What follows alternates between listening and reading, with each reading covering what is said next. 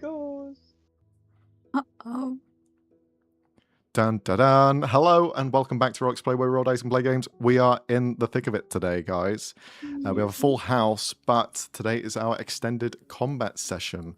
So we're going to be going for another hour or so to get this combat completed. And we're live on a Saturday. What the fuck? This isn't normal. Threads of Chaos should be on Tuesdays. We riot. Put your complaints in. See if it does anything. It won't. So, thank you very much. We are here, ready to go, and we're going to just dive straight into it because there's a lot to happen, a lot to do. So, the ground itself has just shook up and lifted you guys into the air. You have flown up thousands and thousands of feet until eventually the spiral patterns that have been forming along her sort of extended body have unraveled and now gone mad in every direction. You guys had cast some spells against Tintava, who is the center and focus of this entire combat, as she is the one controlling and puppeteering every other person that is here, and not you guys. So, as we begin to dive into it, remind us of the last things that you had cast. So, we currently have the crown that has been placed by Olrin. I believe that's right. Yep. And what does that do specifically? Just so we are all on the same page. She has disadvantage on wisdom saving throws. Takes fire damage at the start of her every turn. Yep. And she can't hide from me. Okay. Also, wisdom saving throws and concentration checks. Okay. Disadvantage. Okay. Was there anything else that was cast onto Tintava before you had all risen to the surface? I believe not. I believe you were just trying to grab each other in the last-ditch effort. Try not to spread too far. I did do a wreck, but my concentration on it failed after we rose to the surface because of the concentration thingy. Yes, the heartbeat. Okay, well, with all of this said and done, you guys can place yourselves, because I remember last time you had rolled pretty well on your deck saves, at least well enough that you aren't kind of flung into any direction. So you can move yourselves within around a 20-foot area of space from where your tokens currently are. So move yourselves where you want to on the map. And as this crown now burns into Tintava's head, the flower has unfurled completely and she is fully on show. Olrin, you are standing beside her, seeing her in this center of this rose that has now bloomed completely. Is there anything that's going through your mind currently as you see her here, present in front of you? Wave of disgust. Like, specifically at her, but at all she has done here. Like the entire situation, all this unnecessary cruelty, and yeah. She is currently grabbing the crown that has been placed on her head. It singes into a pale, almost translucent skin as she's just grabbing onto it, trying to reach it off, but fails doing so.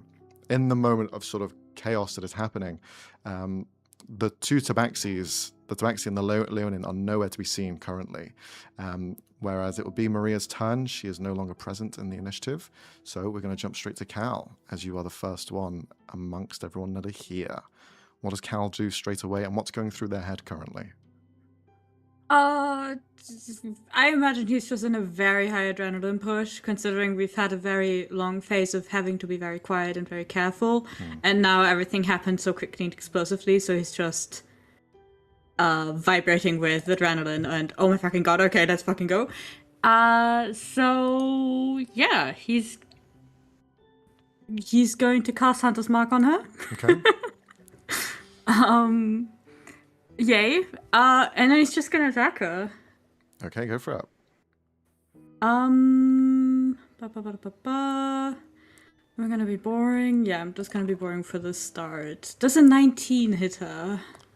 19 I believe just misses. That is so okay. So fine by me. Just misses, yeah. Okay. Second attack. 25. That definitely hits. Okay, sweet. So that is 84 additional from being shifted, 86 additional from the Hunter's Mark. And I'm going to make the arrow one of the guiding arrows. So that's 3d8 additional damage from that. With 3 normal arrows being thrown into the air after the first one and magically following its path. For a total of 26 points of damage. Very nice. Okay. Nice. Where do you end up hitting against her?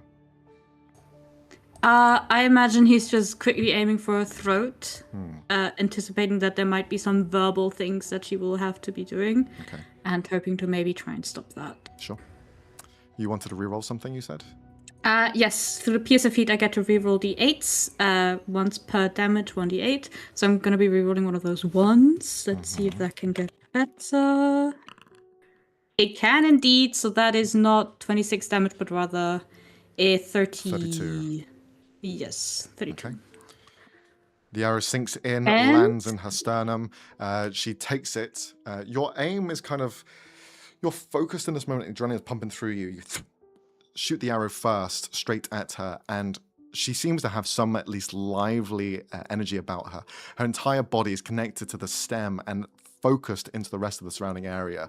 So she is part of this mass of just growth and flesh that is spread out everywhere.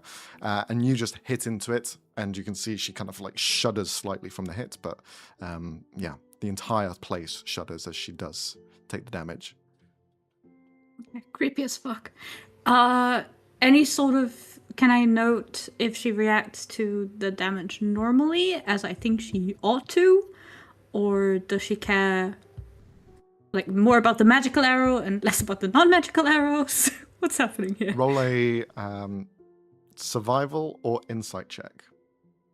Okay. Aren't your attacks with the bow magical regardless?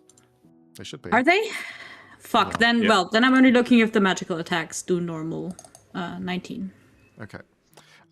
With a 19, you would see that the magical attacks seem to like go through without any issue. It didn't seem to like push out or anything. It's still embedded in there even. So it seems to have taken the full brunt of it. That's very nice. And having hit her with an attack, I get to also mark her as a favorite foe for free. So I'm also going to be doing that. Okay. Marked. That was just one attack, right? You still have a second one? No, the first one missed. Oh, okay. That's right. Okay, is that your turn? Would you like to move anywhere? You have Janet after you. Yeah, Cal is going to get off the ground again. Can I actually put that in? I think I can. So yeah, he's just going to go up his movement speed, so he's going to be about 35 feet in the air. Okay. All right. Or no, wait, no, he's only going to be 30 in the air, because then he's still in range of Janet. Yeah, 30. Okay, 30 feet. You got it. At the end of your turn, Janet's up. What does Janet do?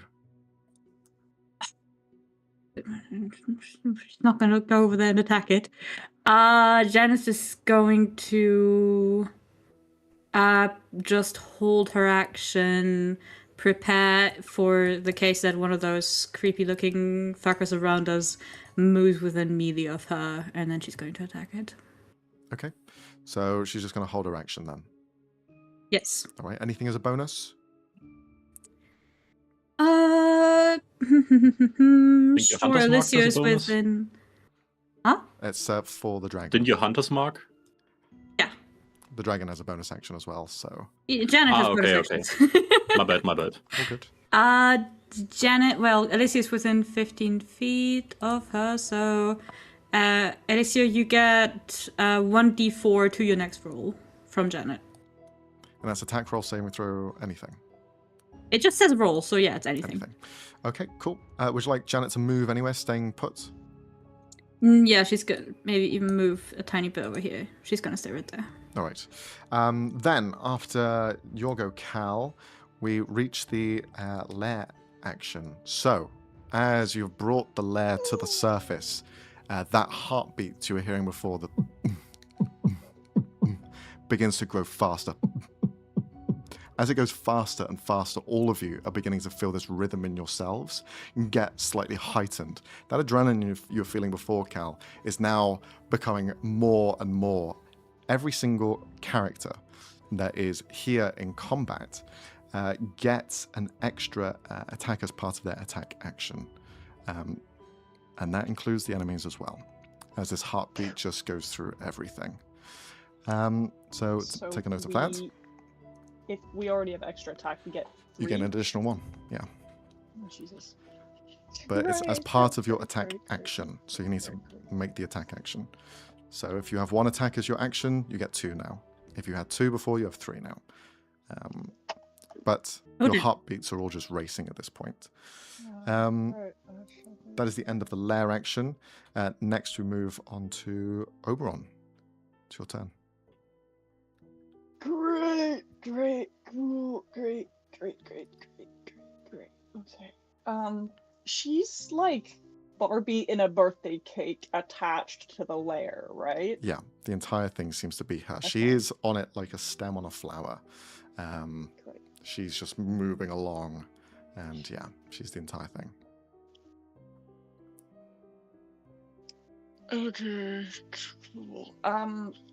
Going up, Oberon and Armandus kind of didn't keep up with it. Well, Oberon tried to keep up with it flying and basically got squished. Yeah. So am I prone or am I... No, by this point, as stood you're up? now getting to your bearings, you're stood up. You don't have to kind of Okay. move half your movement to get up straight. Okay. Okay, we're doing this. We're doing this. We're doing this. Okay. First up, Blood Cursed of the Marked, Amplified. Let's roll that. Why am I Cal? I don't know. It's okay though. It's okay, you get to be Cal. And I'm also going to use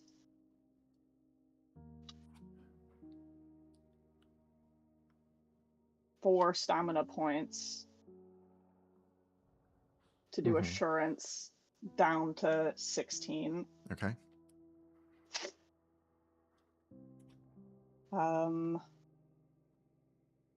Okay, and then I'm going to shoot her. Go for it. So that's advantage. And I crit on a 16 theoretically. So anything 16 or higher, you crit on.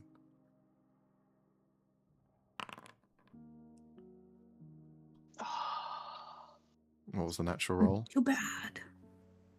13. 13. Okay. Okay, though. That will still hit. It's okay. Yeah. So we do that. It's fine. So she takes an additional D8 damage. So this is plus 2d8. I don't remember if I said cold or lightning, but I'll say cold. Okay. On top, which I'll just add to the formula.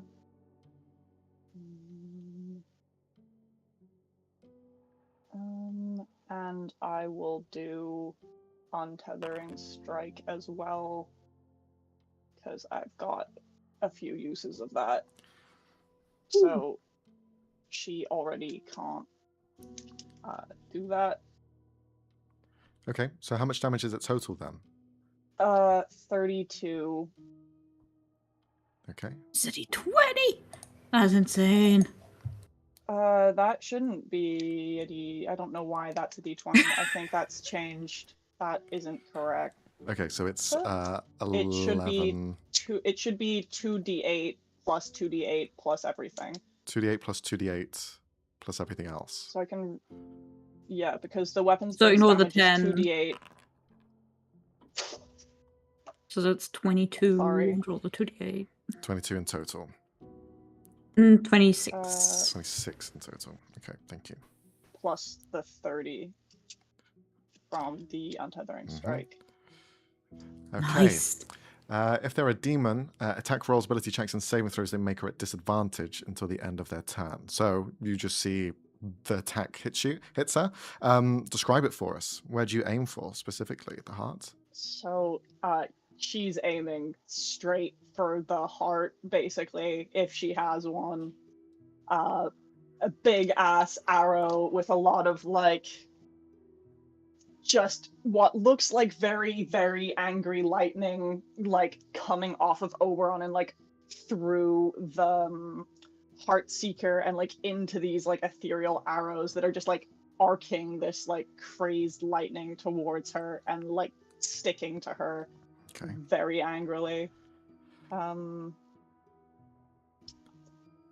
then we do some more. Ooh, that's the wrong one. Come on, this is the right one. I still have the Curse of the Marked. For what you have in a turn. Until the end of your turn. So that's still another 2d8 for the next one.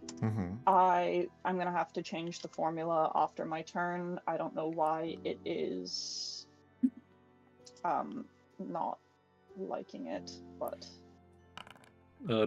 you have the improved Untethering Strike, right? yeah, I do. Okay. Then that sets her movement speed to 0, Leonie. Yes. Does it, Max? Does that apply? It does apply, yeah.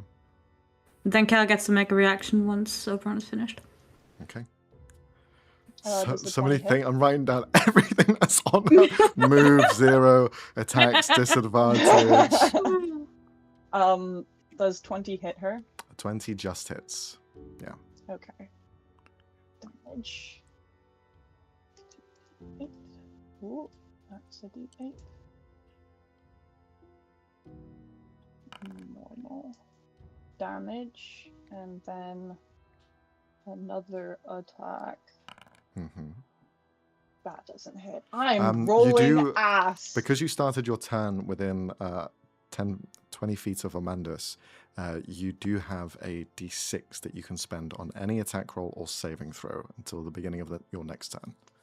So you can add it to this I'll if you do it want. for this. Okay, yeah. That will hit. Nice. Ooh!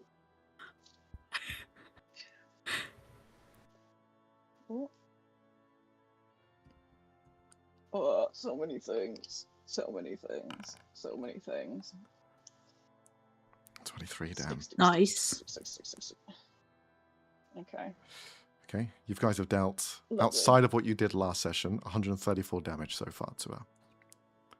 To be fair, that's also supposed to incredibly maybe become more. burst damage to me because it also, using the curses amplified, also hurts me back. So, Oh. yeah. By the way, you still have the Heartseeker ability where you can make an extra attack action. It's true. You're currently at 4 attacks? Your attack action to make it. No, so that's a second attack action. So that would be another 3? 3? Are you at 6 attacks? Am I at 6 attacks? Yes, I guess so. Oh my fucking god! Shit, guys, why are we even here? It's just fucking let Oberon out of Yeah, here. look, don't start counting your chickens just yet. That's all I'm gonna say. Yeah, no, but Somebody put fucking haste on Oberon, it's over, bro. It's fucking 12 attacks. 26 hits. Well, that's the extra 3. I just rolled them all. Okay, yeah, they will hit. And then I'm just rolling all of the damage. Yeah.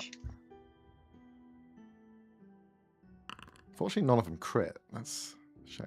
They're all very close. So yeah, that's the fun thing. If you crit, you get the thingy extra attack action back. Jesus Christ. So that's 46, 72? Yeah. Okay. Fuck, I forgot to make the bing. Sorry, go on. Fine. Okay. you send out this volley, fire 3 off in quick succession, and then as your heart's racing, you just activate a small rune on the side of the Heartseeker that you're using at the moment, and you just see another 3 rounds fly off straight away, all impacting the same area around where her heart is. You're almost trying to carve it out with how you've arranged the patterns of this the volley of bolts to go into her. She reels from the attack, but you see she's still focused on this crowd. She's trying to take it off, but is unable to. Anything else you'd like to do on your turn? No, that's my bonus action and my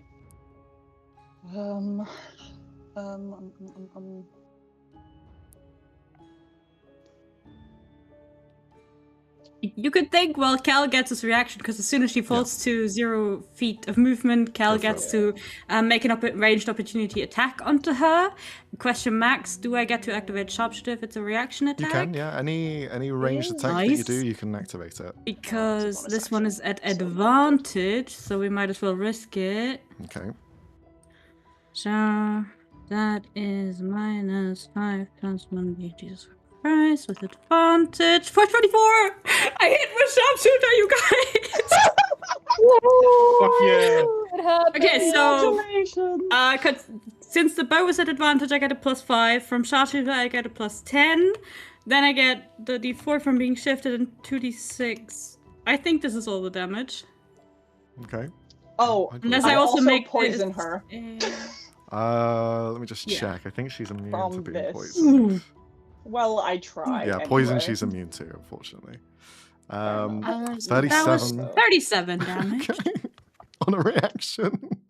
On reaction. Okay. 243 She's damage getting total you've spawn done. camped. What the hell? Yeah. Fuck this bitch. She's going down. Anything else? So that's Oberon. Do you want to move Oberon? Since you can stand up, you have movement to yourself. If I can get more directly between Armandus and her, I will. Sure. So I guess that's more vibes based, but I guess I stand. I'll like fly slightly up and over to about there. You're no longer disguised as Amandus. You're still Oberon in form. Yes, because it would have been an hour, which is long gone. Okay, so that's your go, Oberon. Then we move on to Alejandro. Unfortunately, he is not here either. And thus we move on to Tintava. It is now her turn. As she begins her turn, does anything go away? The crown, does that still stay on? She takes damage from it straight away. No, the crown lasts a full minute, and she can't save out of it. And I also, last session, I maintained concentration on Spirit Guardian, so she takes a total of 5d8 as damage. Three of those are radiant, and against those 3, she can make a Wisdom save at disadvantage. Okay, so she's going to make a Wisdom save at disadvantage to see if she succeeds this. But roll for the fire damage anyway, because she'll take that. Yep.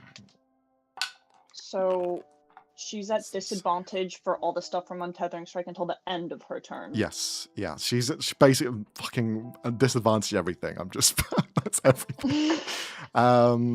Okay. So let's see that damage. My thing isn't auto scrolling, unfortunately, so I'm like having to scroll every time. Okay, so 9 points of fire damage. Then her wisdom save at disadvantage. She has advantage, so it's just a straight roll. Is going to be, I didn't roll too high, 13 total. Do you count multiple sources of disadvantage? Like, do you count that out? I count or? it just as one. It's one word, so. Okay, fair enough. You don't apply a triple version of disadvantage. It's like difficult terrain. Difficult terrain only applies once. You can't stack it several times. So that's a failure, I assume. It's 13. So this will be the radiant damage coming in. Yep, and that is another 12 points of radiant. 12, okay. Which I assume she is resistant to. You would assume incorrect. What? We acknowledged that last time, bro. So, as the radiant damage hits her and this sort of aura begins to penetrate, what's the aura look like? The Spirit Guardians? Yes. Okay. It's nothing too fancy. It's just a whirlwind of ethereal fire that surrounds Orin like a storm, basically. Nice. Okay. As this firestorm is just burning away at elements around her, you see it flakes away some of that translucid coloring that she had and almost brings her back and tethered to a more solid form. As it's blinking in and out, you see that it burns through much brighter than it probably should, and she feels it. She is vulnerable to radiant damage. And it's now the beginning of her turn. So, the first thing she's going to do is, seeing as the crown is not coming off and it's fixed there in place, never mind. And you see the tongue begin to lull out from her. This ever long and thick tongue just continues to push out and lull itself onto the ground and wrap around herself. It seems to continue. The body is small, but this tongue just keeps going and going. And it seems to wrap around at one point. I need to get rid of you now. Bye. And she'll try and flick you away. So this is going to be an attack roll against you. She has disadvantage. So with her one attack off the tongue, disadvantage. Ooh, that's going to be a 14 to hit. Yeah, I guess that misses. Doesn't it? Second attack at disadvantage again. That's going to be a 21 to hit. Doesn't it? Okay, the tongue hits against you. Again, the fire is also causing this area for her to push through and just cause more pain as she's trying to do these attacks. Seeing as they both failed, she is now going to invoke the ground. So all of you begin to feel the ruptures below you begin to shift and move. And we're going to target 2 areas with this. So because the group of you are currently in that space, Cal, Alicio, and Janet are, I'm going to need you guys to roll a dexterity saving throw as these hands, these claws, try and reach out and tear at you as they are just forms of mass and flesh, just like tiny razors. If anyone's flying, you are fine, as long as you are 20 feet off the ground. Yeah, which you I'm 30. are. Yeah. But Janet, the golem, as well as Alicio, will both be taking this. Yeah, I did activate my wings, but I'm not up in air. So dex saves. Oh! 6. 26. Okay, you succeed. You take nothing. 18 for 18 Janet. failure from Janet. No! The baby. 5 from the golem. There, golem fails as well. That's going to be 6 points of slashing damage as these hands just try and tear up and pull away. Yeah. Where are the spindle nooks? The spindle nooks aren't here currently. One of them was above Tin Tower, so what happened to it? The entire thing just sort of exploded upwards, so they've been flung out currently. Okay. Yes. But we move on to her next attack, which is going to focus in where Oberon is, as well as Amanda. She knows who Amanda is, and she's going to try and cause some damage there. Can you roll a intelligence saving throw, please, Oberon? I'll roll the same for... Is this against magical It's not effect? magical, no. Okay. Intelligence save. I need to check to see if Amanda saves this. Bruh. Okay. No, he fails, unfortunately. Okay, so you fail as well. You're going to take in some psychic damage. As you see heads, faces of former sort of members of Harperley begin to emerge, and they just wail out to you. And this sort of loud noises just begin to penetrate your mind. Oh, fucking rolling shit on these. 4 points of psychic damage as you just hear those words kind of echoing in your mind constantly. That's her attack action. That's all of her attacks done. Then she will end her turn. That's it. That's all she does. Sus. Sus. There's X to doubt. Those of you that did get hit, you have one counter of that same sort of goo ooze that we had mentioned last time. If you have 3, you are considered restrained and held in place. But for every 1 you have, it's a -1 to all rolls that you have. Attack rolls, ability checks, and saving throws. So that's going to mean... That holy water... Holy water cleanses it. And make sure you have how many bottles of holy water each, because you did distribute them last time. Since they may run out. That's her action. And she's going to end her turn. Does that counter affect me as well, or is that a different thing? Which one, sorry? From the intelligence save 1, is that also? Do we also get a counter for that? Yes, or is you it do. Only 1? Yeah. Okay. Okay. Now we move to Ulrin. It's your turn. You've fought back the attempts at flicking you away. What would you like to do? Right. Since I have Venite attack buff, I'm going to start with the attack action. But before I do that, is she wearing armor or have any natural armor through her AC? She's naked. Yeah, that's fair. She has nothing on her. Right. In that case... Yeah, no, I'm still going to punch her. Mm-hmm. So that is 3 attacks with the Unforger. At +1. Let's see it. I don't think I have advantage. So her disadvantages on attack rolls and saving throws, that's gone now because that was the strike. End of her turn. The movement speed is also returned now, or is that? Let me double check. I'll repost the text. Perfect, thanks. In any case, it's still halved because she is in the Spirit Guardian's aura. Yeah. 14 will not hit, unfortunately. Yep. Very good. Try again. 19 just misses as well. No, you said the first of his second attacks always hit because it's from the level up. Yeah. So This is for the... if this is the second attack of that Level multi-attack, yeah. So yeah, that does hit. It's just not a crit. Okay. 16 points of damage. Okay. 8 of those are fire. Yep. Right before the session, which is not scary at all. And 26 should hit. Yep. And 23 damage, 9 of which is fire.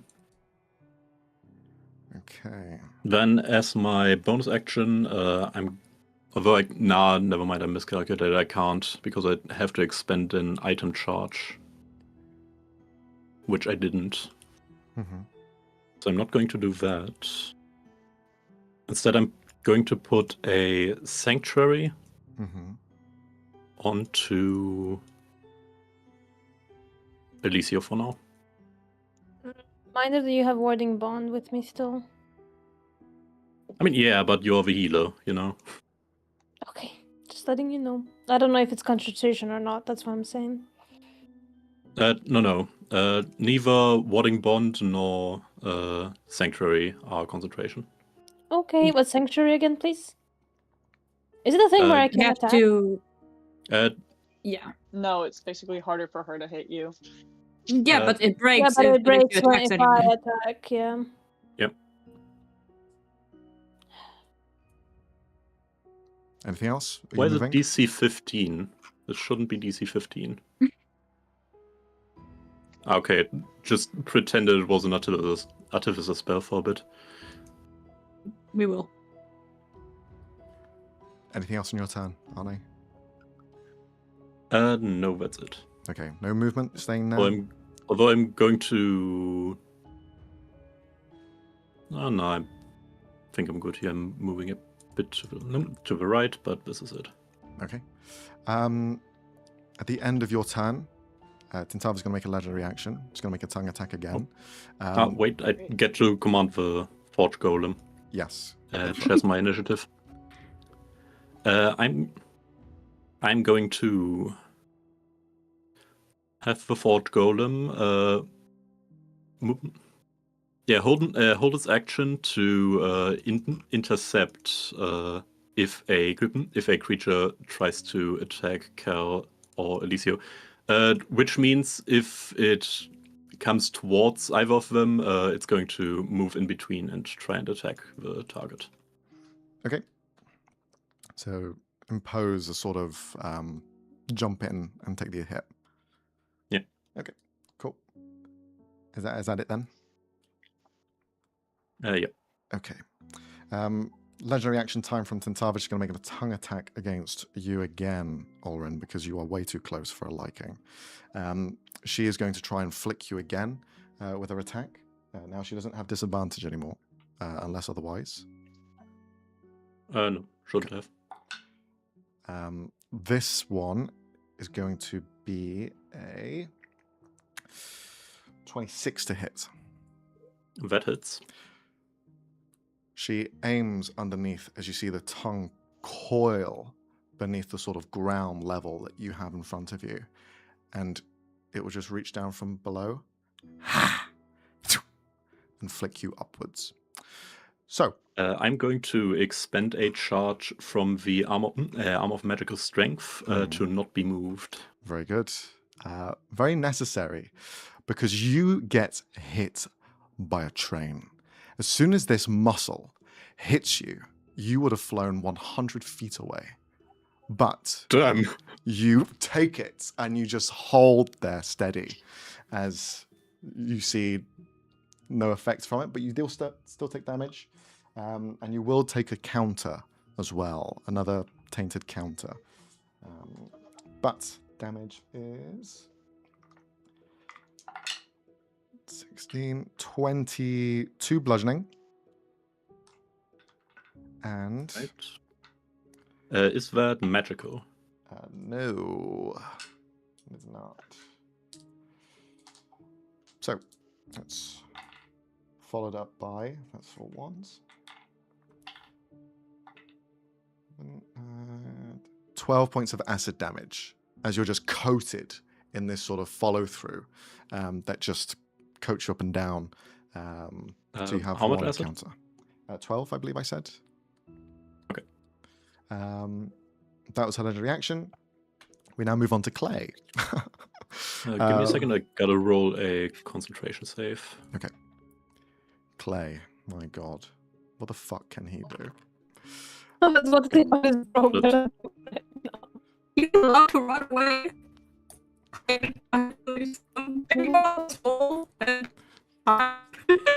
You all sound like robots to me. I did lag out for a second.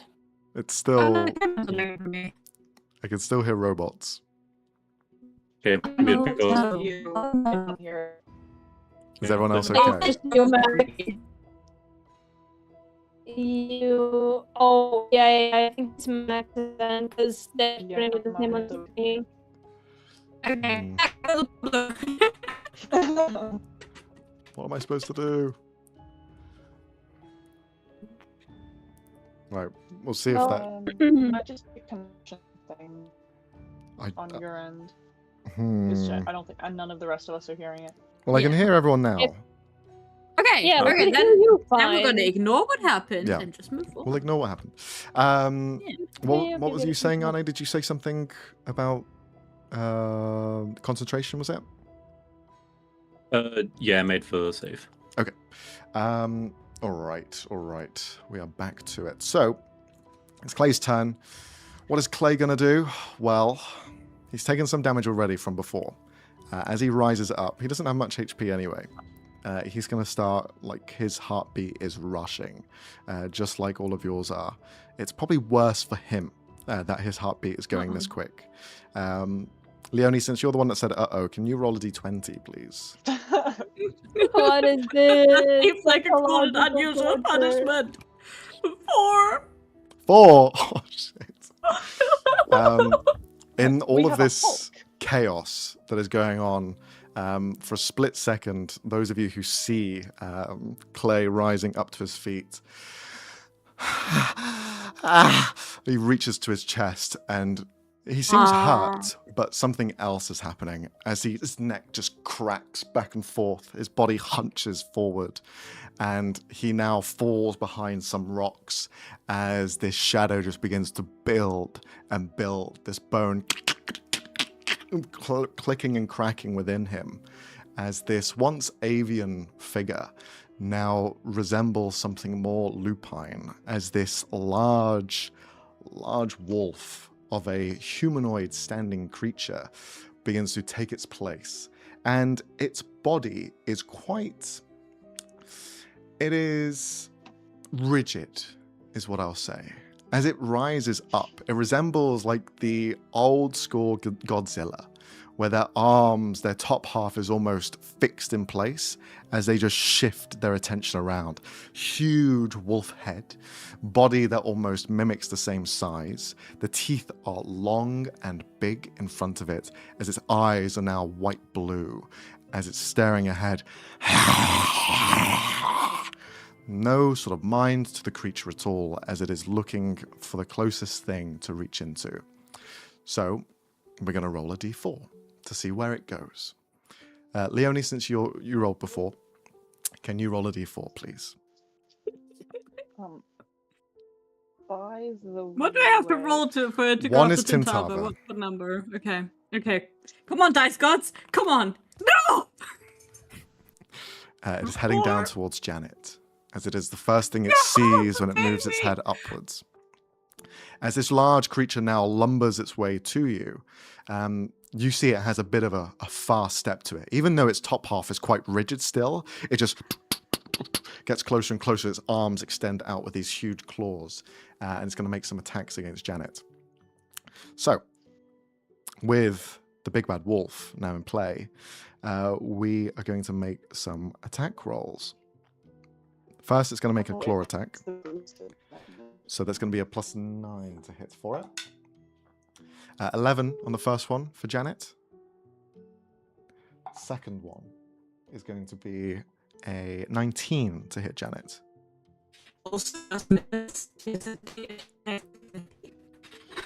Okay. My internet is fucking going mad because you just went robot completely. Am I frozen again? No idea what you guys are saying.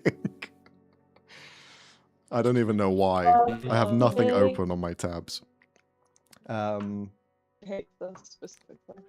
Anyway, so a 19 I gathered didn't hit. But we're going to go with the bite attack now. So it lets out the 2 claws. They do nothing. Then the bite is going to reach out forward, and this huge head just clamps upwards, and you see it almost hinges its jaws, reaches ahead towards Janet, and to try and clamp down like a vice. I think it's the same. 19 to hit again, and that also misses. The claws clamp down, and you hear the bone that's there almost lock into place, like it's a lockjaw, tight mouth. Resembles more like an alligator of sorts, as to how toothy and large it is. But it misses the attack. It lets out those attacks. That's its turn. Alicio, it's your go. Sorry for that. It was an accidental move. What the fuck do you have control over Oren? I don't know. Wait, give me a sec. Oh, okay, I also have control over Alicio for some reason. Yeah, I think that was because back in you the have. day when we were doing stuff. Okay, I'm gonna fly 10 feet. Wait, not on the ruler. Into the hole with you. This is the Open hole space. of doom. Yeah, I know. I said fly. We'll fly. It's fine. fly 10 feet this way, and then 20 feet up in the air. So I'm within 30 feet of Oberon. Okay. Are you positive that you want to stop over the giant hole? Flying 20 Yeah, but feet you could be in knocked the air. out. Hold person. Well, she hasn't used any magic yet whatsoever. Maybe she doesn't do magic. Can you roll a perception check, please? Okay. Perception check? Everyone is panicking. 18. 18. As your heart is racing in your chest, you feel it pumping faster than it's ever done before.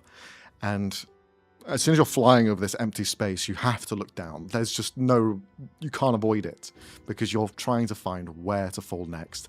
As you do, this almost reddish light is flooding upwards.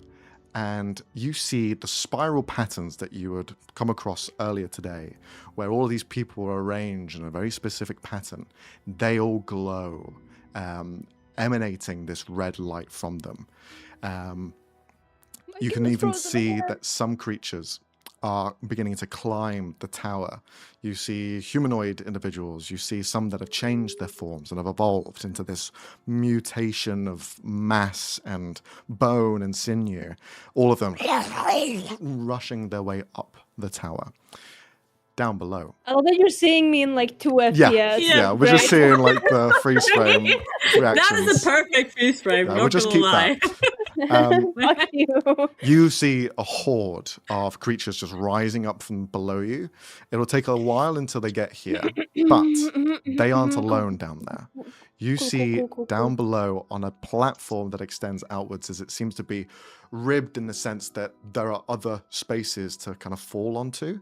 You see the spindle nook that is currently there get crushed by a large dragon mouth as it just crunches down and breaks one of them completely. What the fuck? Fire shoots out from behind this pillar, this stem in the center. As turning the corner, you see Alejandro burning with their gauntlet as much as they can, whilst Maria is just stabbing away on top of the dragon as much as possible. They are currently down below fighting this dragon. And that's what you kind of come across below you, at least. Looks cool. Great. got So we're not this. looking down anymore. Just we're not looking down. I'm pretending I didn't see that. That's not my business, you know. Cool. Twilight Sanctuary, please. Yes. And I'm also gonna do a wait, how many people are looking kind of rough on HP? Cal? Me. No. Aldrin?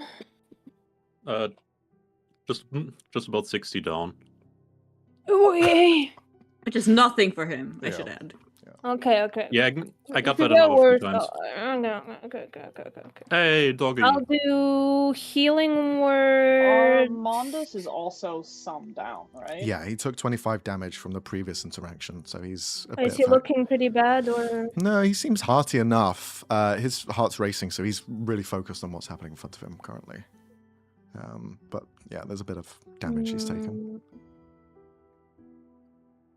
Okay, I'll just do a healing word at 3rd level right now for Oberon, because they took a lot of damage, right?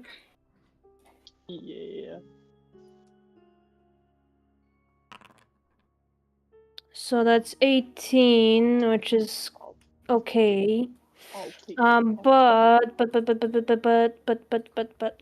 I'm gonna do, I believe, I can increase it by 2d8 because of the Silver Moon Staff. Okay. So I'll do that. You get another 7. And may I roll to see which card I get on my deck? Of course you can. Thank you, Robbie. Alrighty. puts me back up to 5. What the a fuck lot is better. 5 again? Oh yay! The spell contains dice. The amount is rolled is doubled, so I get to roll another 3d4 if you need it. I need another 4 hit points, so sure. There you go. Lovely. Okay. you. And since it's evoked, technically, creature affected roll at disadvantage, or you roll at advantage against them. I don't think that counts in this situation at all, though. Not in this one. Okay. Okay. Well, you still gain double. I believe that's all I can do, but I'll give myself the temp HP. Let me just... How do I do the fucking aura thing again? How do I get aura? Google, quick. I'll just do the... Oh wait, where's the... Where's the thingamajig? Where's the... Everything's It's been changed. updated, so it might be broken. Everything's changed. Is it this? Is it emanation, I guess? Yes, it'll be emanation. Yes. What? That's the new D&D rule. Emanation. That's how they word auras now. Oh. Wait, how am I not within Wow. 30 feet? Ooh, Oh, I fancy. can see it. Okay. What? Yeah, we see it. Did I move on the wrong spot? It might be counting feet. height too. could It's well because be. it's diagonal. Yeah. Oh no, that is. There we go. That's 30 foot. And you I can hate how circles work. It should be 30 foot all the way around, so you should be able to catch them as well. Yeah. Okay. Cool, Because cool, 30 cool, foot radius, no matter where you look it from, it's always going to be 30 foot from center. Yeah. Yeah, Odd. it's because because it makes a circle and the diagonal is further. Basically, you just have to not make it an emanation, but a square, and you're good. Yeah. It's fine though. It's fine. I'll give myself the temp HP, and my AC is back to 20. Right. Where the fuck is my Twilight Sanctuary? Hello? Oh, right. Anything else on your turn? No. Okay. I don't think that's all I can do, boss. All right. At the end of your turn, Tintava's going to make another legendary action. There are these bodies, these creatures, these humanoids that have been taken over by Tintava that have laid across the battlefield. They haven't acted just yet, but you see they're all beginning to stir. They, in similar fashion to you guys, were caught off guard by the randomness of the sort of spreading out of the body. It wasn't necessarily intended for this to happen this way, but because of your actions last session, by causing some damage as they were rising up from the ground, it caused them to be sort of spread out.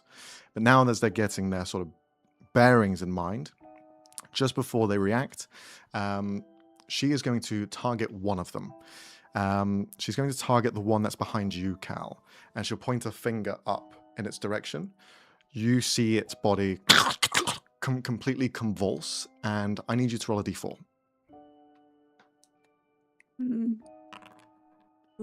It's 4 again. 4, okay, so I get to choose which one it is. Fantastic. Well, as it is now beginning to change its form, you've seen only one of its sort of evolutions out of 3. So we're going to showcase another one that we haven't seen just yet. Rising out from the body, there is this sort of trails of mass. You could describe it as entrails, but it's also anything that sort of can become somewhat stringy in sinew as the body almost deflates and becomes more rapid and quick. It is this whirlwind of whips that are just flinging around in every sort of direction as its form now becomes larger and is now a whirl whip of a husk. So, as it rises upwards, evolved, it is now their turn. Yes. No, that was cool. Okay. So, as it now but also, forms the stone itself. golem has its thing, right? It prepped an action to intercede if anyone were to move towards me or Alicia. Yeah, if it attacks you. Yes, it hasn't just yet, but that was a legendary action. It is now their turn. All of the husks will now activate simultaneously as they take the shared initiative. We're going to first focus on the one that has just evolved at the bottom. So, as it moves closer to you, it is using its sort of tendrils outwards to hold itself aloft into several areas. But then they whip out in your direction. So it's going to make some attack rolls. Because it is initiating the attack, it's going to jump in the way. Yeah, it's going to intercept. Okay. It's going to take... It doesn't have an ability for that. No, it's fine. It just moves into the way. Yeah. It's going to take the full barrage of attacks as this thing just spins around. All of these arms just whacking away at it. As it gets in the way, we are going to roll 6 attack rolls for it. So, Thanks! First one is going to be a 27. Hits. Second one is going to be a 12. Doesn't. Okay, next one's a 14. Doesn't. Next one's a nat 1. Next one is going to be a 19. Just hits. Okay, and then 2 left. That's going to be an 18 to hit. Misses. Nope. And the last one, 25 to hit. Hits. And so then, because of all of this sort of heartbeat racing, it also gets another attack as well. Every time it does hit multiple times to a single creature, its crit chance and chance to hit go up by 1. This time, it crits because it rolled an 18. So now it crits on the last one. So that is going to be 4 attacks, with one of them being a critical. So, we'll just roll this quickly. First one, 8 points of slashing and 3 points of acid. Next one, Right. 5 points of slashing, 2 points of acid. Third one, 8 points of slashing, 1 point of acid. And then the last one, which is going to be a crit, 9 points of slashing, and 6 points of acid. Yeah, that comes out to... God damn. Bad. Yeah, but the thing is just dead. Oh. It actually has damage reduction of 2, but it just dies. Oh. At least it takes all the hits, though, for Cal. Yep. Body's a shield, moves in the way, takes the attacks. It will continue its movement and make its way right in front of you, Cal. How high does it get? Is it eye level with me? I don't want it to be eye level with me. It will place itself just about there underneath. Its reach is 15 feet. How high did you say you were? 20? You're 30. 30. Right? Yeah. So 30. You're fine. You're outside of reach, but it is trying to like go up to that height. Why did I take the attacks then? You were never in range. What the fuck did I do? It seems like it can go higher. It can like go into a vertical, so it would have been able to reach. So don't worry, that's not a missed opportunity there. The other husks will now react. So with all of them in slightly precarious situations, none of them being able to make the most out of this, they're just going to move as close as they can. So the first one is going to move up to Amandus. As it moves up, it's going to make an attack roll against them. So that's going to be a 22, which will hit. And that's 6 points of damage to Amandus. Okay. Next one. The other two that are on the bridge, on this castle wall that's been brought up to the sort of heights that you are, the both of them are going to go into a forced evolution.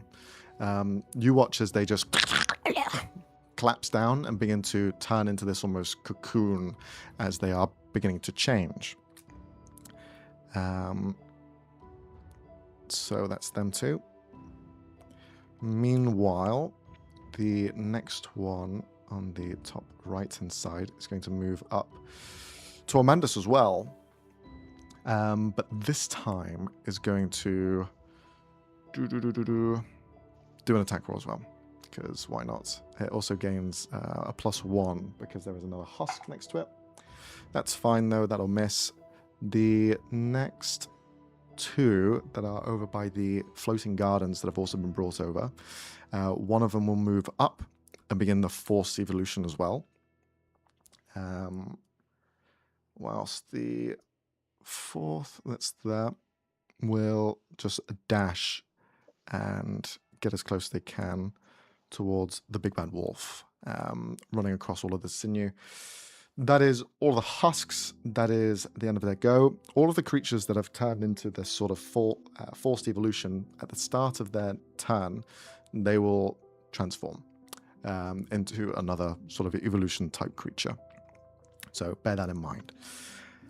That is all of them. Amandus is up next. Just quickly, the brand of castigation would have triggered automatically when I hit her on my turn, so she would have taken 5 psychic when she then hit me. Okay. I forgot to put in the text, but it's no action required, so yippee. I also rolled additional 2 extra attacks from those 2 husks because they did have the heartbeat racing, so they had an extra attack and they both hit. So he took an extra 15 points of damage from the 2 of them as they just slashed into his side. So remind me again, Brooke, what does that mean? So she can't attack you? No, so each time a branded creature, so her, does damage to me or a creature I can see within 5 feet of me, the creature takes psychic damage equal to my Hemocraft modifier, which is 4. You shout that out when that happens, okay? Yes. Right. It is Amandus' turn. He's surrounded by these 2 creatures, but his focus is directly on Tintava. That's his main goal here. He doesn't really care what happens to himself. He's here for revenge. He'll just shout towards her, "You fuck! You took everything from me!" As he just reaches up with his, he's going to start off with his hand crossbow, as that is sort of his setup attack first. So, with the crossbow, we're going to have you, Brooke, roll on his behalf, since it makes sense. So, please make a d20 attack against Tintava. He has +10 to this, which will hit. So 22 will hit. Now, if you could roll 1d6, please. All right. So that's 11 points of piercing damage. Now, this hand crossbow that he has looks pretty simple and mundane from the sort of likes of everyone looking here. But Ulrin, you sense something almost sinister from this crossbow as it fires out this bolt in its direction. We are going to roll a Constitution saving throw for Tintava. Get it. Can you roll a d20, Brooke? Sure. Let's see.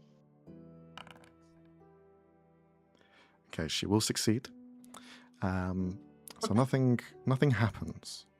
But there is this energy that builds up in it, and he seems to have expended 1 of 2 charges.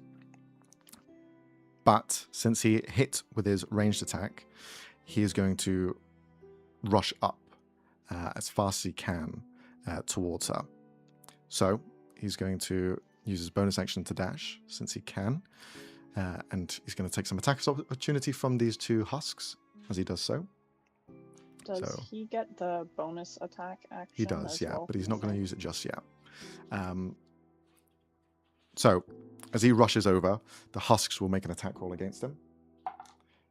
That's going to hit, and that one's going to miss. So, that's another 8 points of damage. So he's at 54 HP. He has a total of 85, so he's 31 away from being downed.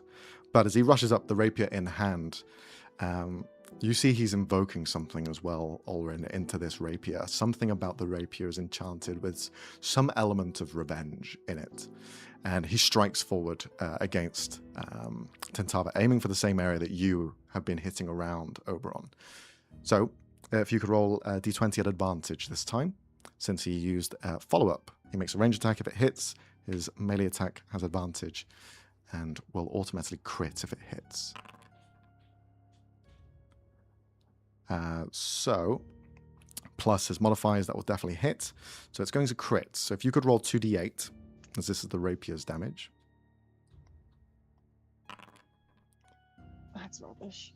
So that's 5 plus 6, so 11. As the rapier sinks in, it is empowered by the critical hit, as this open wound has forced itself there, and he pumps whatever energy is inside of this spindly-looking rapier. The DC for this con save has now gone up, and he uses the charge on it.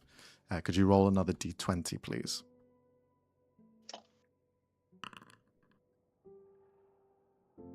7 plus a con. We're going to have to see. DC is now 15.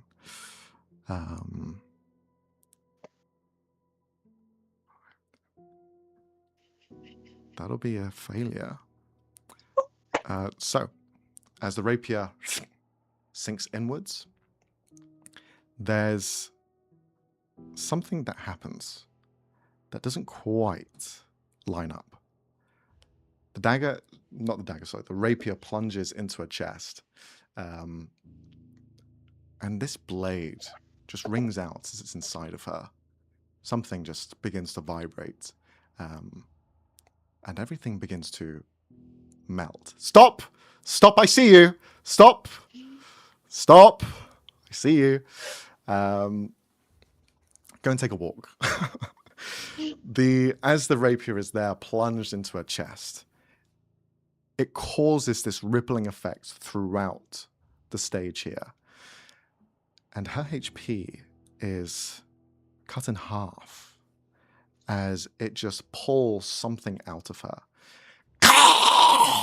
Just this pain pumps through Tintava as this rapier slinks out, and he just looks at her. You took my family. You think you're going to live after this day? As he's just holding the rapier to the side. She takes the full amount. He has another attack. He's going to go again with the rapier, plunging it a second time, trying to get in for the next one. This one's going to be a straight roll, so another d20, please. This time, that's definitely going to miss. So he strikes first, but this time she just knocks and bats it out the side, not wanting to get hit by that again. That is Amandus's go. As a bonus, he's going to look to you, Ulrin, and give you a bardic inspiration. So you can add just double checking which one it is. I believe it's a d10. A d10 to any roll. Okay. Attack roll, saving throw, ability check, whichever one you want. Standing next to this, can I tell whether this was a two-time thing or if it has a recharge condition? You can see that this has a recharge because of your artificer nature. Both of the weapons have 2 charges each. Can you roll a history check at advantage? Okay. Or Arcana? I'll take history. Okay. There's something about these weapons that you don't know per se where they originated from, but the names of the weapons come to mind. The hand crossbow is called Autopsy, and the rapier is called Mortician. The hand crossbow has 2 charges.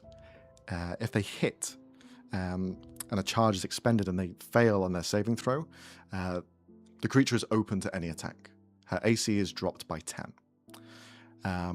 If the rapier hits, you've seen what it does. It cuts their HP in half. These weapons have been forged by some trickster fae. This is something of a higher power, and there are elements of even demonic essence that you can see in them. But that is Can I tell if this is a Like how long, how much effort would need to be put into recharging this? Does it recharge on a short rest, long rest, day, week? Seems to be a day. Okay. Unfortunate, because I could have cheesed the fuck out of this. Okay. That is Amandus's go. We get to the top of the initiative with Cal.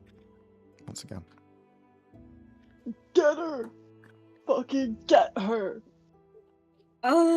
Just making eye contact with Rory really quick, because I'm not sure. Oh. Wait, so if Alicia... Well... We can do next round, Leonie. Next round. Okay. Don't worry about it. Eye contact finished. So she's... Well, no, fuck this. Wait.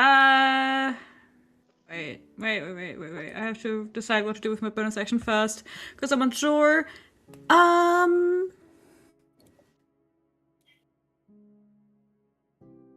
Yeah, fuck it. I'm going to cast Ensnaring Strike and gonna try to hit her normally with my first attack. Let's see how that goes. Yay! Look at that! That's so gorgeous! With a 34. So, she has to save against the Ensnaring Strike, which is a strength save of 18. Okay. 2 seconds. Strength save 18. Yes. Okay. So, that's going to be 23. Ouch. Alright. So fair. Why is she so strong? She does not look like she's supposed to be strong. Muscle. Pure muscle. Okay. Have you seen that fucking tongue? She was going to launch... Like, I did the math. I think Oren should be weighing like 2 tons at this point, and she was going to fling me 100 feet. Yep. So, okay, I'm pretty sure that does nothing then, which is completely fine by me.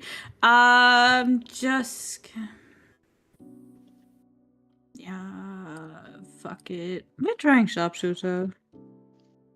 Or the next one. So that's 24 minus 5. Do I want... Nah. I swear to God. To miss! Yay! But I do get a third, right? From the thing? You do, yeah. Oh wait, I didn't roll the normal damage for the... No, you didn't. I still do normal damage. Oh, fuck's sake.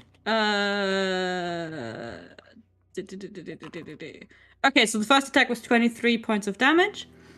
Okay. And let's roll for the third attack. We're gonna go sharpshooter again, because I have to hit at some point. 28!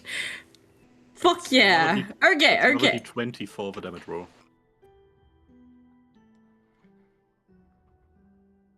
Why am I adding a d20 for the damage? I have no clue.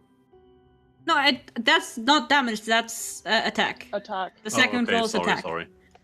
I do have add a 38. No, that's on. No, let me think. No.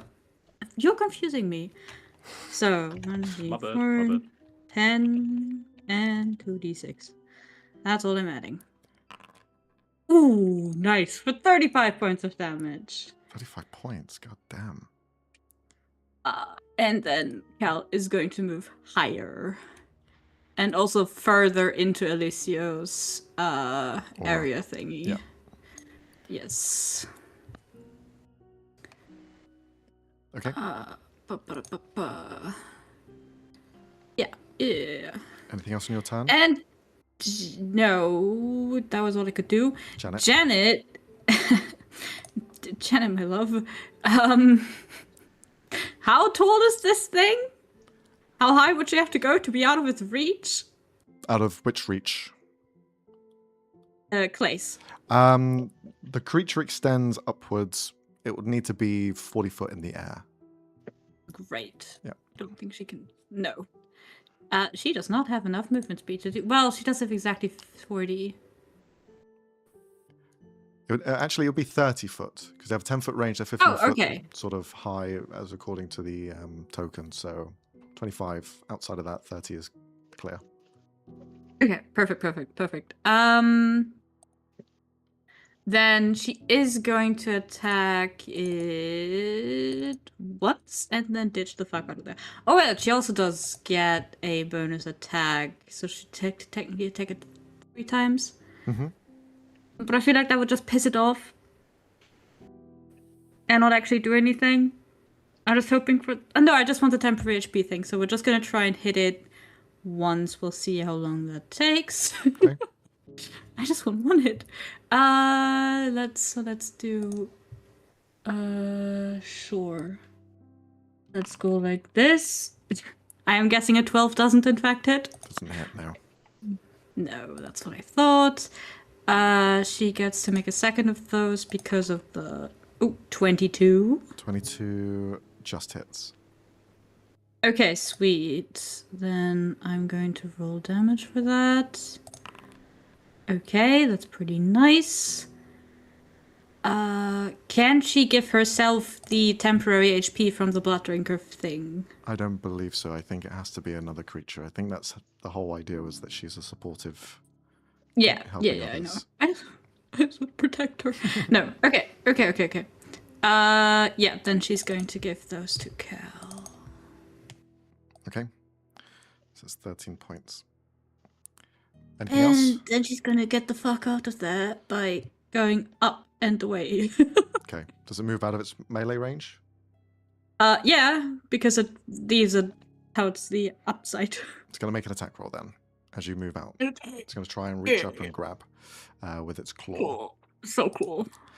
So that's going to be a 28 to hit. Yeah, I think that hits. Okay. He rolls a d20 for damage.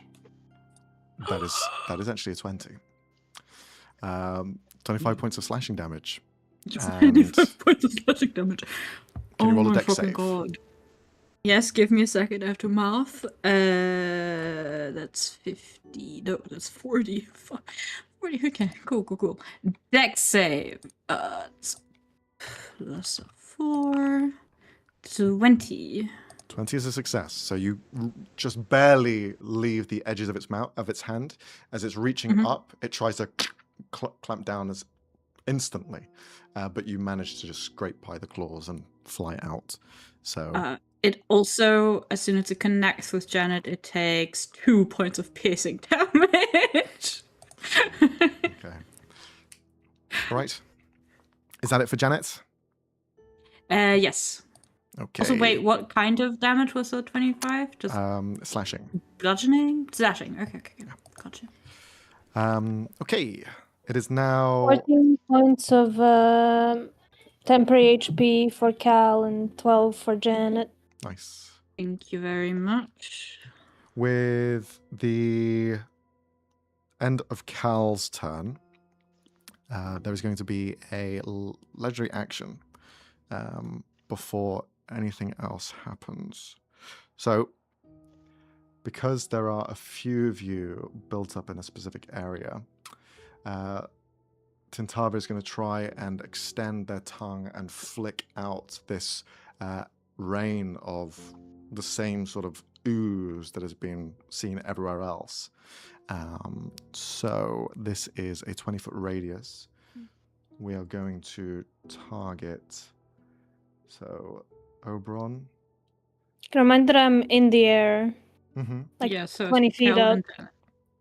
Yeah. Should be able to swell. It probably wouldn't reach Oberon then, but it will rain down on you, Alicio. Will it though? Now all of you are flying in different areas, so it makes it harder. Hey, not changed my height. I'm higher. Please change. We're going to go Okay, with now change. Olrin and Alicio. Because of your size, Olrin, you are caught in this as well as Alicio. So it'd just be the two of you. Yeah, that's fair. Oh, there we go. So I'm going to need you both to roll a dexterity saving throw. Oh, I love those. Yeah, boy. I love those. 20. Oh my god, look at that! You do Do I love still get them. the D4 from Janet, so or was proud of that you. a one-time thing? It's your next roll. Did you already roll since you? Yeah, I did. A reminder, if you have any counters from Tintava, then you have it reduced by 1 for each one. Hey, 14. You did a minus D4 though. Anyway. Yeah, I know, because I'm stress level. Sorry. Oh right. Yeah. Good that you say it, because in that case, I'm good. I gotta add some modifiers. Give me a second. Okay. So that is a minus D4, but Okay. because of that, I'm just going to inspire and counter it with this. So that's going to be a 21. Oh no, just a 20 still.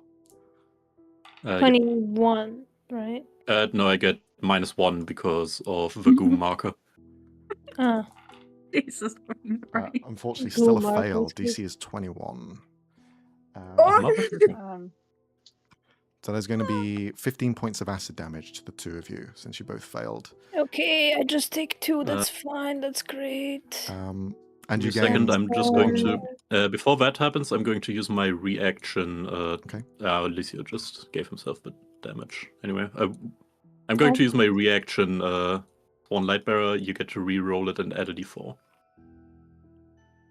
Okay, sure. So it sure, cancels sure, out sure, the sure. negative, I guess. Yep. Or, I guess not. I mean, or you just roll minus don't and think- plus 1d4 and see what happens. Okay. And you can roll What am I minus doing? 1 plus a 4. roll again. He's making you re-roll the dex save. With a d4. It's D4 and then minus a D4. Yes. Yeah. Cool.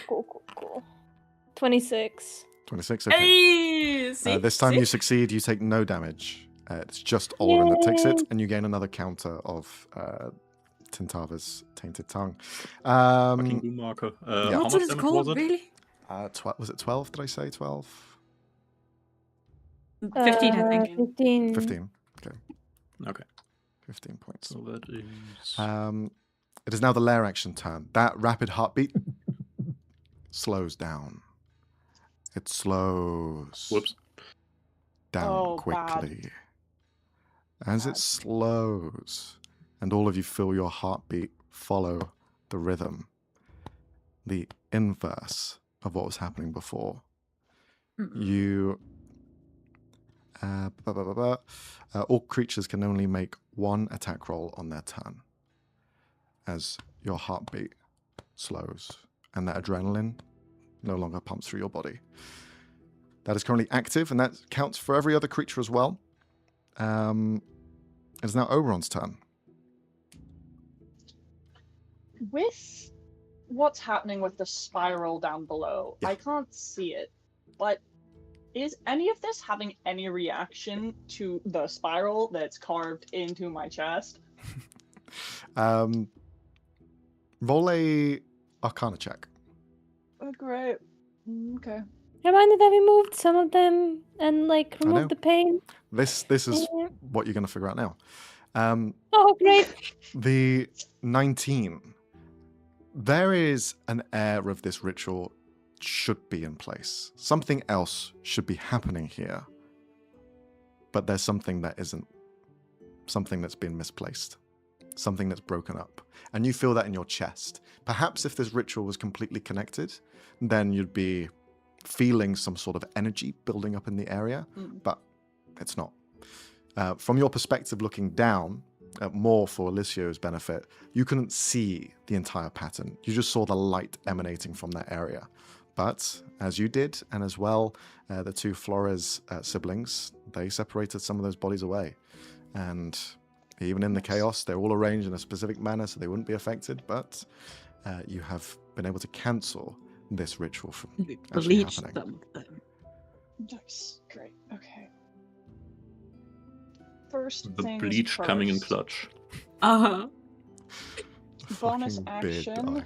I am merging the shield. Uh-huh. So I'm going to bap these two into this hole. Okay. Because on the turn I merge, I can move creatures within 15 feet of me to an unoccupied space in the same 15 feet. I would like that to be this hole so that they fall down, please. You essentially turn, as you've been facing Tantala this entire time, towards the two husks that have seen Amandus move away, and you reach out with your sort of new shield wings, and as they fold forward, they're almost magnetized to the ends of them, and you puppeteer them over the hole, and as they clump back together to solidify as one, those two bodies just fall down, and they are no longer in this combat. Okay. I don't know if I can. I basically want to get within 5 feet of Armandus and Ulrin, if that's possible. If I have to be a little bit up in the air for that, that's okay. Yeah, you can be, for sure. And you'll stop going so close to it! It does mini attacks that throw you 100 feet! I can fly! I'll be honest. I can fly! Her tongue has an extended reach of 120 feet, so no matter where you are. We're also in a lair. Her tongue is 100 feet long? Yup. She's made of 4 million bodies, okay? I'm sure she has infinite, skin and other disgusting things as well. Cool. She is the creepy Barbie and the birthday cake of people, okay? She's evil. She's terrible. I don't think it matters where I'm standing. That's our Tintava. Yippee. Okay. You say that like was a jingle of a fucking commercial ad. That's our Tintava. You know, Yippee. She's just an ordinary girl. I just wish that we weren't fighting a demon who attacks by trying to fucking French you. Yeah. Alright, pack it up. Do your attack, please, before this goes places I don't want it to go. Okay. Enough banana jokes. Okay, and just normal damage. Okay, 15 plus my Hemocraft dice. Great. Thank you, dice roller. Every single damage is important. Okay, so in case it helps, you should have another charge of shot for Vard. It recharges on a. Yeah, but you have 2 charges, and I'm pretty sure you only used 1. Yeah, I'm not going to use it on this turn when we can only do 1 anyway. As you strike her with this attack, that translucid sort of part of her that was there before, this almost veneer that was covering her entire body, you break that away. This is destroyed. Okay. Nice. This also causes an effect to take place elsewhere.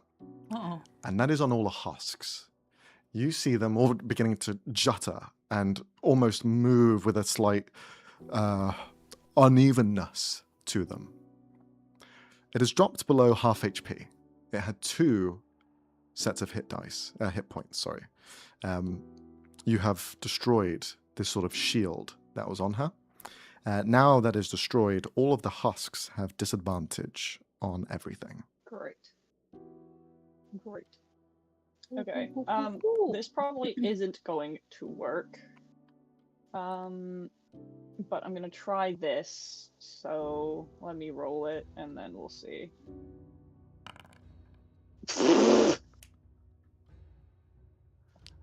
No. That doesn't work, I'm guessing, but hey. That's fine. That's me finished. Okay. Finished. It's the end of your turn. We then move on to several people, but they aren't here. Tintava's turn. At the top of her initiative, she gets all of her legendary actions back, which she completely spent last time. So that's 2, 3. 3. Because she did 2 after her turn and 1 at the top of initiative, basically. She has so 6. She's got 3. Thanks. That's...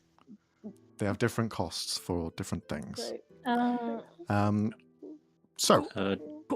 She gets to do another wisdom saving throw for the Spirit Guardians and takes another 2d8 fire damage. She still has disadvantage on wisdom saves, but she rolls at advantage anyway, so it's a straight roll. That is going to be quite high. I think it's going to succeed. 23. Yeah, Okay. that does it. But she still takes half, so...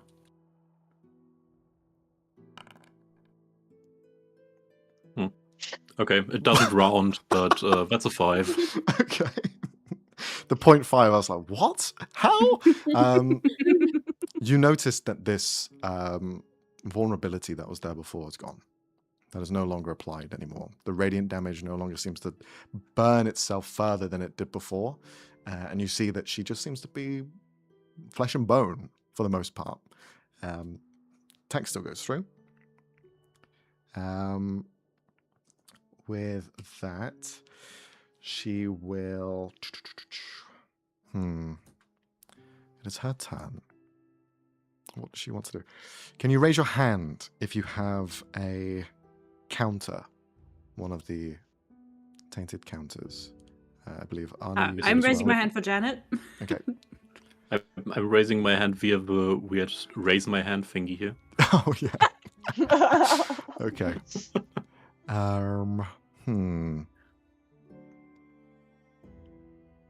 think Armandus also has one. Yes. Yeah. So that's all three of us in the front plus Janet. Is it worth? So she can only make one attack as per the heartbeat. So she loses all of her attacks, basically. She was doing 4 before. Now she can only do 1 if she wishes to do that. So instead, she's going to use her legendary ability that she has. So every creature that has one of these tainted counters, even if you have just 1, you feel your bodies wreck as she just extends her fingers outwards like some sort of mad conductor, just looking at each one of you and almost bending you to her will. You feel no compulsion, but the ooze that's still draped across your bodies is beginning to try and restrain you, try and pull back the attacks that you are making. And on your turn, you can only take an action or a bonus action this turn until the beginning of the next turn. If you target Tintava, you have disadvantage. That is her action. And that is it. That is her go. So we move on to the next one, initiative, and that's Olrin.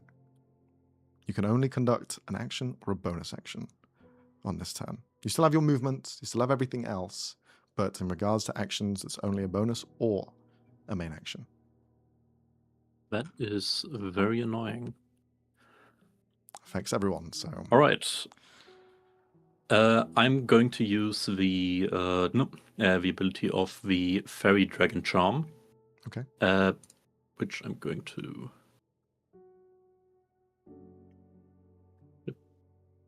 print in here. There you go. Enemies within 20 feet of me. And I'm considering Thingy, our lupine friend here, an enemy for this. Okay. So he gets to chill for a bit. Get to make a wisdom saving throw, DC 16 on a failure. Yeah, things happen. Okay.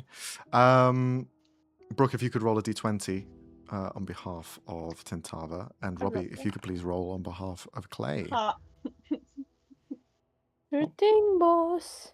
Ooh, nice. Also, you get your short rest abilities back if you are allied and within 20 feet of me.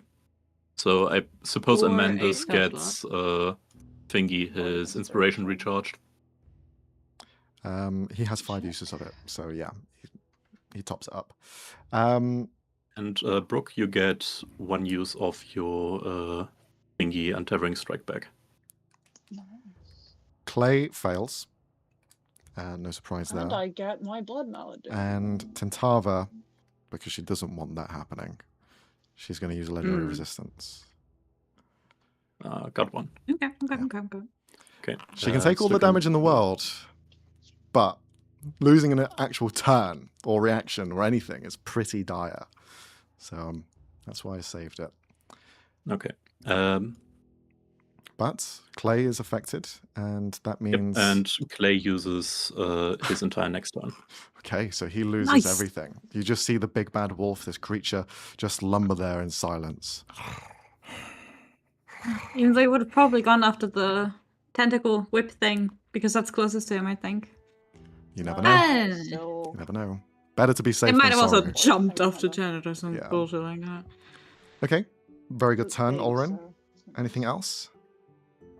No, I don't have an action. Okay. It is now Clay's turn. He has no action either. As Well, he can move. He could, but he's just Reaction, gonna, bonus action, and action. he's going to stand there menacingly instead. But why? He could go away. He's confused. He doesn't really have all of his faculties in order in The this puppy form. is confused. Yeah. That's Um, understandable. That is Clay's turn. Legendary action. Tintava, just before it is Alyssio's turn, is going to use a legendary action, and she's going to...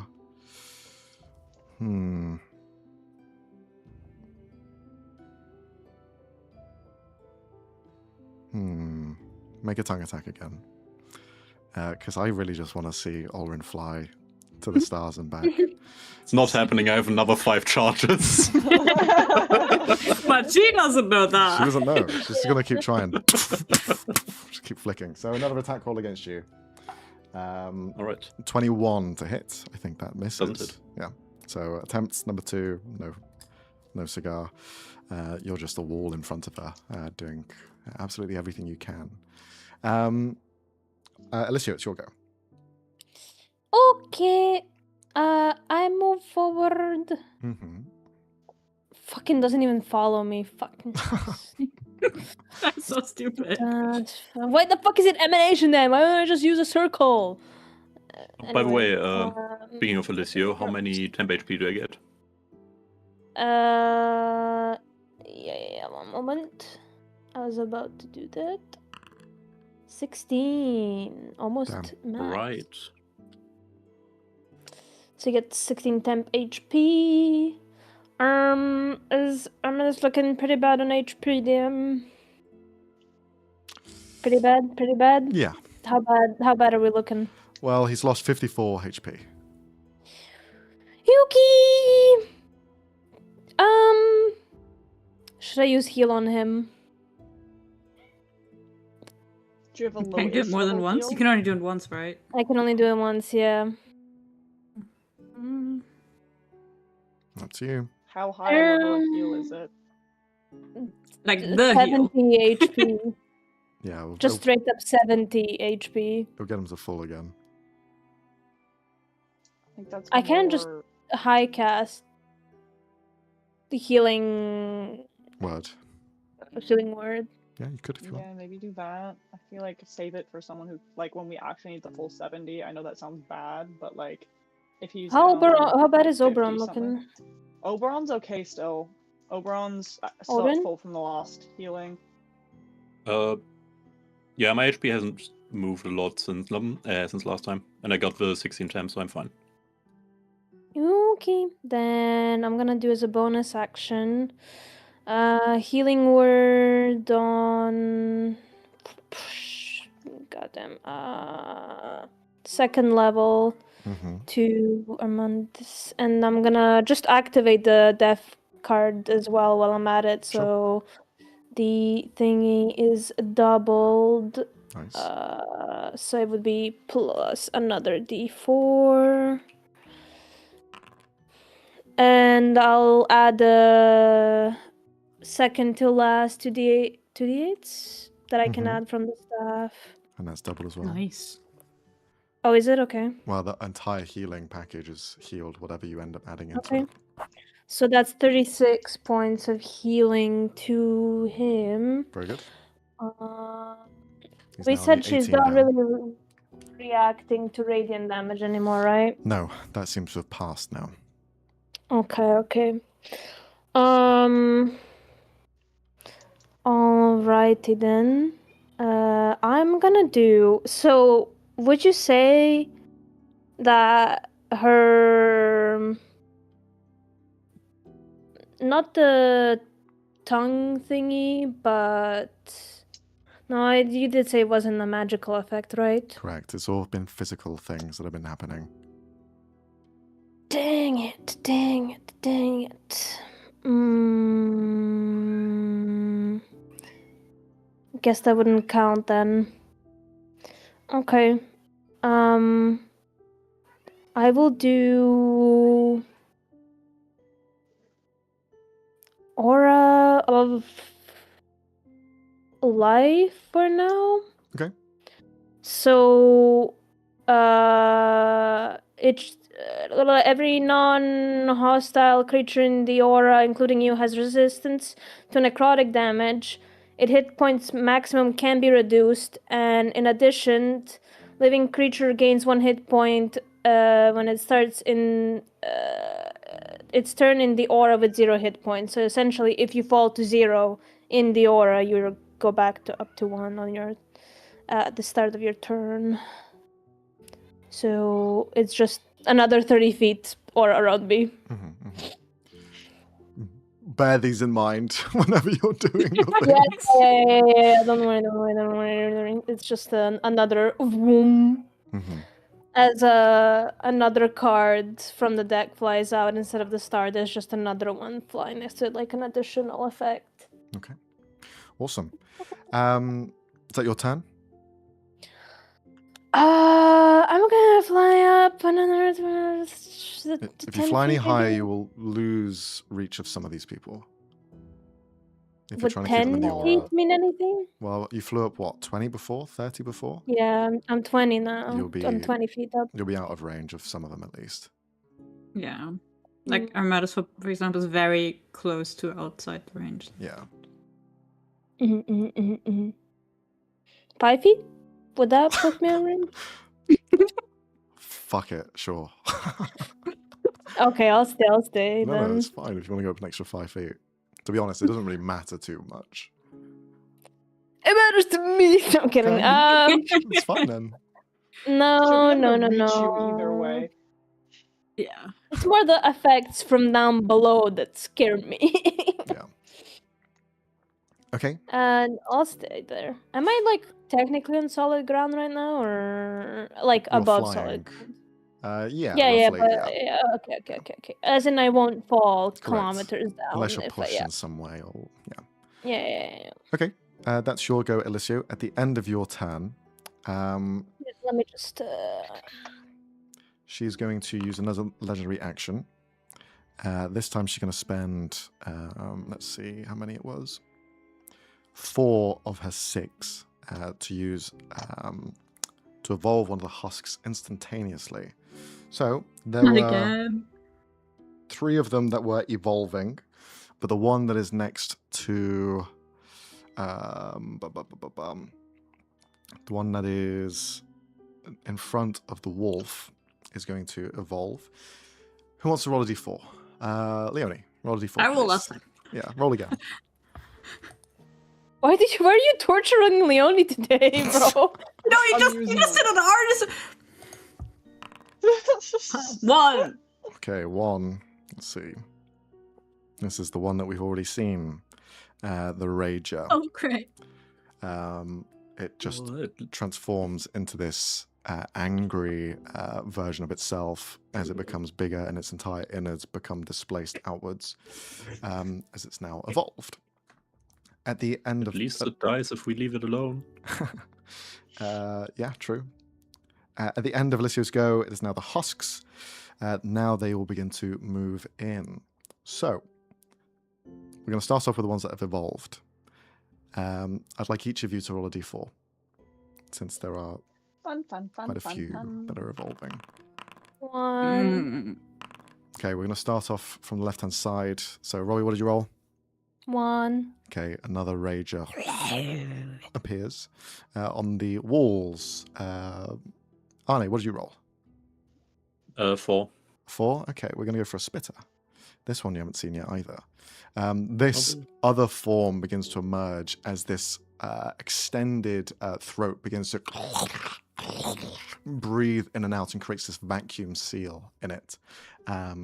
as the globule ooze is building up in its mouth, and it looks like it can spit it out. Brooke, what did you roll? I rolled also a Juan. 1, another rager, as that appears there. And then at the top, the other husks are going to rush over as quick as they can. They will just use their full dash. The Whirlwhip, the one next to Janet, is going to make its action first. It seems to be a lot slower. Its arms are slowing down slightly. Not because of the heartbeat, but it seems to be slowing just because of natural decay in its body. It seems that all of these creatures will decay in some way or form after some period of time. But for now, this one will attack outwards. And because it can't really do much with its attack, it is going to... Well, it's going to just have to. How high is Janet? 30? 40. Okay. There's a tiny number above the token if you zoom in. Okay, thanks. It's going to move up to the wolf, make one attack against the wolf, which will hit, not hit, that misses. It decays further. Then we have the two that evolved on the wall. As soon as they evolve at the beginning of the turn, they can act straight away. So the spitter, the new one that we've not seen attack or do anything as of yet, is going to first, as the name intends, do a spit attack. So it's going to target Cal, since you are the closest. It's going to make a range attack against you. It's going to go straight. Disadvantage. That's a natural 1. It's going to miss.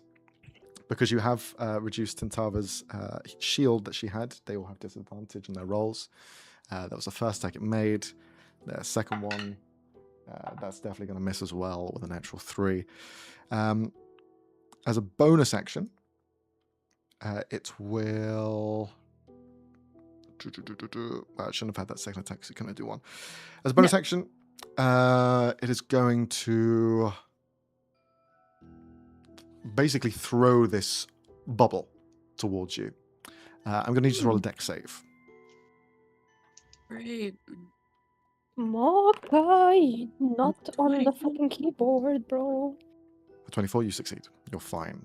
So that's its go. The Rager is going to rush up with its 50-foot speed, going 100 as it dashes.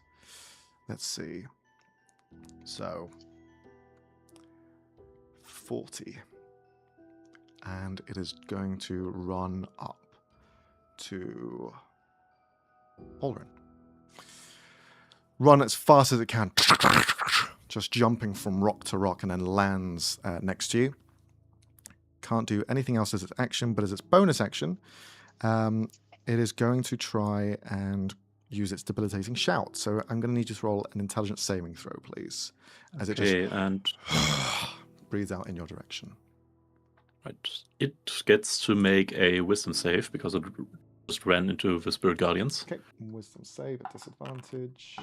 Just going to roll the And damage that's right certainly there, a and failure. Alright, and that's 12 radiant, and I'm going to roll an intelligence saving throw. 21. 21, that is a success. And the damage is 12. Okay. Very nice. Does nothing against you. The other Rager is going to move its attention away from the wolf, seeing as it hasn't really moved or reacted, and under the control of Tintava, wants to get rid of Olrin as soon as possible. It loses its reaction, so it can't make an attack of opportunity, so it's going to just make an attack roll against you, Olrin. It's going to make one attack with its tail at advantage, because you are being flanked. Wisdom save again for this one as well? Yep. That is going to be a 14. Okay, thanks. Doesn't save. That is 13 points of damage. 14, okay, and then 13 points against that one. Then it's going to make the tail attack. It has disadvantage with a straight roll. That is definitely not going to hit, even with the plus. That's an 18 to hit you with this large scorpion-like tail. That's its go. Well, it's actually going to try and use the ability to shout as well. So another intelligence save as you're getting shouted at by both sides as the creatures are trying to just motherfucker burn you away. Yeah. That's a 5. Okay. So because you've failed, the next 3 rolls you make this turn are reduced by 5. So bear that in mind. Oh boy. Next, the other rager is going to run in. They're just going to surround you at this point. It's going to make a wisdom save as well. That's also a failure, so roll for damage again. 11. Okay. All very good. It's going to do the same repetition. Again, another attack roll at advantage, disadvantage. Again, misses. Just not able to pierce your armor, as even though you are a larger target, the armor grows with you, and you're just fending all of these attacks off. These very deadly, bigger than spears of weapons are trying to pierce in and break past. Have no effect. It's going to try... Well, it can't do that. Instead... Seeing as it has a good sort of perched view looking towards Oberon, it's going to use the debilitating shout again, but this time focusing its attention towards Oberon. So I'm going to need an intelligence save from you, since you already have it, Oberon, it doesn't really affect you again. So let's see. Int save. This isn't a magical effect. No. So 15, that will be a failure. So the next 3 rolls you make are reduced by 5 this turn. Can I use my success from balanced on this, or no? Yeah, you can if you want to. You know it's going to be a failure. I'll do that. All right. So you wash it away as you just feel that sort of balance in your core. You know what you're here for. You're driven by determination, and you focus on the target ahead of you. That is all of their turns. The husks have ended their go. We head back down to Amandus, who has been healed, and he's going to make... Can only make 1 attack. As a bonus action first, he's going to give Oberon you Bardic Inspiration, so a D10 on anything. Can he do both? Didn't he get affected by the thing? He's not going to attack, because he's only got 1 attack, and it's unlikely that it's going to hit. So instead, he's going to focus his attention on his niece and try and keep you alive. So you have a D10 to whatever roll you want to add to it.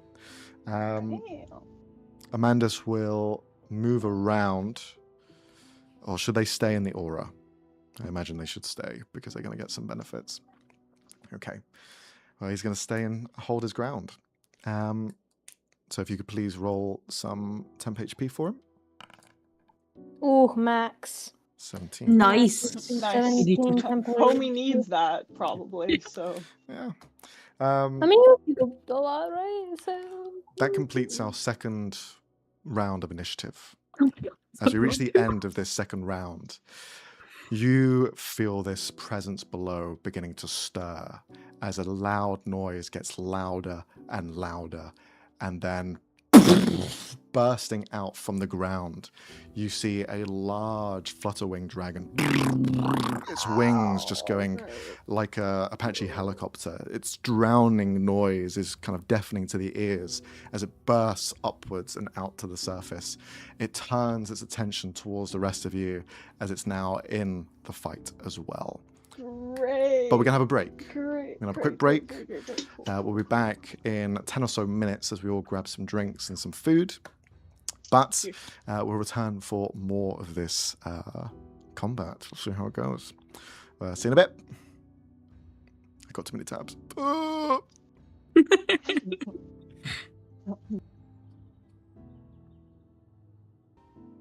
Hello and welcome back. So we have returned to the combat. We've all had our food and replenished ourselves as combat is beginning once again. So, as we last left off, a dragon had emerged from beneath the layer of sinew and blood and guts that is here at the top of this Tintava's tower. As it arrives in the top right-hand side of the map, and it will just present itself. Now under the control of Tintava, again affected like every other husk that's in this city, it is drawn to the largest threats and is under the control of Tintava of where to go next with their onslaught. It arrives alone, but we reach the top of initiative order and flying up. Now, who wants to roll a d4 this time? I can do it. Go for it. Again, top left. 1, 2, 3, 4. Okay. 4. 4. Okay, so bottom right. So just in front of where Janet and Lissy are, really.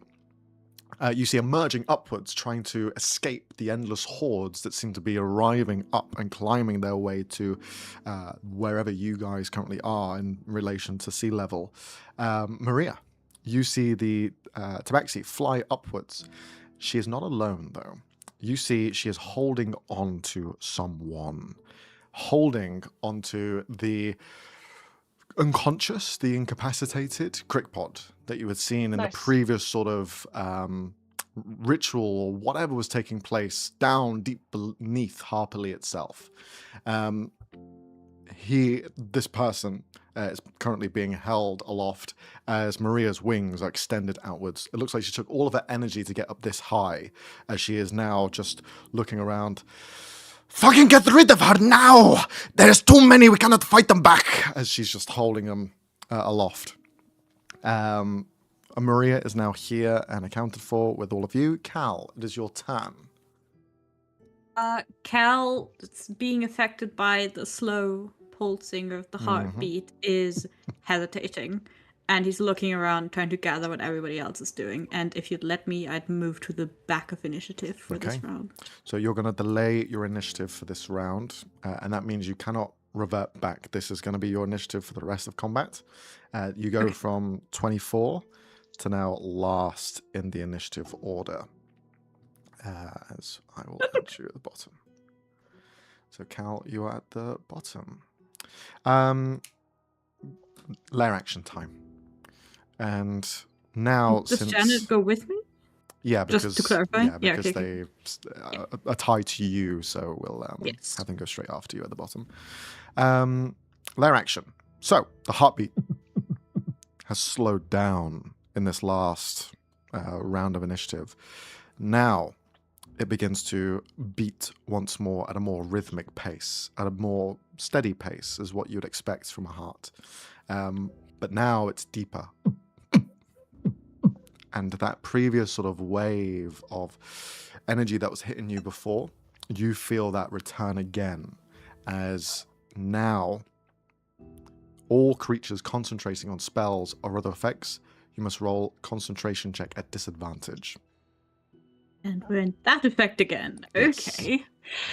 Interesting. What's the DC? DC is just 10.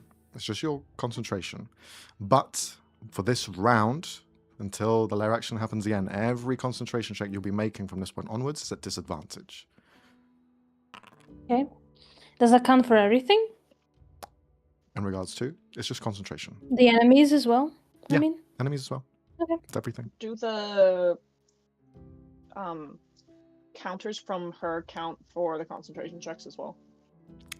Do her counters count? No, they do not. They're just the passive ability that seems to stack on all of you.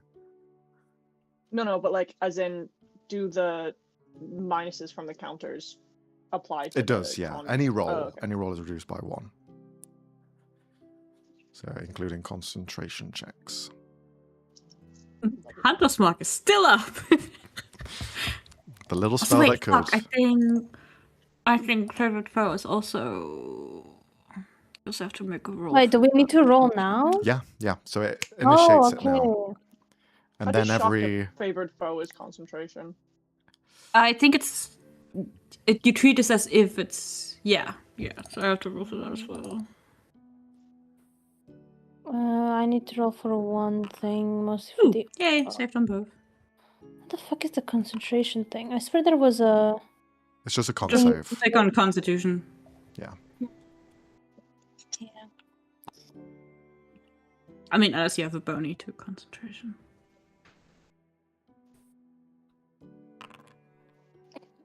Oh my Look at fucking that. god! Hold on. Oh my god. Oh my god. Yeah, it's the 4 and the D4 from the stress level 1. The aura of whatever the fuck is down. Okay. Power of life. God damn it. Yeah.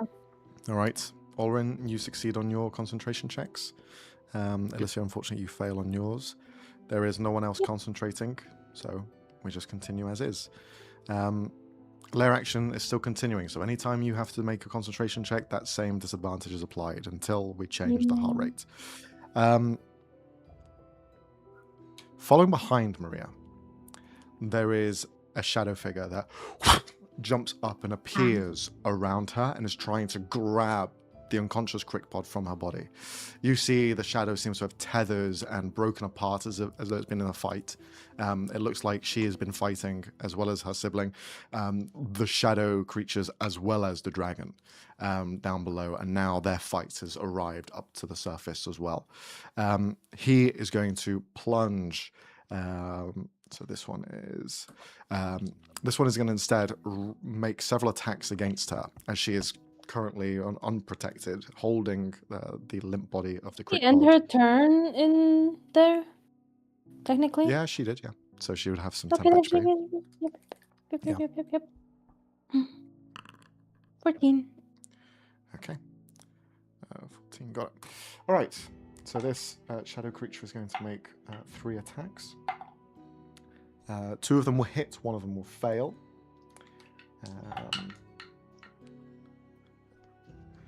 13 points. So it still has 1 temp HP.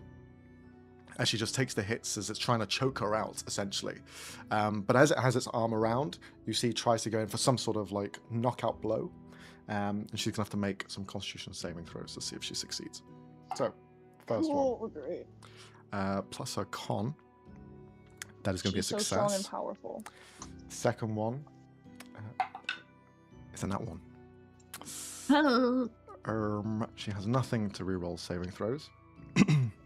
So, you see she writhes upwards, says this, the shadow grabs her in a headlock, and you watch her body just fall back downwards as she is stunned, and her movement speed is reduced to 0. She just begins to descend with a Crickpod in hand. You still have kind of moments to try and react and help her if possible, but in the moment she is going to be free falling. Anything. That is yeah. Well, I was just saying I can maybe get to her on my turn, but I can't lift her. Don't have the strength. Janet can try and go grab her. Yeah, could try.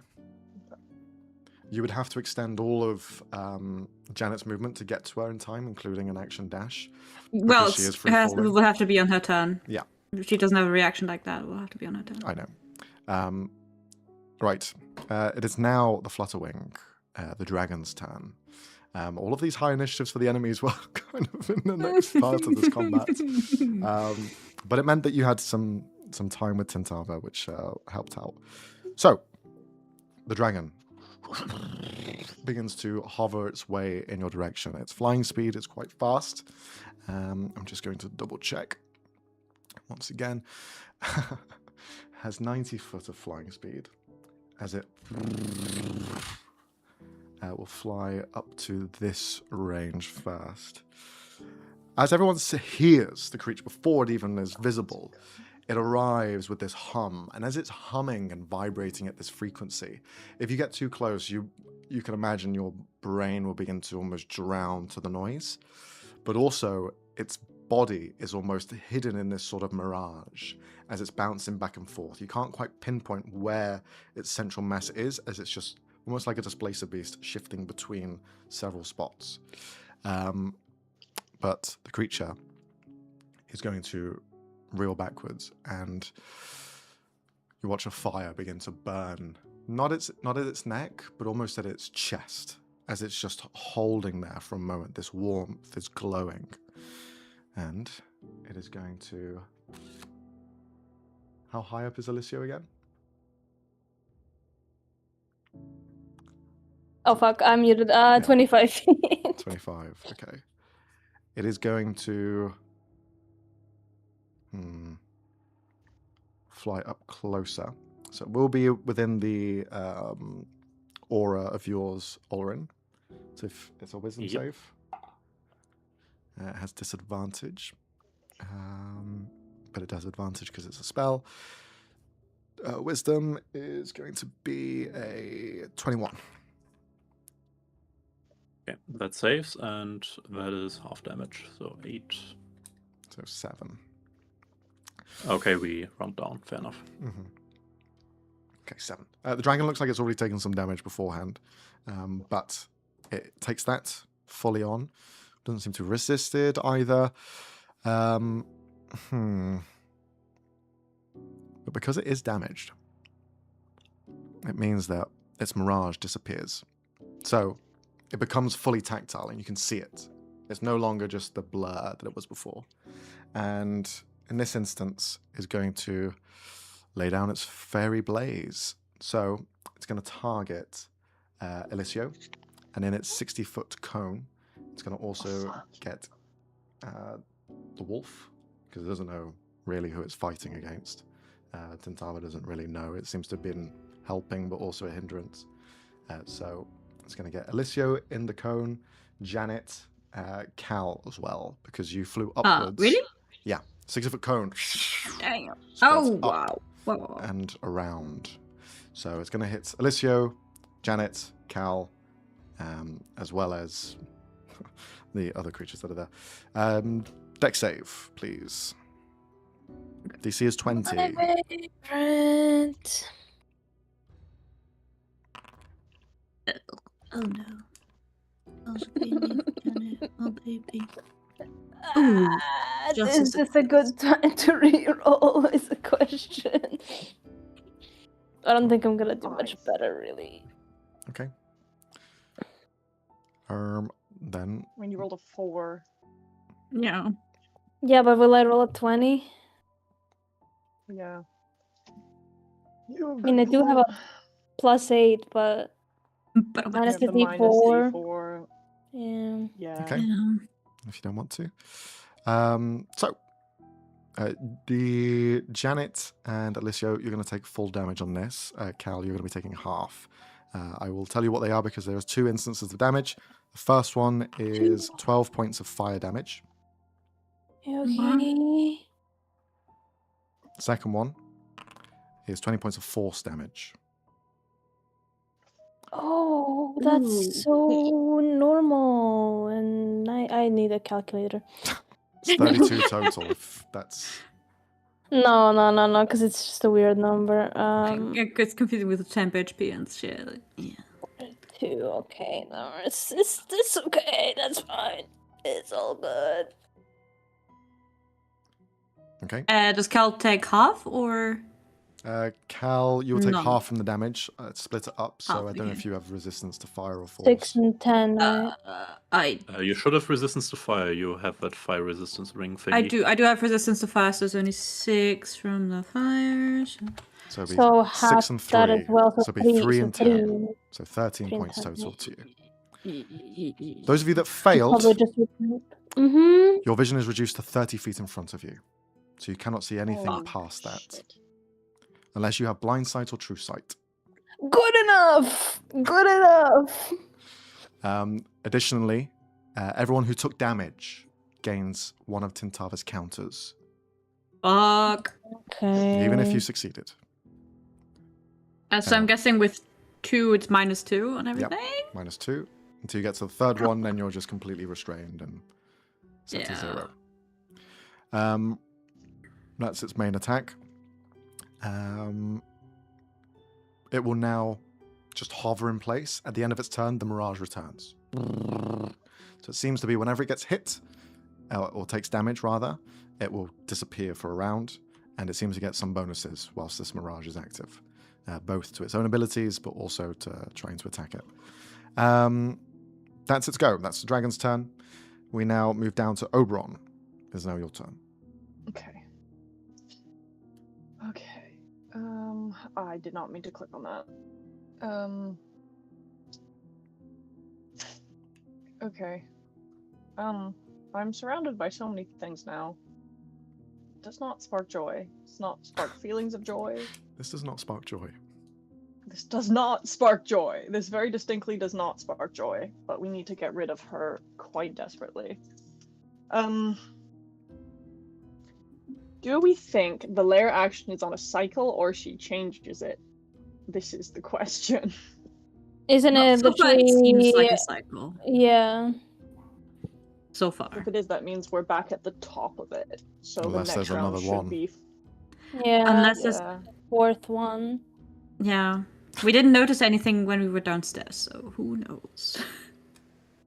No, it was concentration, then it moved, then it was speedy, And then it was slowing. Slow.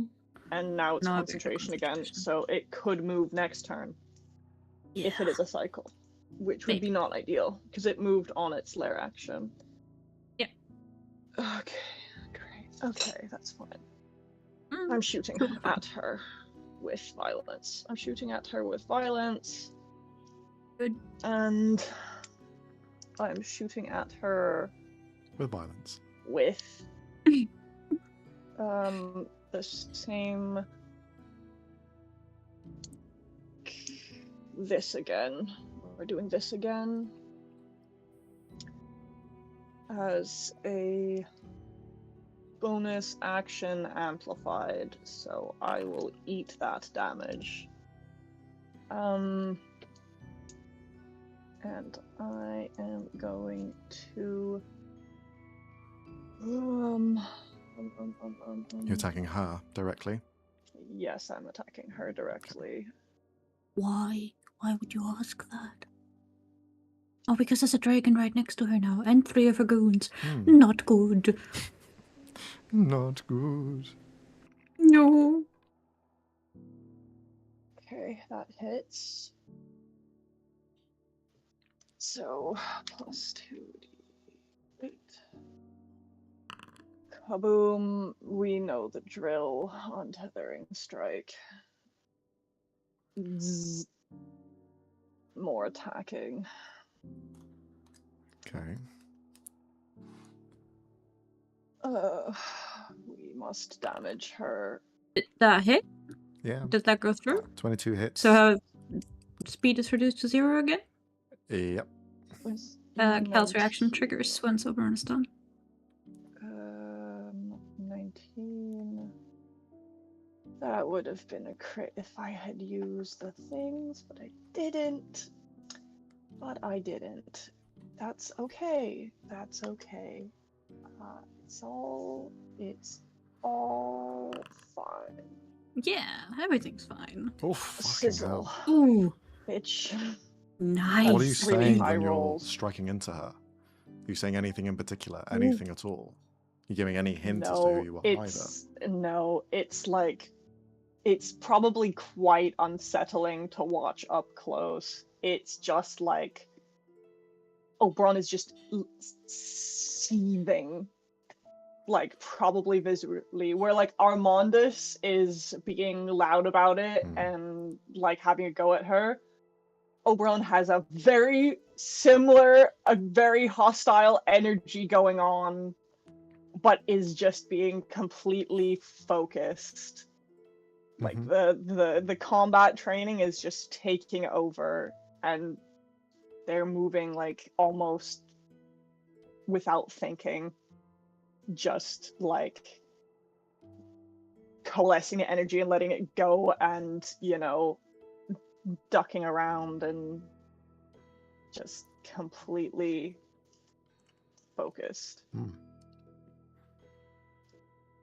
Well, in a way these that strikes hit I haven't hard seen much before. as you are just driven to killing this woman, this monster, this thing that has destroyed your livelihood, destroyed your family, torn it apart and destroyed the house and home that you lived in for your entire life. This person has taken everything from you, and it's time to take everything from her. Anything else on your turn? No bonus action, and then it was action attack. I don't want to move, so I will stay stood where I am at. Do I get temporary HP? Yes, I do. Lovely. Lovely. But... That's okay, I'll take it. Okay. At the end of your go, Oberon, Tintava's going to use a legendary action. Okay. Well, technically, I get to go you get first. to attack, yeah, My reaction triggers as soon as she's reduced to 0 feet. I forgot. Technically. Okay. I'm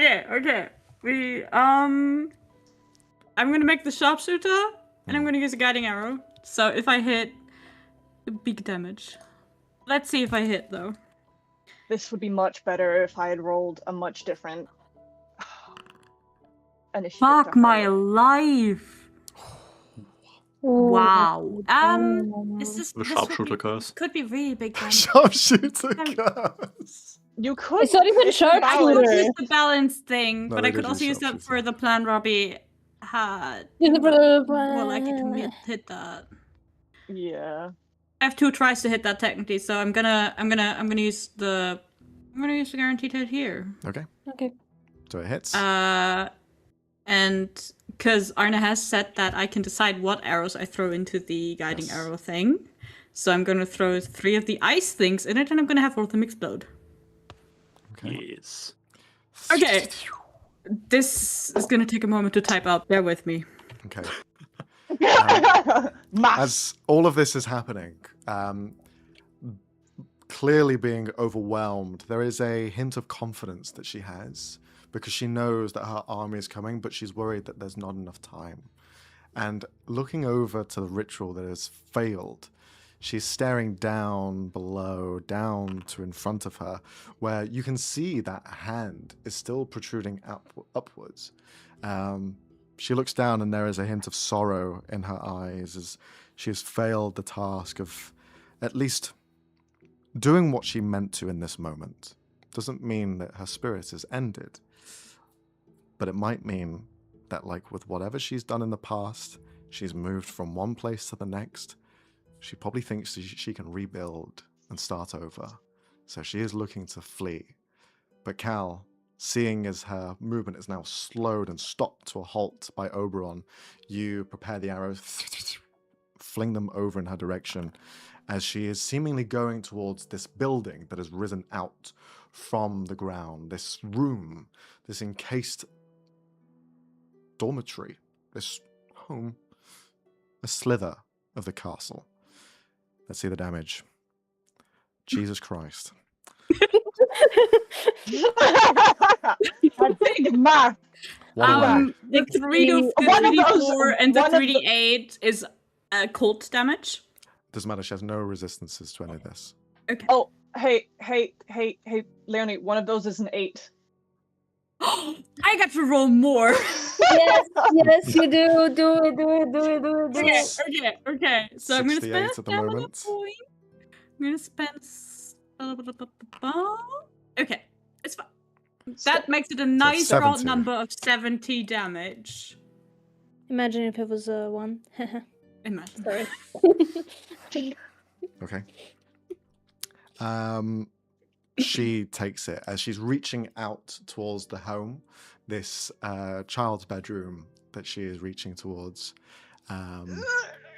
You sink in the arrows into her arms and it just goes limp as she just now uses another part of her body to try and reach out to that same extent. That was your reaction. That was Oberon's turn. Okay, now we are back onto a legendary action, as she is going to try. I was about to say, later action. Please no. Let's see. Which one is she going to try and do? Yeah, there's no I'm point scared in he's doing any of thinking. that. Mm-hmm. Okay. She is going to...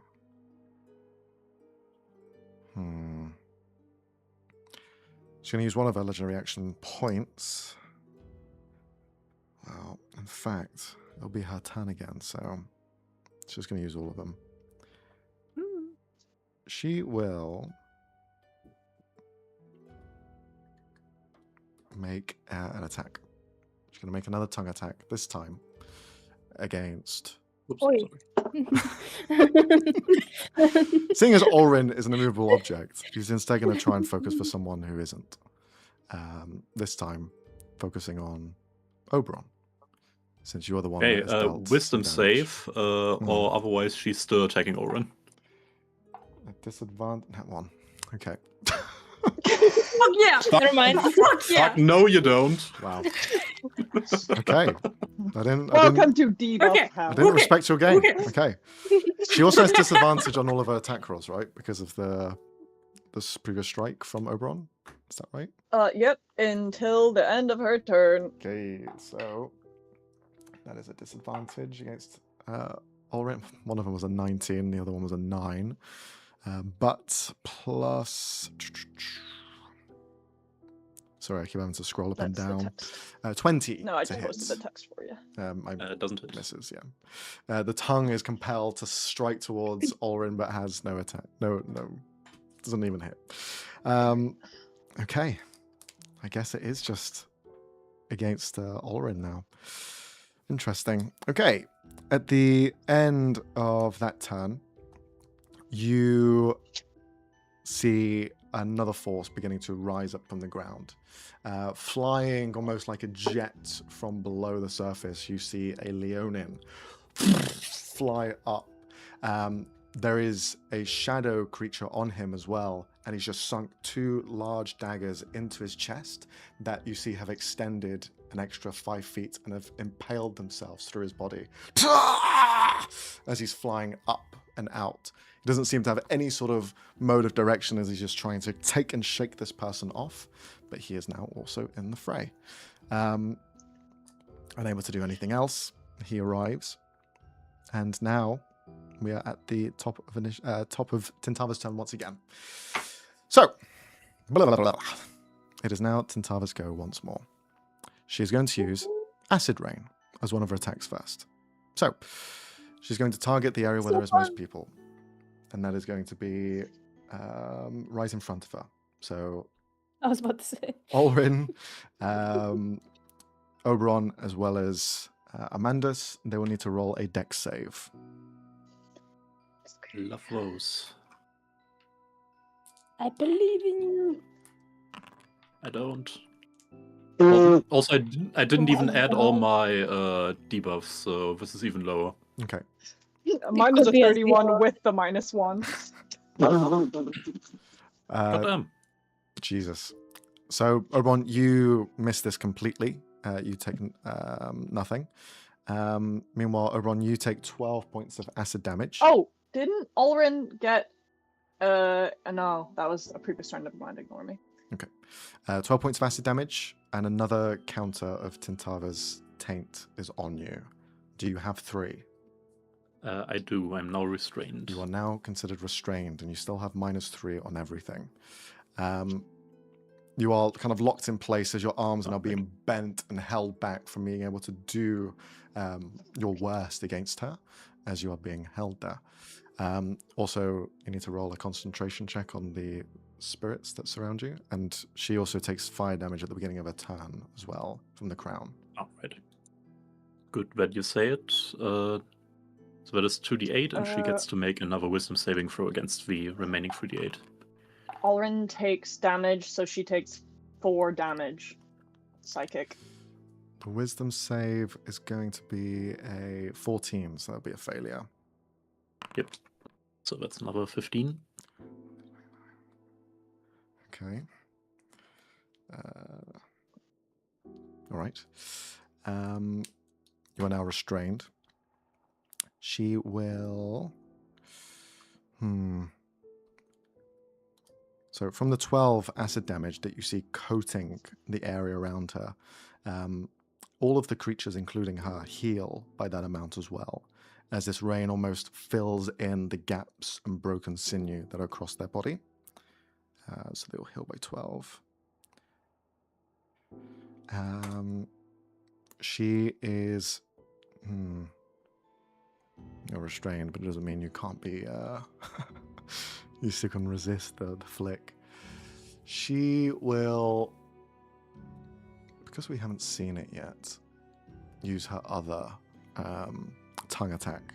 And she's going to do Line Crush. So, the tongue extends outwards the entire way, 120 feet, into a straight line from her. And then you see it just flatten outwards and now press on top of everything within that line. So it's a 120-foot long line that's 20 foot wide. It's going to catch Amandus, as well as Oberon and Ulrin. Alicia, you are slightly above it, so you're going to be out of this.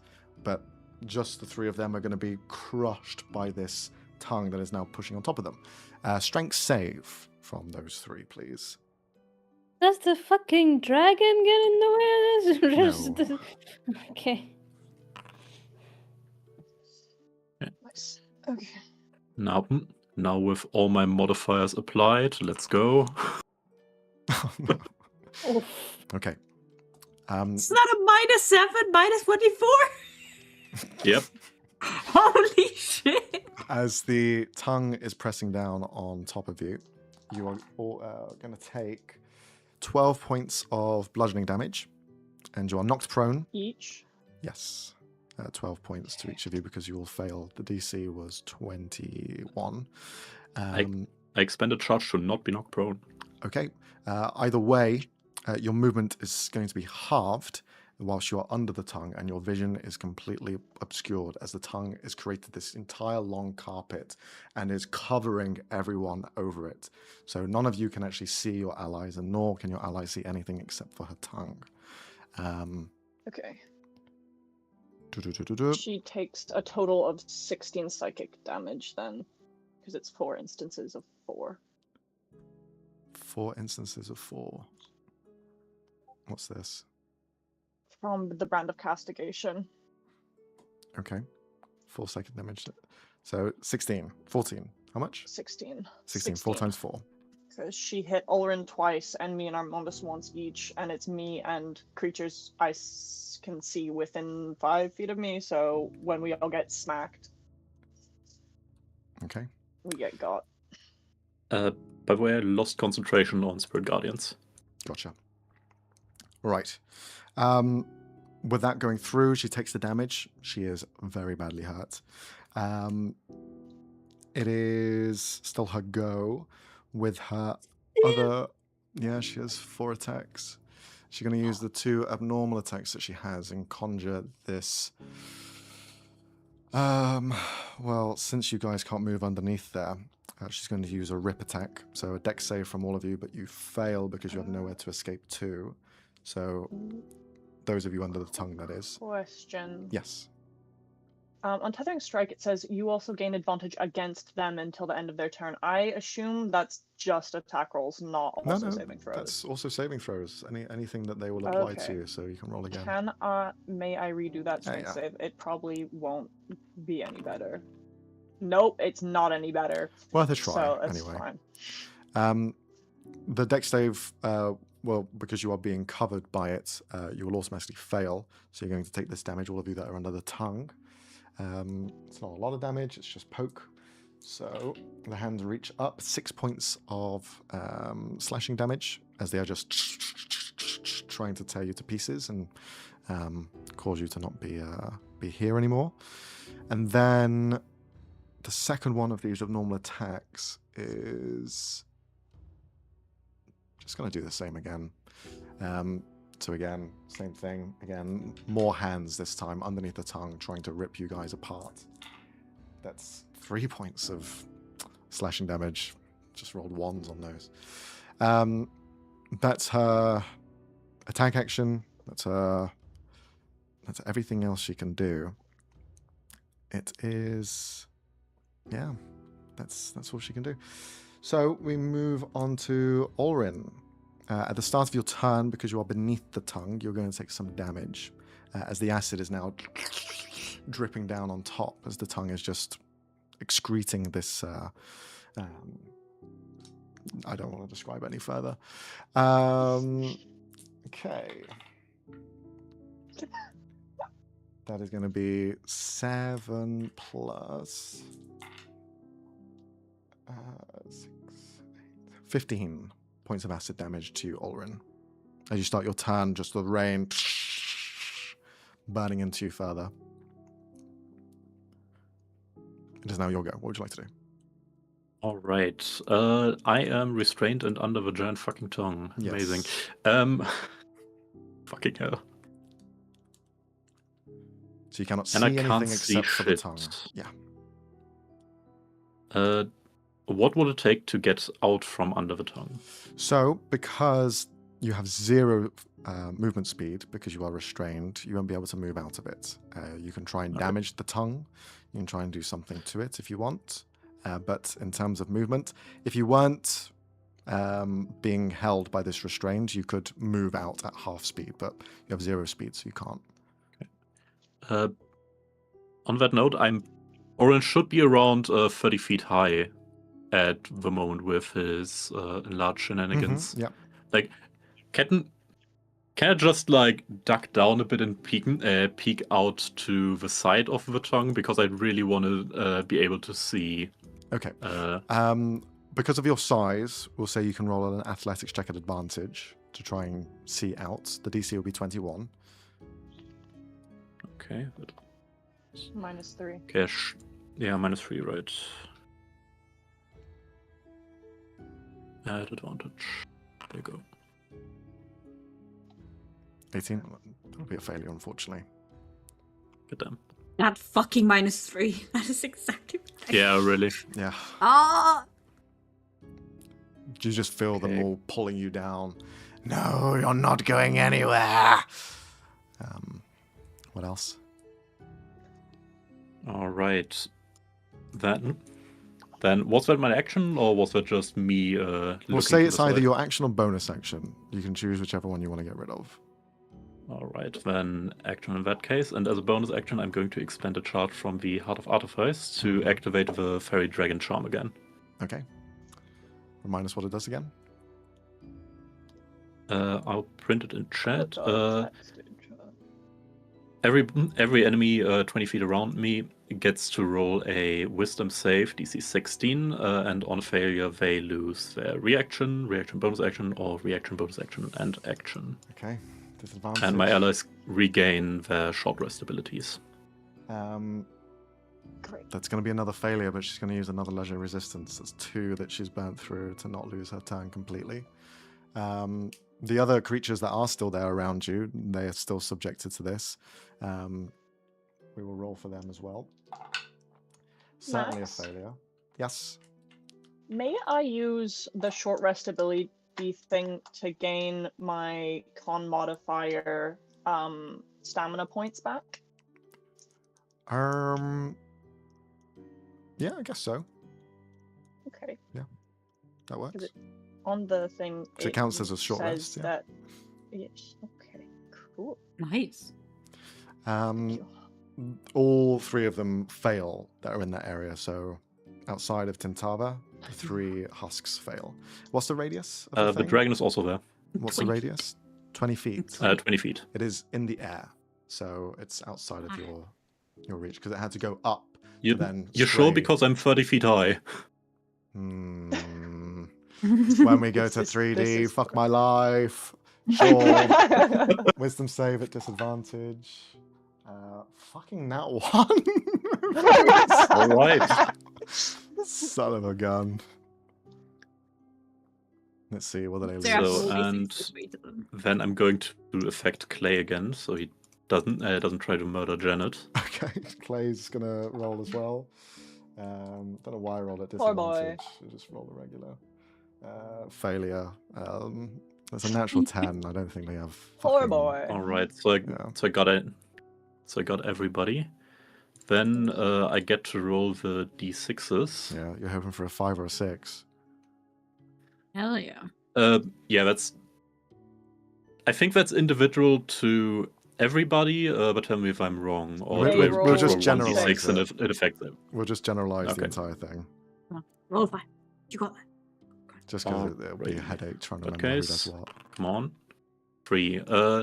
That is still good. the Yes, it reaction and is. bonus action. Okay, yeah. Yeah. Nice. That means we can move So amazing. around as well. Yep. But remember, Tintava still has theirs. Yeah. They're the only one that wasn't affected. Yeah. And I don't want to see what that tongue does when for bonus. Put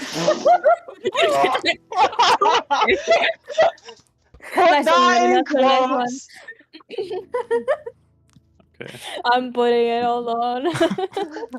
I don't want to I see what think that tongue does for a bonus action. Nope. Then I get to do an attack with the Unfortunate. I'm going to supplement that attack with something I haven't used yet, the Lava Thrower. Okay. That sounds fun. So this is part of your action? Yeah, this is part of the Unfortunate ability that lets me make an extra attack. Okay. But it allows you to have another action. Oh, no, right. No, I You can't use do your this. action to peek through and then use your bonus action to do the Fairy Charm. Do the Fairy Charm. Yeah, I was kind of like, I burned a charge, so I get to make an attack, but no, this is a bonus action as well. Yeah. Okay, does that mean that's your turn? Yeah, that is my turn. All right. Again, another very good turn. We'll move on down after Olrin. Tintava, she's going to use, as she replenished all of her legendary actions, another legendary action, since she is, at this point, quite desperate. She doesn't want to use the tongue because it's currently covering everyone. Now, if she were to try and attack with it, that means it disappears. So she's keeping it there on top. Instead, with the legendary action, she is going to...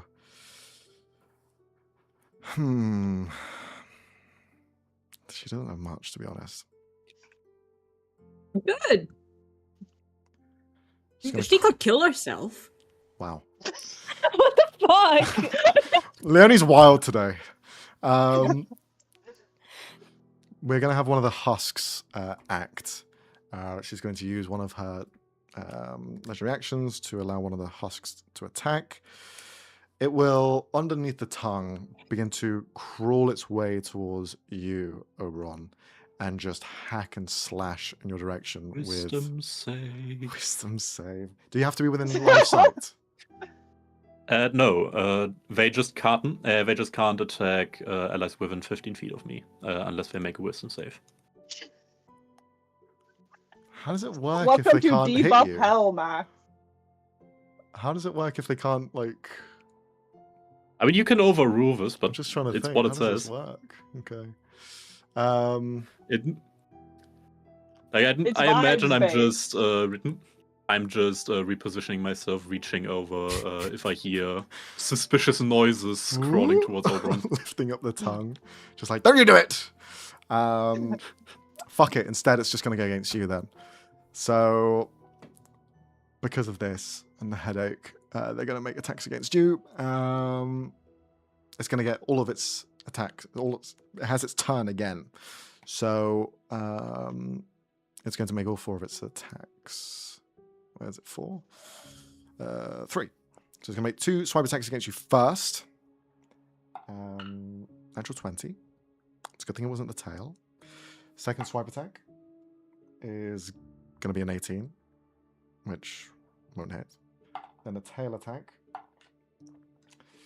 is a 25 to hit. Because they have disadvantage in his roll. That just hits. So the first one... Don't they also have advantage because he's restrained?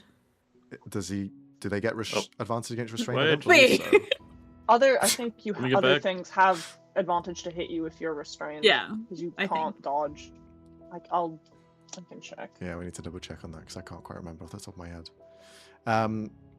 Either way, I think it's disadvantage and advantage. I think it just cancels out. So it's just going to be straight rolls. One swipe attack, one tail attack hits you. Roll for the swipe attack first. That is... Restrained. Disadvantage on dex saves, attack rolls against the creature have Against them. advantage. The creature's attack rolls have disadvantage. Yeah, so it's just a straight roll because they have disadvantage because of the previous thing. 7 points of slashing from the swipe. And then the tail is going to be... 9 points of piercing, as well as... Fucking hate picking up D4. Jesus Christ. 11 points of acid damage, as well as the tail slinks inside of you. As a bonus action, are you concentrating on a spell against it, by chance? I'm not. Okay. Well, nothing then. The decay, it begins to bleed out further as it takes its initial turn. It is now on the edge of life. That was that. Now we move on to Clay.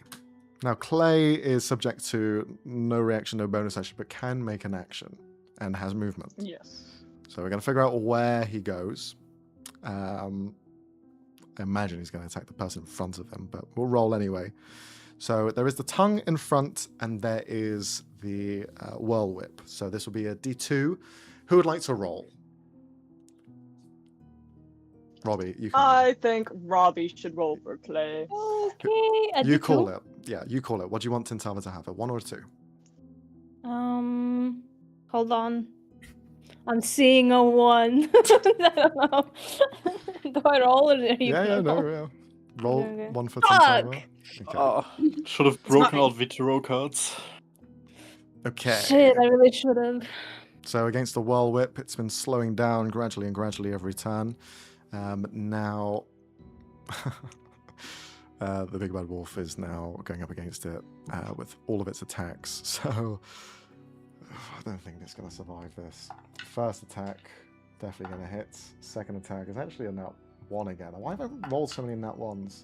Then the bite attack hits. Robbie, can you roll a d20? Okay. 11. So that's 16 points, and then roll another d20. 18. And then 5d4, please. 5d4. 12. Kinda asp. That's kind of average. It was 2 1s. Against this whirlwhip, it's enough. You see the large wolf-like beast reaches down with both of its hands, crushes it. So you just see blood vessels popping, and then it just crunches down and just tears it apart as it now falls limp, no longer standing. Yay, Clay! Can't imagine that tasted good. No. With its movement, it is then going to, with that rigid top half, move over towards the tongue. And just kind of like look down as it's ready to bite into that as well. That is Clay's turn. We are now at Alessio's turn. Oh my god. it's Maria been is also still 2,000 falling. years. Oh, what the fuck? Okay. Can we get a visual on where the tongue is, low key? I will just do a measurement. It is going across this way. Okay, so it's like it's 20 right next feet to me. wide. Yeah, it's right below you because you're flying. So, what constitutes as dropping an item, Max? Well, it depends what you want to do. So, if you're trying to throw... I have a bag full of holy water that I want to drop. Yeah. And have Cal shoot it so it just everywhere. What does That's an that action. count as? Okay. Because you are aiming to throw it and not miss, and trying to land it in a specific spot. Well, I'm just wondering if I'm just like right there, like, hey, Cal, shoot the apple above my head, sort of. If you want to do it that or is way, it- then you're not throwing it, you're just holding it. It will be nothing if you want to be there. But it will mean that Cal needs to aim. Cal for right you. after me? You're right on the edge of it, to be fair. I so think if you're gonna do that, you might want to move over. The 'cause corpses you're basically at and the edge of the Armandus are tongue. between us. Probably. I think. Wait, I do want to remind people we're still trying to catch Filionis. Yeah, no, Janet's got 'cause that technically covered. Maria and the Crickpod are both falling. Janet I got know, but if I go down, you all lose temp HP, and I can't fucking heal any of you, so... This is true. Janet has got them Stop covered.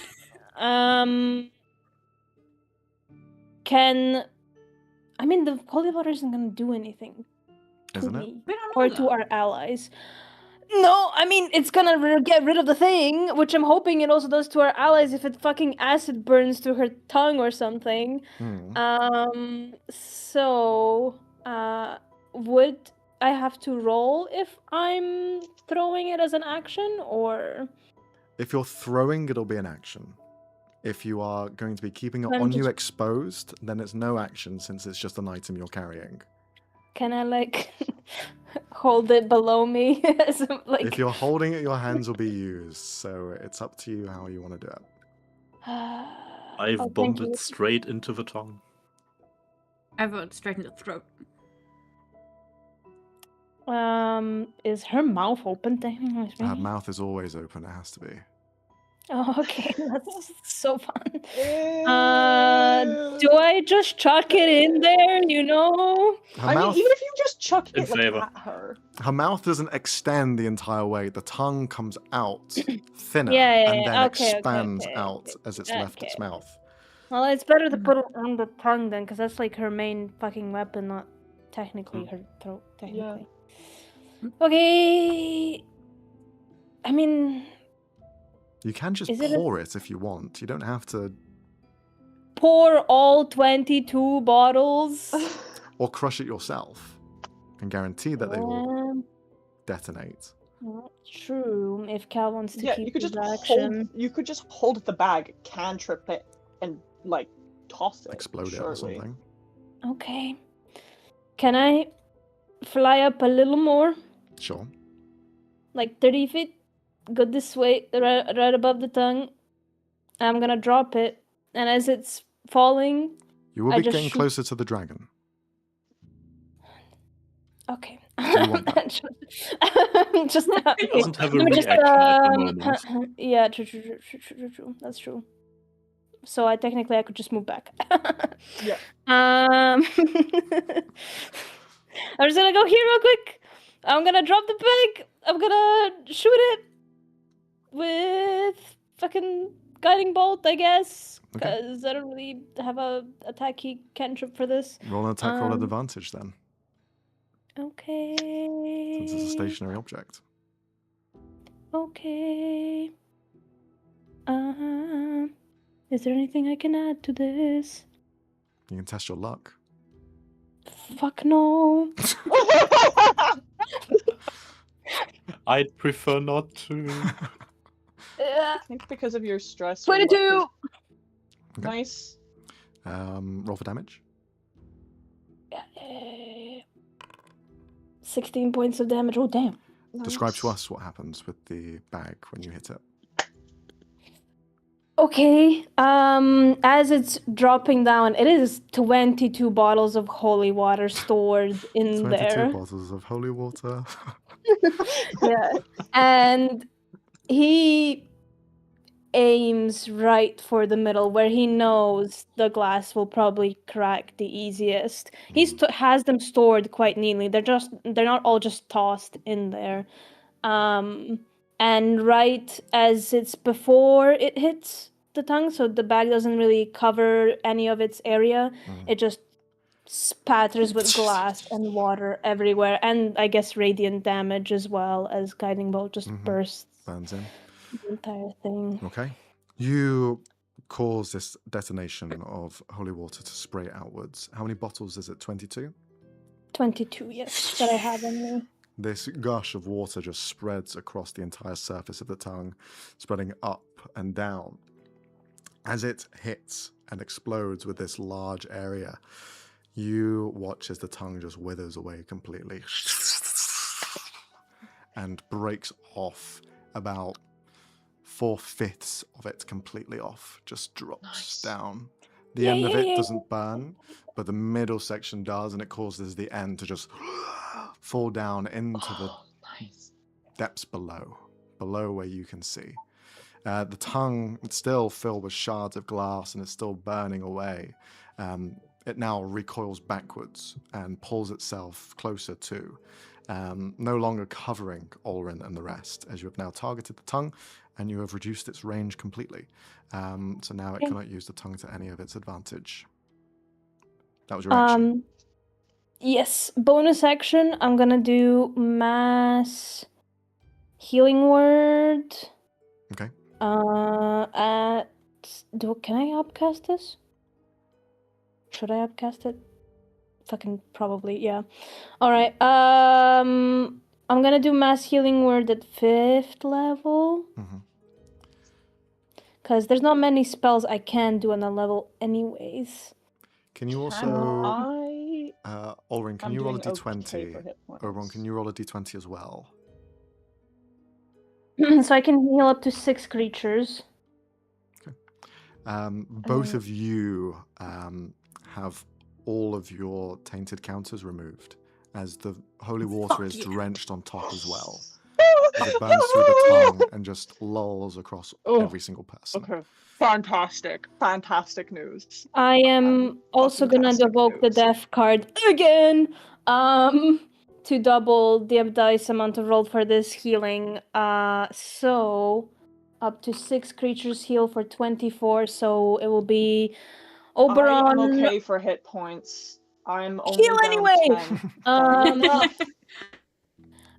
Oberon, Olrin, Armandus, Janet, maybe? Sure. Maybe Janet, Maria. or- I mean, she, Yeah, that's what I was saying. she's got, Like, she's got if Mortal you Kombat can, going on. if you can Guys, get Maria with the... Anyways, is she within range of me She is right currently, now? but she will be 60 descending. feet. Yeah. Okay, she'll also get 24 healing. Janet will get, so that is 1, 2, 3, 4, 5, 6, yeah. So, Olrin, Oberon, Armandus, Maria, and Janet heal for 24 HP. Okay. And you know what? I'm gonna use my last staff fucking thing and add a 2d8s. Fucking, oh my god. There you go. So technically, 33. you heal for 33. Yeah, 33. All right, awesome. And I'm gonna move back. Okay. Cool. You've dealt a lot of damage. The tongue recoils in. Now it only has a reach of 15 foot. Cannot do anything outside of that original range.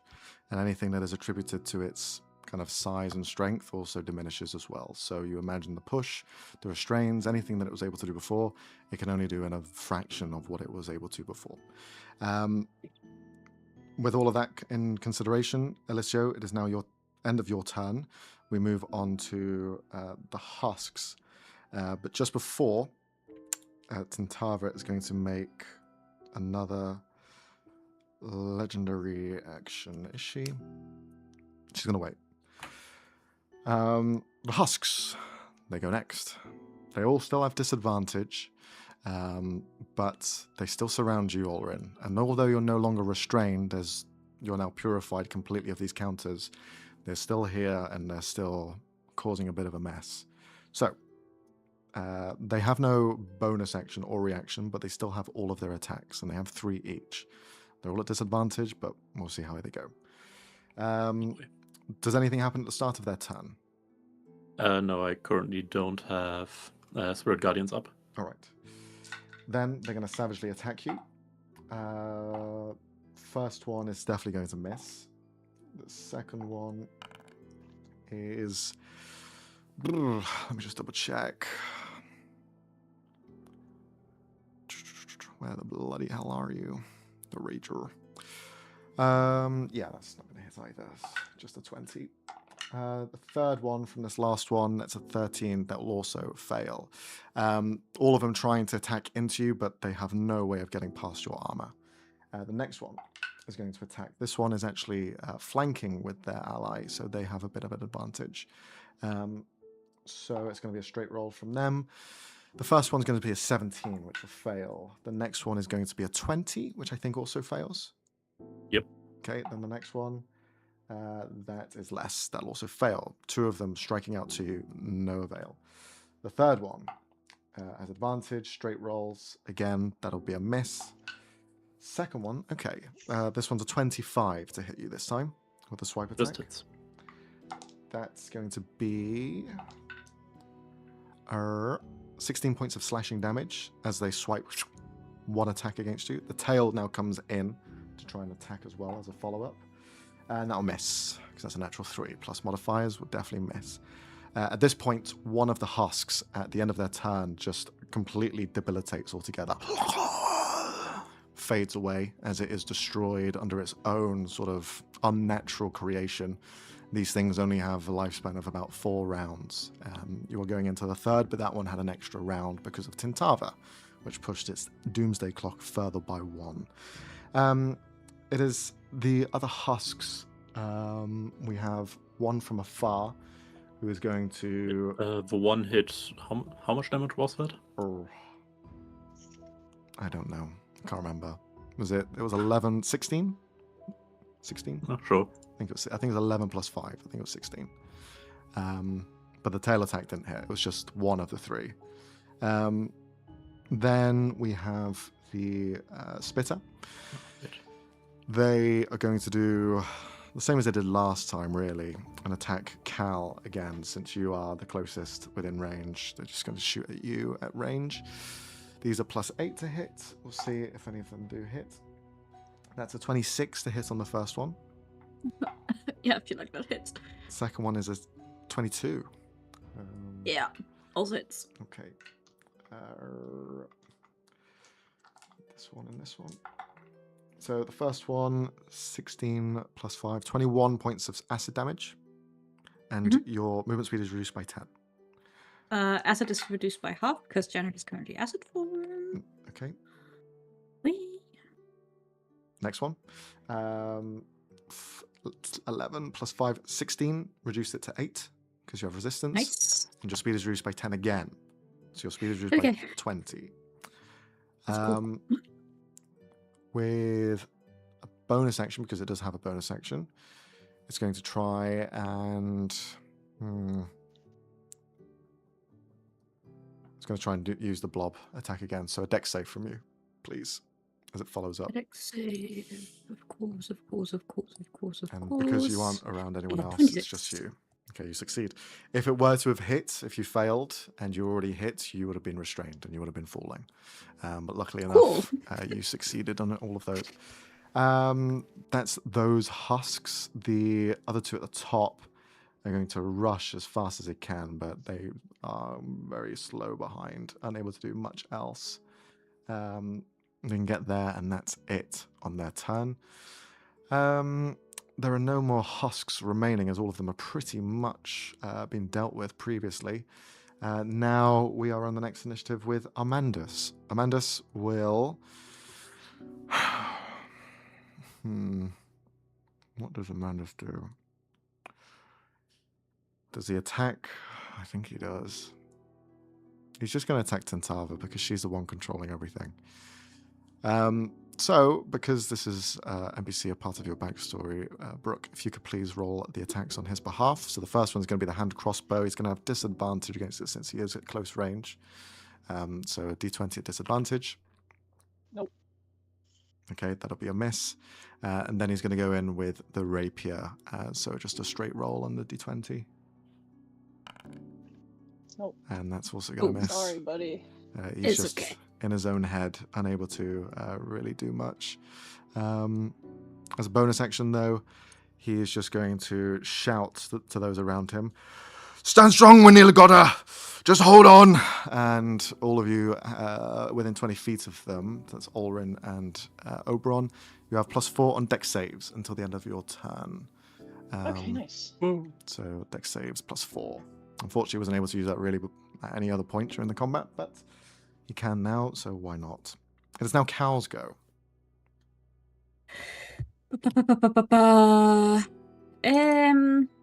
If I just drop down, does that count as me moving? If I just let myself fall? If you want to let yourself fall, you will incur falling damage. not enough to land on the ground, just 10 feet to get at level with Janet.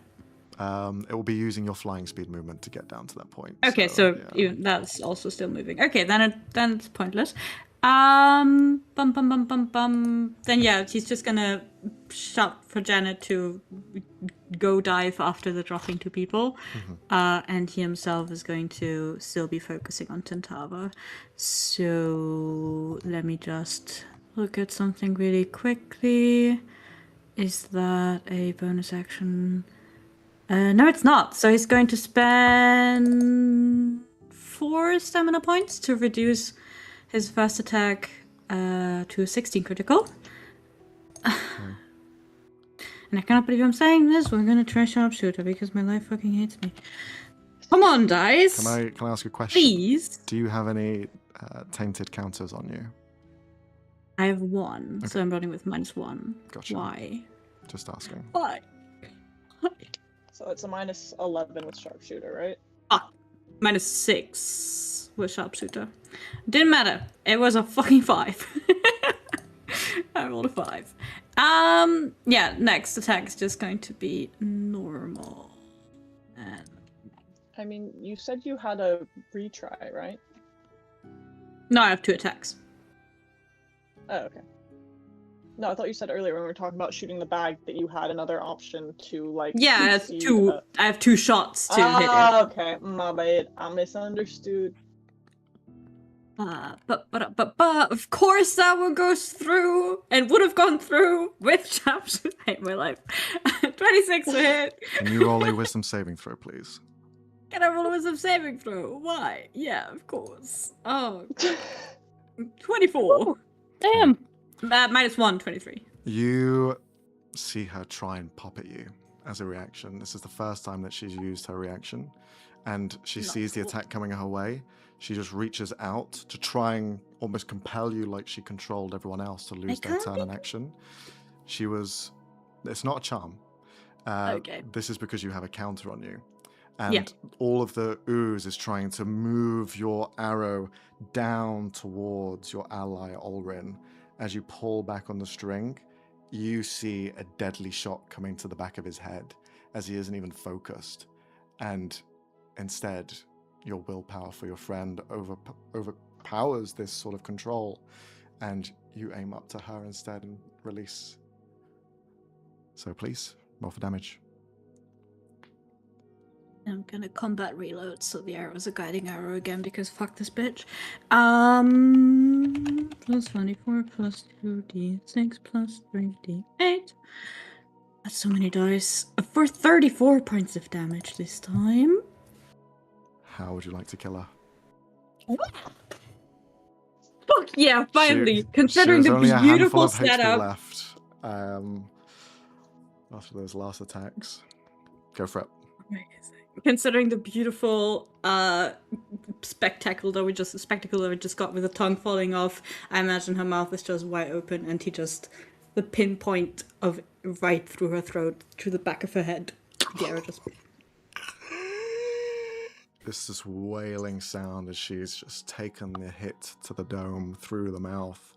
The tongue just now completely breaks away as this entire space around you is also beginning to slowly lose tension in the muscle, tension in the veins, the blood pumping, and that heart's that just slows down and down. All of the creatures that are controlled by her, all of the husks, the flutter-winged dragon, everything just drops down. We're still in initiative order. Anything else on your turn, Cal? I do still have my bonus action. And considering where I just sent Janet, he's going to support her by sending an arrow after her after the... again, using the stamina to make an attack as a bonus action. After the shadow creature holding onto Maria.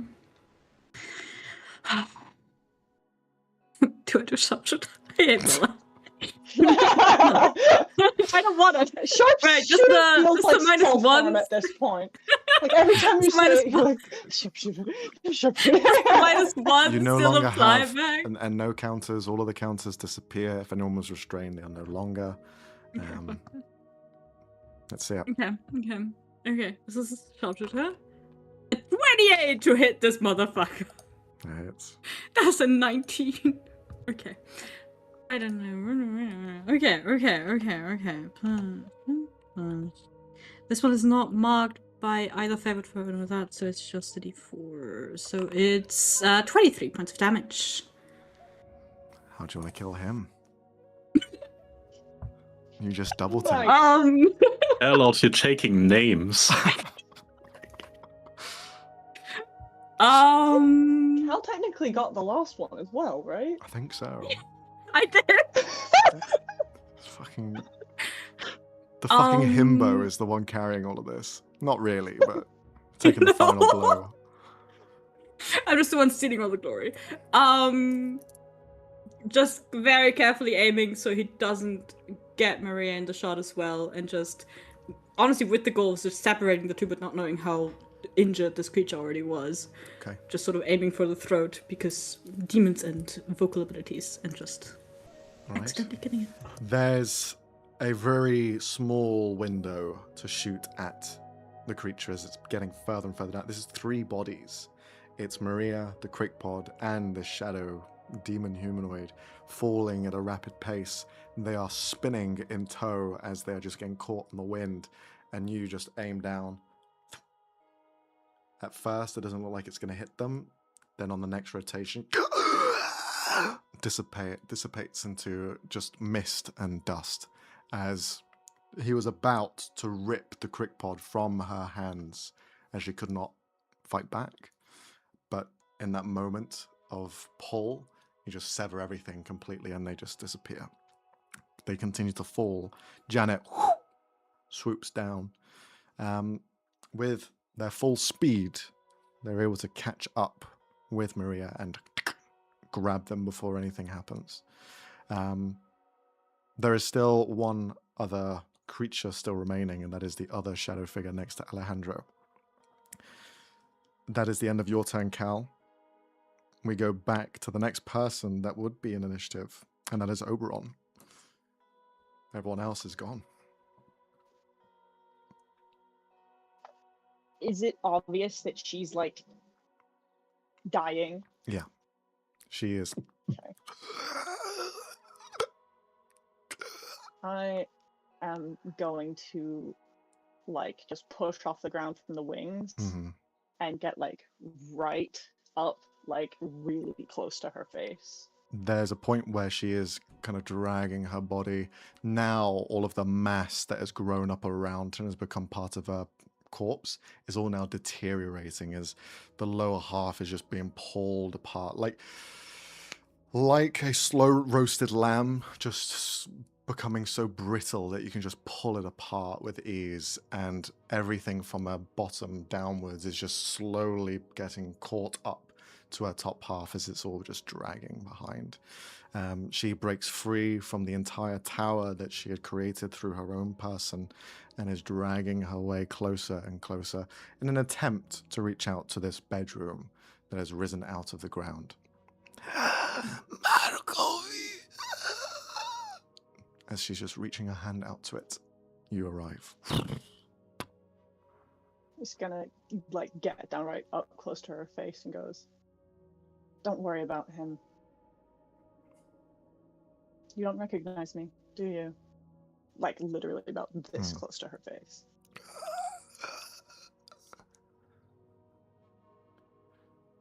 Can you roll a persuasion check?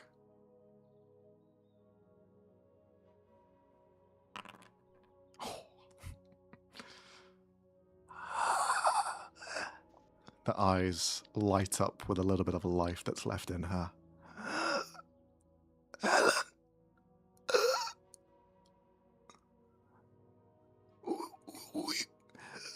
We could have been one. All of us together. Why?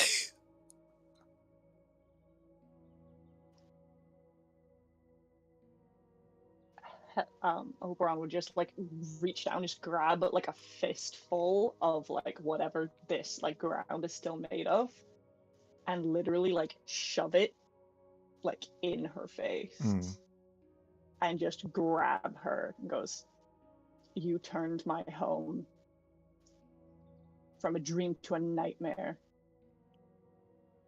You made this," and kind of gesture to Oberon, because as far as we know, she was a part of that. Goes, "I may be the most perfect creation you ever made, and I will make sure history forgets you." And with my other hand, I just want to like reach into her chest and just like rip her heart, like just straight out. Her body is withering away at such a point where you push past nothing. Everything is so brittle and broken already. You just sink your hand in like it's wet sand. And as you enter, you find the little bit of corrupted heart that's left. And as you pull it towards you, the tongue also pulls out with it, as everything seems to have been tied to this tongue of hers.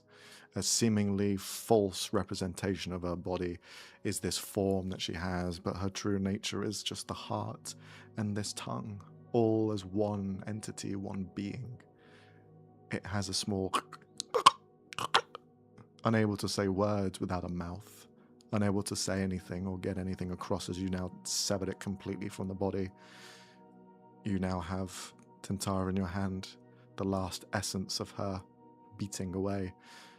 The false body just deteriorates and turns to mush, as well as everything else is slowly turning to mush as well. Whilst you have that in your hand, we're going to jump to the next person initiative, because there is still someone else here. That is Oberon. The shadow creature is just going to extend the blades in again, and you see them almost double in length once more as they skewer not just into his chest, but down into his hind legs of the Leonin, as now he is completely pulled back in almost this hog tie maneuver, as the shadow drops and takes him down to a mass of solid stone that is in the area, holding him almost like the reins of a horse, pulling these daggers backwards. He just looks towards all of you. "You want your friend dead?"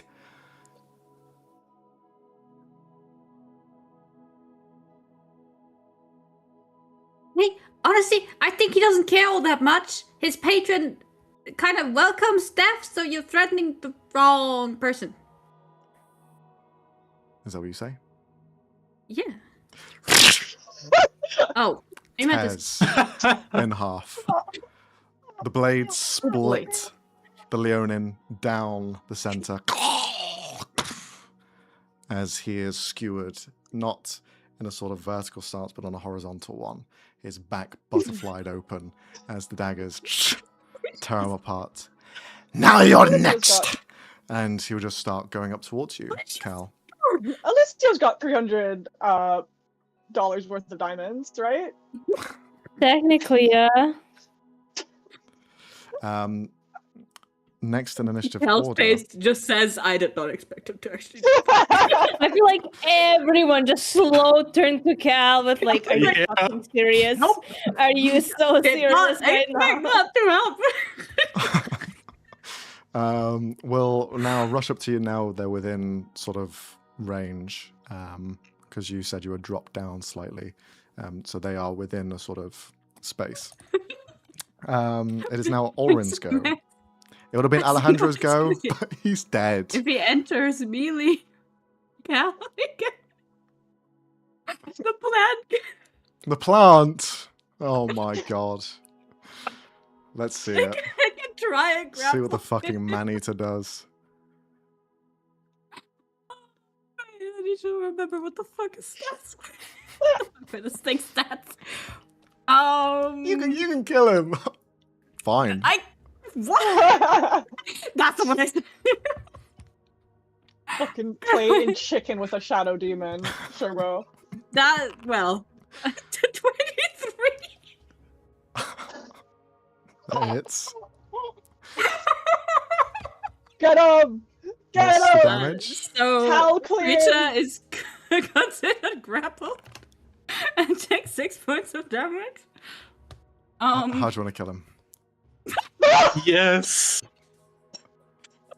Just cleaning up shop. It's ridiculous. The plant. It's never managed to eat anyone, so I guess it's very happy. So it's just like as soon as this guy gets a foot too close to Cal, this thing just snaps for his throat and just starts munching. He just points forward. You're next. Runs up. You're just still mortified by seeing the Leonin cut in half. You're not even really looking as the guy comes over with 2 daggers in hand. The fucking carnivorous flytrap just. Guy disappears into smoke. Is gone. We're out of initiative.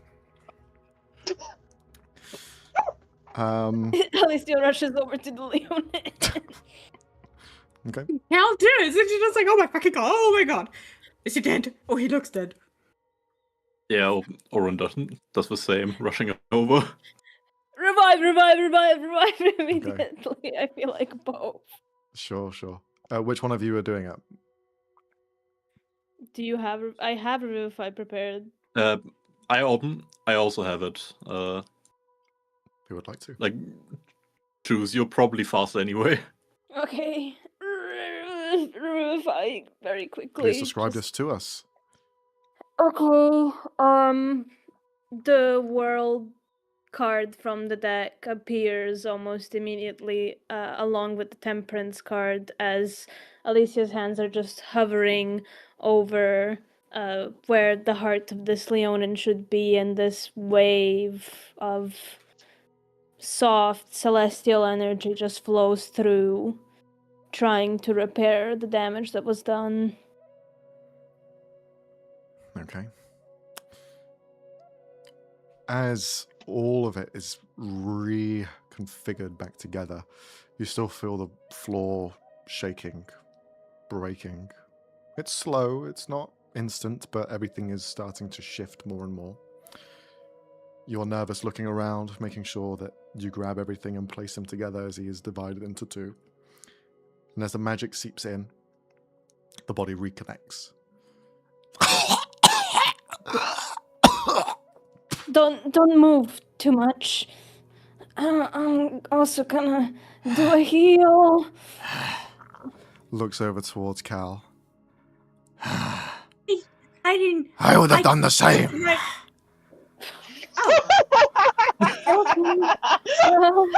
Alicia just gives him 70 HP and proceeds to throw up on the I'm alive! As he just stands up.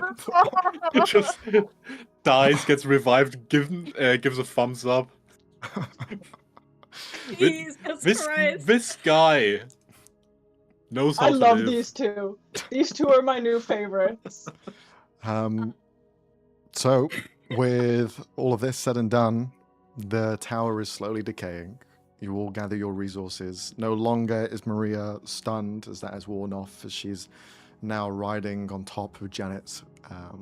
The Crickpot is still unconscious, but... I'm gonna calm emotions Gray, because he's still here. I forgot about him. Yeah, that's right. Clay's turn is next, I guess. You can calm emotions. Do you want to try? Yeah. What does it do? Is there a saving throw involved or something?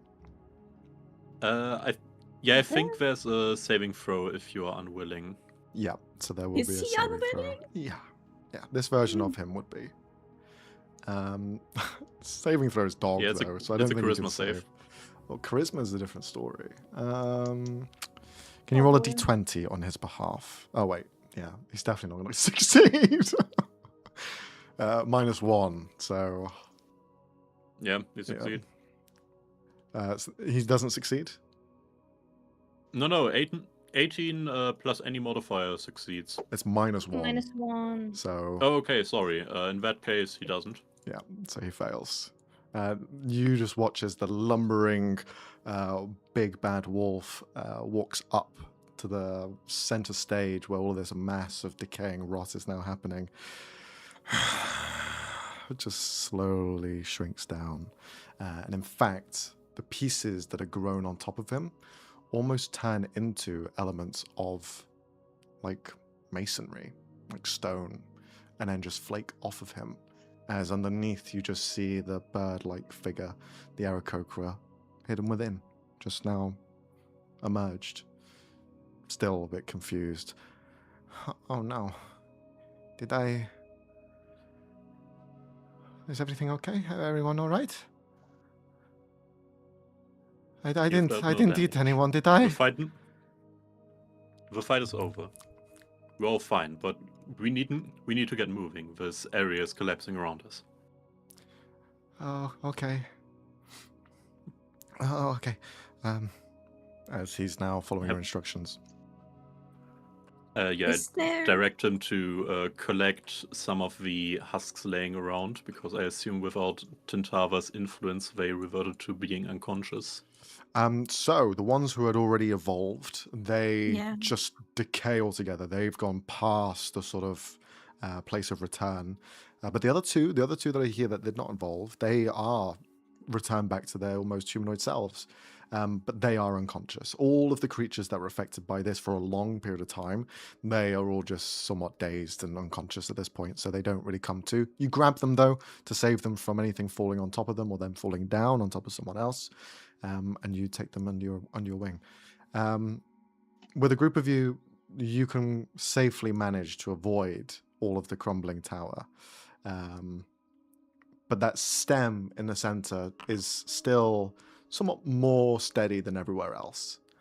And as you're kind of looking at it, it's that flesh, but as the flesh fades away, as it's rotting, you see perfectly carved stone underneath it, like a staircase that's going up in a spiral formation, up to the top platform, where you can see that hand which was raised out before, almost like it's reaching for something. You see the form fully emerge. Oberon, you still have that heartbeat of Tintava in your hand, and you can still feel the sort of sentiment that they're almost bleeding in this moment. They're the most vulnerable. There is no walls on this at the moment, and you can feel what's there. And as soon as this statue is revealed, and it is of a feminine woman, the almost heart of this demon just is almost relaxed and soothed by it. Can each of you make a religion check? Okay. Is this the sort of situation that my stone cunning would give me advantage on? Yeah. Oberon is increasingly visibly freaking the fuck Nat out, 20. by the way. Oh, understandable. Nat 20. This seems to be a very strange pillar. It looks to be in adoration. It seems to be like an obelisk, a monument to a god that was formed here and made here. The difference is this wasn't made. In fact, this seems to be almost lifelike. The imagery that depicts here is of a woman who has long hair draped past her shoulders, all in grey stone. Her hand is extended upwards in front, but the left hand is almost held in front of her. And it looks like she should be holding something, like some sort of instrument. Her mouth is open and she seems to be singing. This is some sort of performer who is missing the instrument in their hands. In regards to what else she looks like, now there's a little bit of something protruding from her back. There is a set of wings, beautiful wings that are butterfly-like in nature, that are tucked away and just creating this almost silhouette as she stands there. For Olrin, you would recognize this to be Kamara, a goddess, one of the most powerful One that distributes fate, and the one that seemingly keeps all of everything in twine and on the narrow path. When there is a final destination, it is usually Kamara that has set that in place. She is the wheels of motion, and she is the strings of fate that lie upon everything and anyone. For it to be here in the Feyrealm, somewhere so chaotic, somewhere so almost opposite to that line of thread, is counteractive. This was not made here by the Fae, this was made here by herself. This was put here for some reason, and it was buried deep beneath the ground, which makes you think that it's been here for thousands of years, maybe even longer than that. With your natural 20, this surpasses the Dawn of the Titans. This surpasses anything that came before. This has been here since the very beginning of time. As you have seen, stone as old and as ancient, and this resembles that.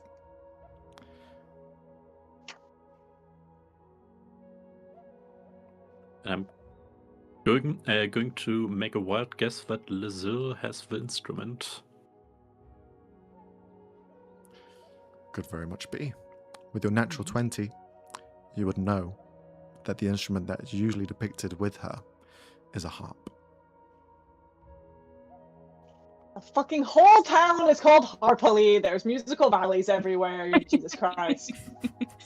And this place never moves where everything else does. Everything is centered on this point, and it's probably because of this statue alone.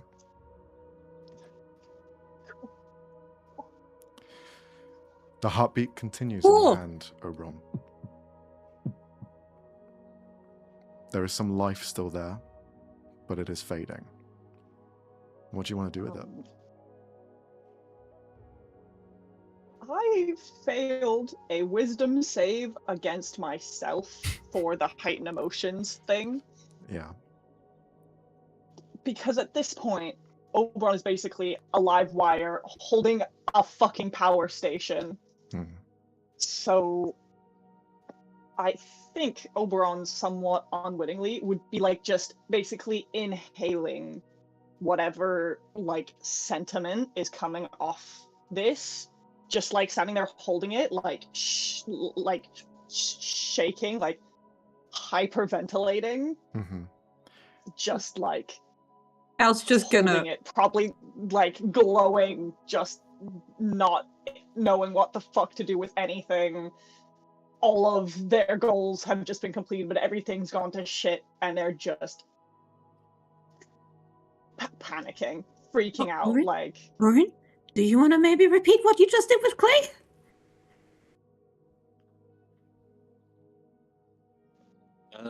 Yeah, or noticing. Yeah, Oberon's spitting. Yeah, strange acting. I'm going to also cast Calm Emotions on you. Okay. And that'll be a wisdom save from Oberon. Charisma. Unless you're not Charisma, resisting, you know. Can Alicia approach as well? Of course you can. Okay. Got done. Alicia's gonna approach and put one hand on Oberon's shoulder, kind of other hand on their wrist that's holding the heart. You don't need any more of that poison, Oberon.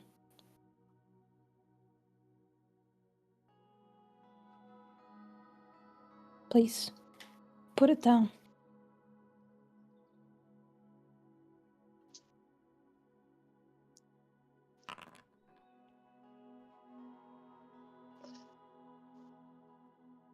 Homie Can I is give still you freaking out. Just like, you can probably see like the sentiment. I'm guessing the fate's a little more physical, like coming off it and just like like going like around Oberon's like hand, like into like their body. I try to push the hands down and kind of get in between them and the heart. Okay. Oberon, do you fight back?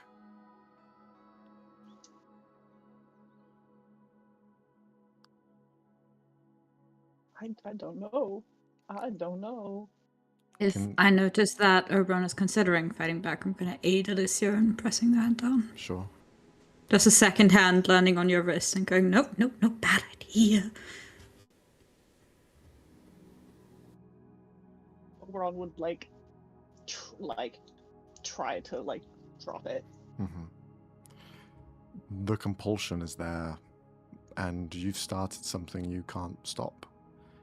It's overwhelming sometimes, and you can almost see how some Fae do fall into this spiral, where they absorb so much that it's a funnel that is now turned into a whirlpool, and no one can escape, not even the user, not even the one drinking it all up.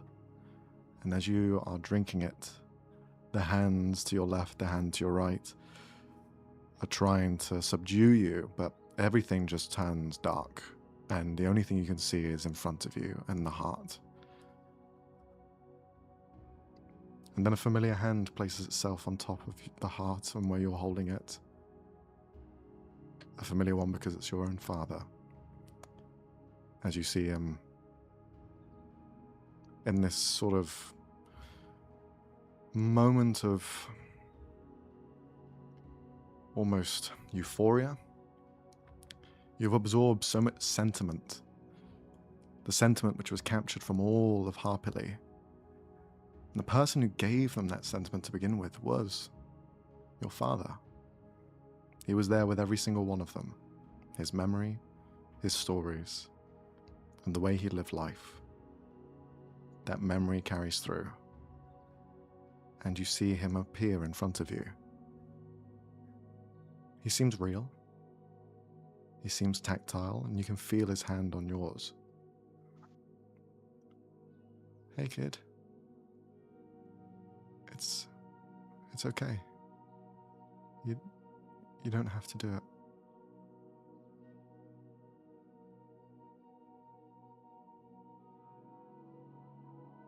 Ron will just look at him, and they feel like they're a kid again, and just look at him and just crying because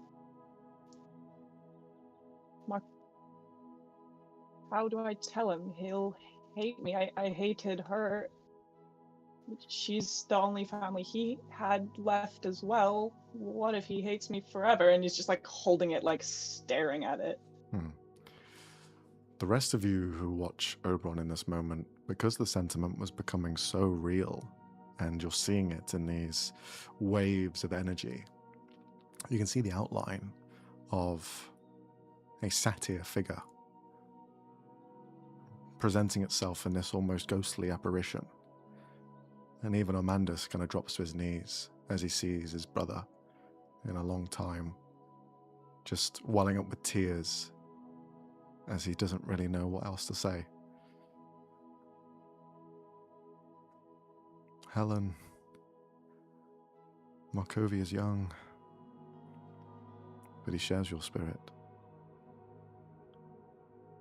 And he shares your blood. We may not be here anymore, but we'll always live on. With you.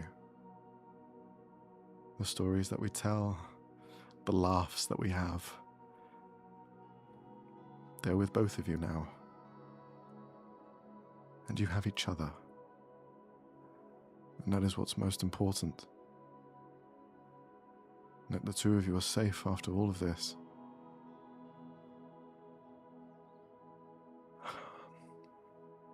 I am not sad that this is all over. I'm sad for the deception. But this is a new beginning. You're alive, and so is Markovi. Please live please choose him.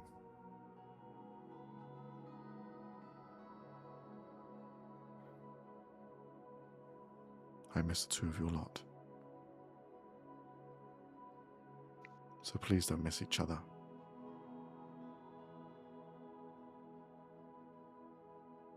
Is there anything you want to say to him?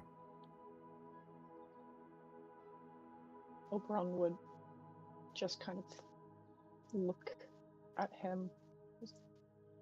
I'm sorry I couldn't figure out what was wrong. That I couldn't help me. Couldn't help you. Couldn't help Mom. I should have figured it out. I could probably figure it out now. I mean, we figured it out eventually. It just took too long. Helen, you did help me. You saved a lonely man.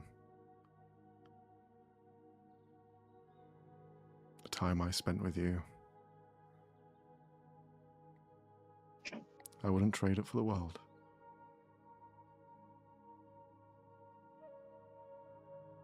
You saved me. You didn't hurt me. You never could have.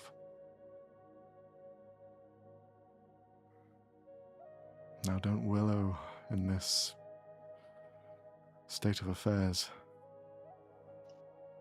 You have stories to tell, families to make, and a lot of love to give.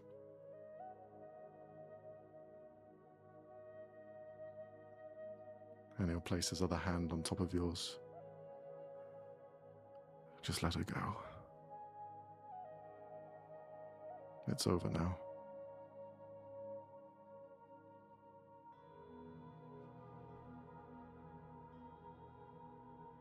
Oberon would kind of look at him and just relax, like, their hands and just drop it.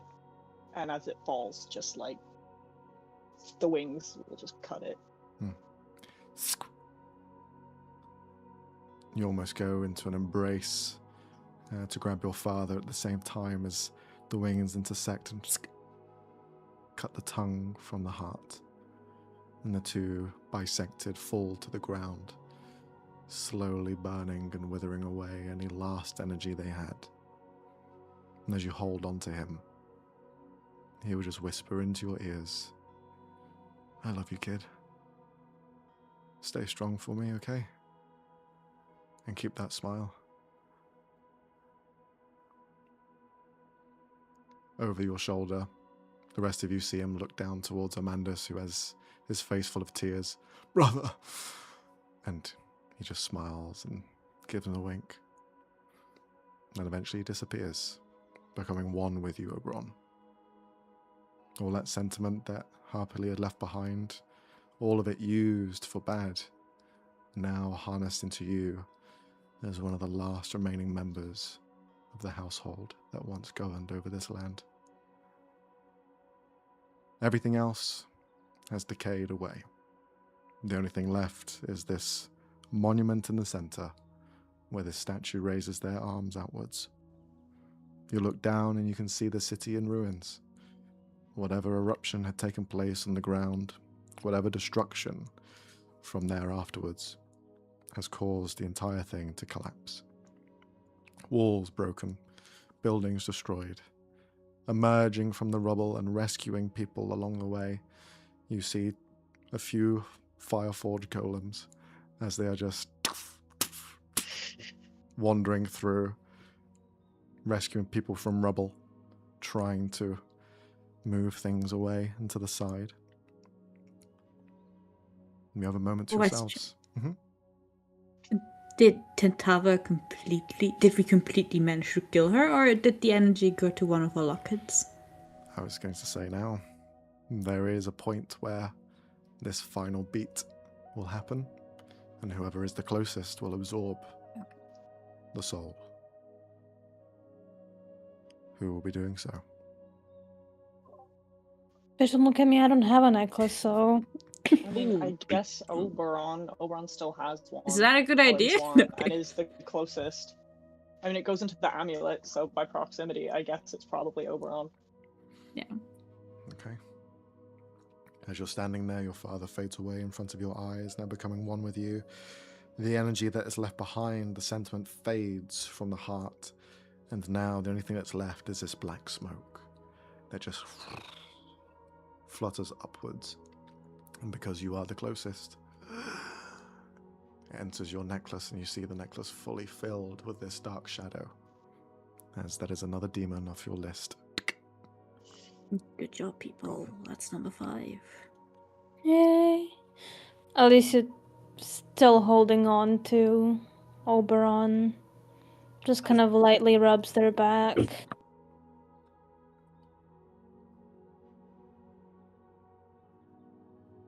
Let's go.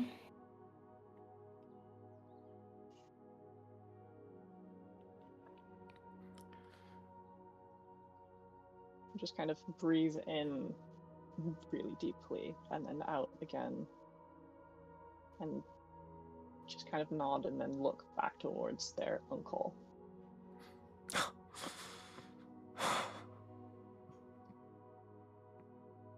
That was surely him. And I didn't think I'd ever see him again.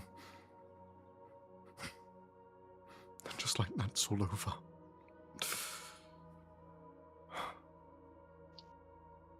would we have noticed the, like, something fucking bad attached to those weapons, especially with my demon sense? Or is that an Ulrin-only information?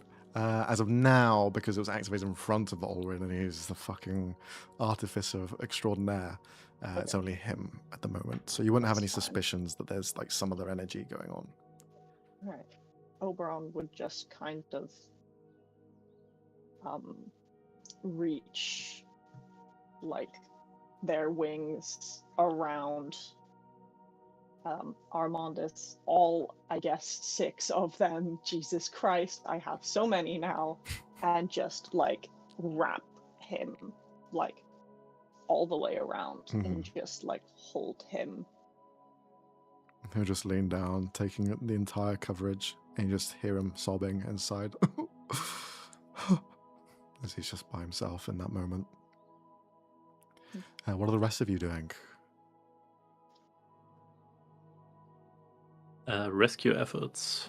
Yeah, pretty much. All of the star color thingies I'm gonna use up to heal people who seem to be the most critical conditions. Okay. In the following hours, where you are beginning to rescue as many people as you can, unfortunately, some of them were destroyed in the rubble. Some of them were destroyed by large masses of flesh and anything else that had been suspended in the air. But you recover as many people as you can. Not all of them from Harpily, as most of them were used to form the basis of this entire tower and structure to begin with. They were the first pawn in this very long and elaborate plan that Tintava had had. But you rescue as many people as you can. And from far and wide, they all begin to come to their senses in varying states of sort of emaciated, some of them more healthy than others. Some of them have been there much longer than others. Those who were under her control had no care. They were just used as cannon fodder, as pieces to this puzzle. So you begin to heal, and with some of this process, you help at least bridge the gap to their recovery. But when you haven't eaten in weeks and drank only rain as you were laying there for days and days on end, spells can only do so much. A natural process of healing will be needed to get these people back on the straight and narrow, but you help everyone you can. As, even though the days are never ending, you know that your time to speak with Aiden Nassar and the rest is coming up. But in the meanwhile, you do see arriving kind of from afar to begin with, and an ascending message sent towards Oberon as you hear Kirill. I assume it's all over. Do you need me to return with Markovi, or are we keeping a distance? Oberon would reply to the message. Yes, please bring him, and we have a surprise for you. Much was recovered. Much. In the reply, you'll see Markovi as well as Kirill walking down the main road towards the now destroyed gates at the front of Harpily. Just the two of them, Kirill holding his hand as they're walking down and towards the broken, destroyed city. In the relief efforts, most of the people who have been saved have been left in these sort of makeshift huts to the exterior. You have built as much as you can. The little energy that they have, they've also done the same to create canopies and to protect themselves from any sort of danger, because being in the city is no good place to be. Any structure could be destroyed or minutes away from falling apart, so you make sure to leave the city altogether and to leave it as is, and using anything else to create a sort of safe haven for them. But he arrives with Markovi in hand. Markovi is a little bit wide-eyed at seeing everything, mouth slightly agape.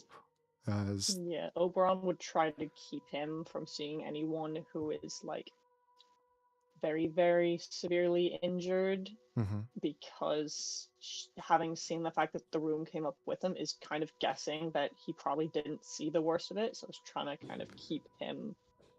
Obviously the city's destroyed and that's kind of unavoidable, but like, he's a kid. He doesn't need to see super injured, dying people everywhere. He gets to go to the people who had light injuries area and see all the homies who are healthy. Upon walking in and seeing you, you see he'll rush up, since he knows who you are, because of the last interaction. Would just grab him. He'll jump up into your arms. Spin him around. Is everything okay now? Was this Mum?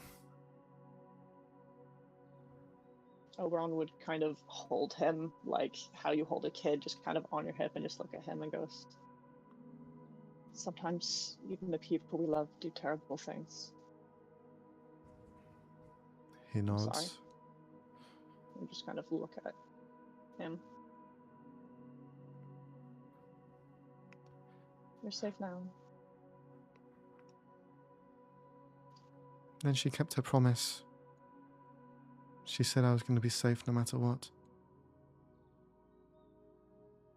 She loved you a lot. She kept you safe. So did Dad. Says hi. And I love you too, Helen. He reaches up and just squeezes you even more. You can see that now with those new abilities, those new senses that you have, he has demonic blood in him. He is part demon. That sort of lingering texture that Tintava had left is very much impressed upon this child. In what form, in what way he is considered a demon, it's hard to say. I basically refuse to let him out of my eyesight for the foreseeable future.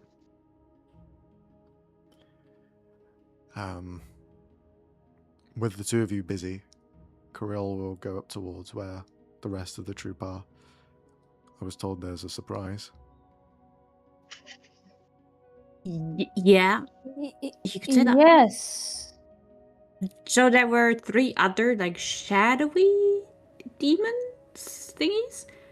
Ushers of the Void. Yeah, those. They had a prisoner. Come and, you're not going to believe this. Come and meet them. Well, they're not awake yet, but come and meet them. A prisoner? Why would they have a prisoner? Just come along. Take him to the back room. laying there on one of these rags, and a pile of rags that you put together to make some sort of bed, sleeping, unconscious, is another Crickpod, and he just takes like a couple of steps back.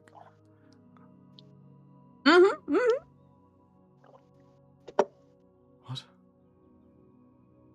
For some reason, they were being delivered here to Tintal. We don't know why, but Maria managed to grab a hold of them during the fight and managed to get them out. This is the first time that you've ever seen these antennae on his head begin to move and sort of lay out frequency. The reason he's never done it before is because there's no other creature that uses this form of communication.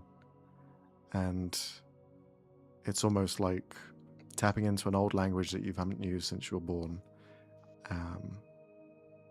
One of them is half broken. The other one is still mostly there. And you see it just kind of half twitching to try and communicate in some way. And the Crickpod that's laying there, even though their eyes are closed, you see the antenna as well, kind of shifting back and forth. And he leans down. He just continues to sort of look her up and down, making sure that there's no damage. And it is certainly a female version of his kind, as he's just very confused, trying to wrap his head around all of this. And he's just silent. Those antennae just constantly moving. He probably even forgets that you're in the room. Yeah. Probably leave him. Leave him there. Just give him some privacy. Go tend to other people or whoever has questions or whatever. Mm-hmm. Oh, do we have to do that? We don't have to answer. Like, as in, like, where's the water sort of questions, not what is the purpose of my life now sort of questions. Okay, I don't feel equipped to answer any of that, so no, go on. Seeing as there's no demon left in sight, as you leave to go to the sort of next spot, there is an estate just in the middle of the open road. You see the gated perimeter around it, as you recognize the Hussar state appears in space. Some of the people who are injured still looking up. What the fuck? Help! Those are allies. They're here for help. No reason to worry. One of them gets up and tries to walk away. Not again. Come on. No, I promise. It's safe. It's all good. Alicia gets on his knees. Oh, thank the stars, an actual bathroom! And he's just kind of running towards it. The gates open as soon as you run up. You rush through. The door opens as you just run in. You see Aiden Hussar standing there. Very awkwardly, like, stop, like, heel screeching on the ground. It went as well as it could have. Sir? Do you need to go to the toilet? No, I just really want to wash my hands in an actual bathroom. Well, don't let me stop you. And he moves out of the way. Right. Alright. Skedaddles. Carlos has a really proud smile on his face. He moves in, flanking either side of him. You see both Richter as well as Coraline, two of them looking around, seeing the wave of destruction that's taking place on this entire city. Wow. What? Well, we technically, that wasn't us, that was her. Quite impressive, really. Thanks. No, I meant her. Oh. And what you did as well, I guess, is no mean feat, so, well, yay, well done. What's that? And she gestures towards the center column that's risen up. Her evil master plan, that didn't quite go well for her. Her evil master I plan. don't have no fucking clue what she was doing, but that seemed to be a part of it. There was like a red spiral made out of people leading up to the center where there was like a statue.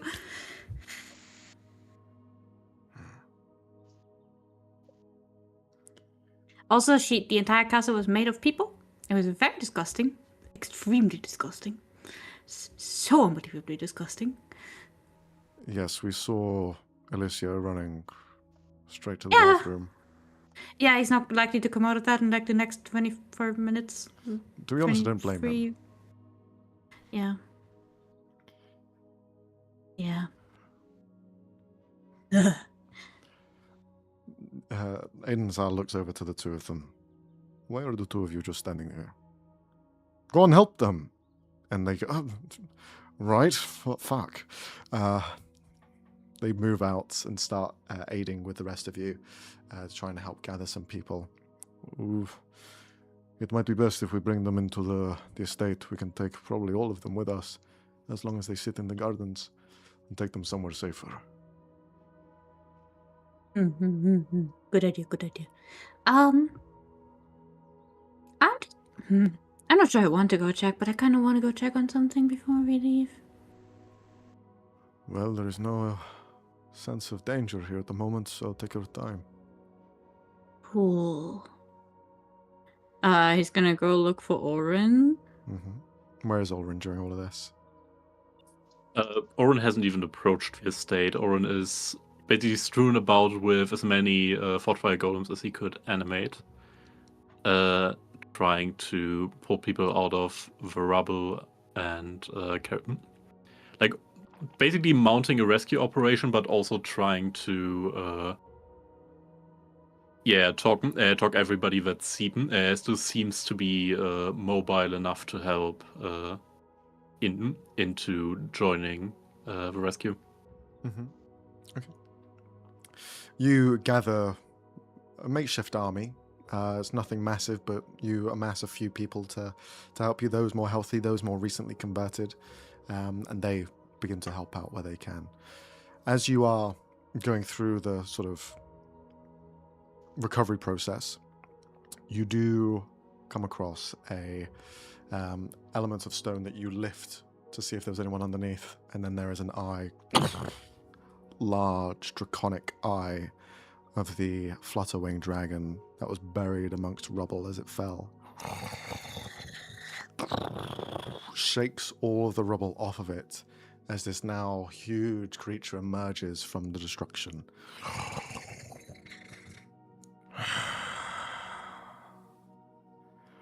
Thank you. She had control of me for too long. I'm glad it is lifted. But this is no moment for idle chatter. There are still people abound in need of rescue. If you are thankful, then help me rescue them, please. He bows his head down greatly. Of course. And just now moves around, his wings fluttering in that hover-like position, but this time at a lower frequency and not as a massive drone, moving things over, almost like plucking them like a claw machine, lifting stuff and putting it to the side as they're now helping you in this advancement. Orin, can you roll a perception check?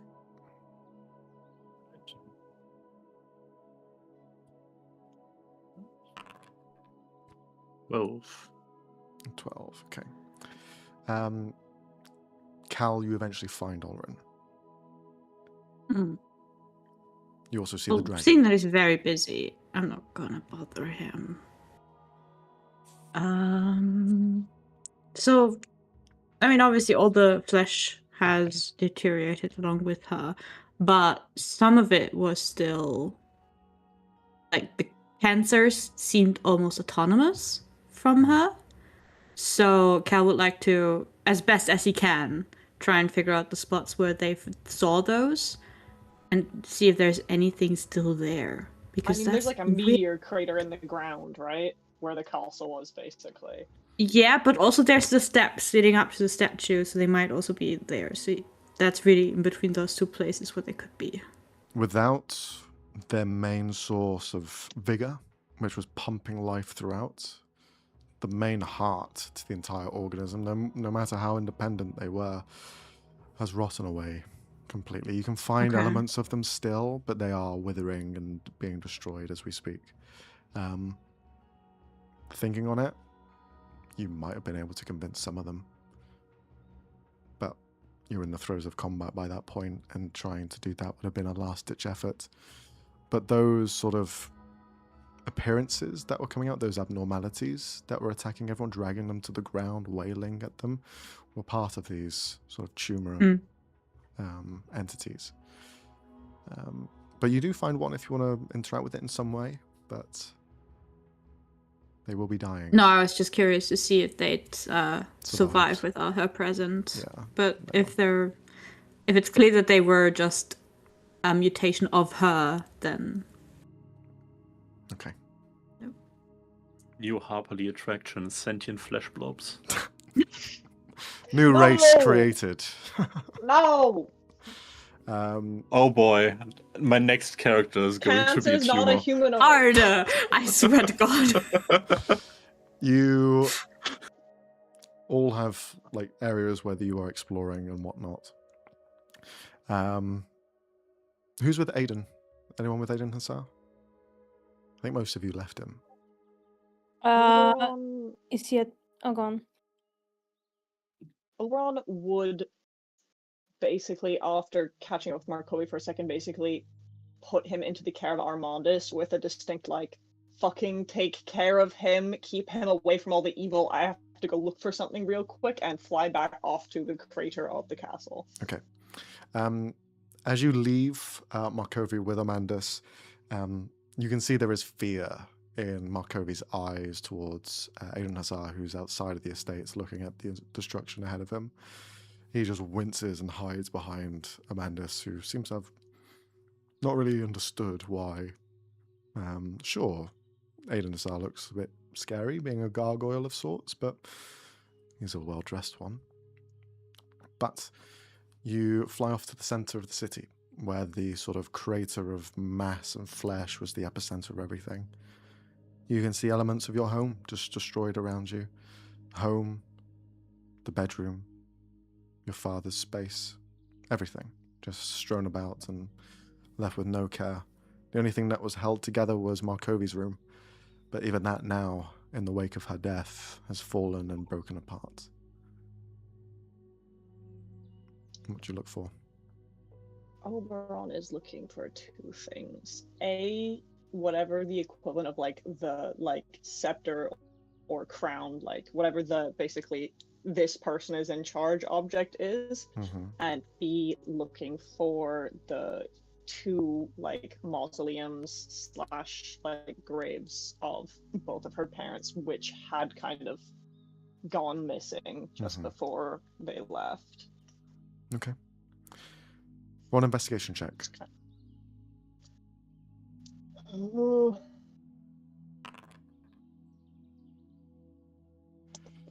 Damn.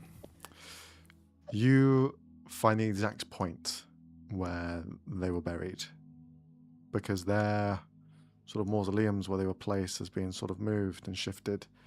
They were buried within the mass, the crater itself. They had joined the rest of Harperly in this twisted world that Tintava wanted to form. But there was an air of respect that was left for these two. And it almost shows some sort of care that Tintava may have had.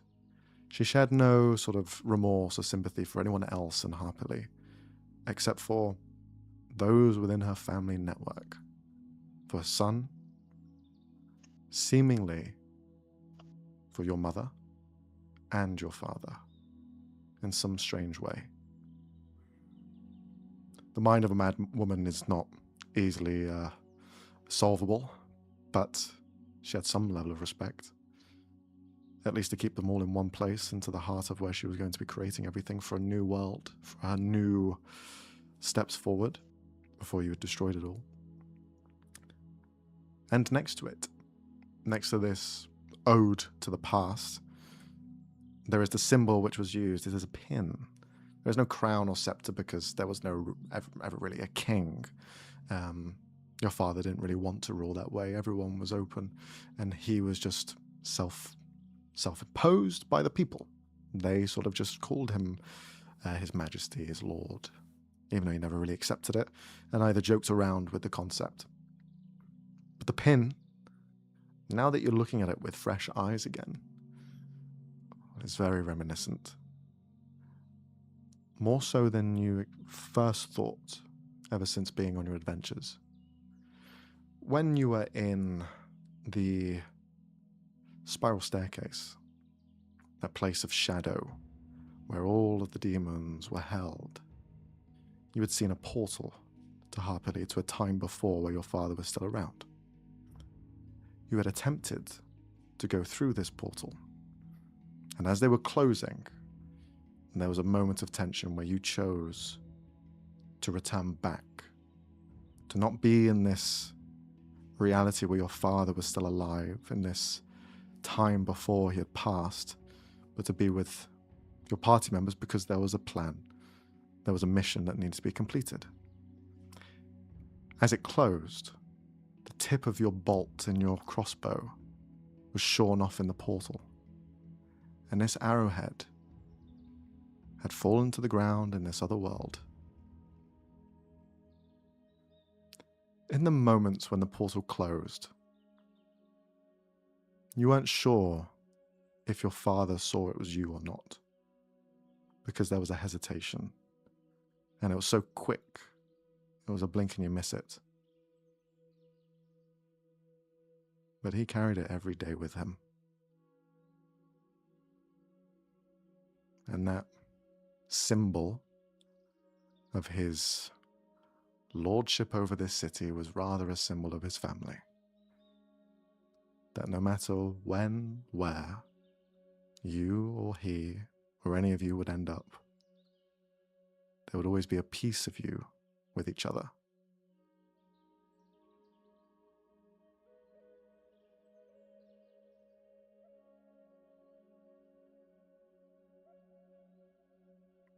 You take it? Yeah, Oberon takes it and starts crying again.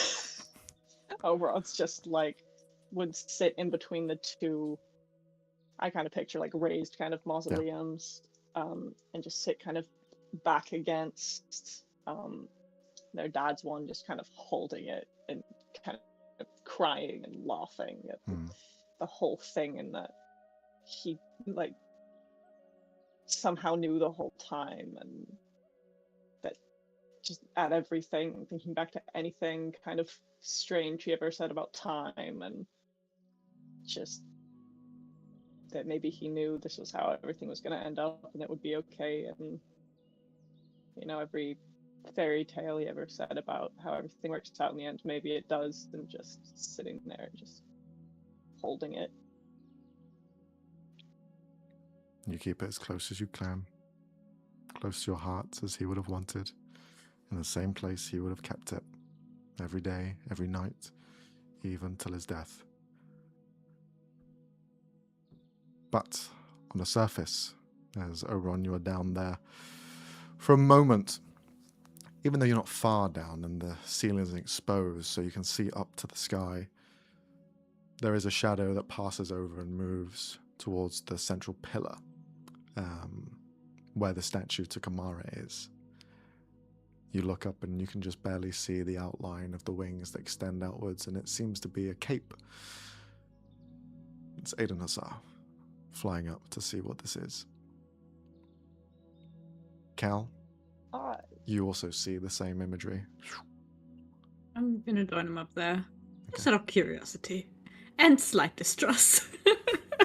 Like, we know technically that the bad parts of him are sealed away, but like, if I see him quickly followed by Cal, that's worrying. So I will also go up there.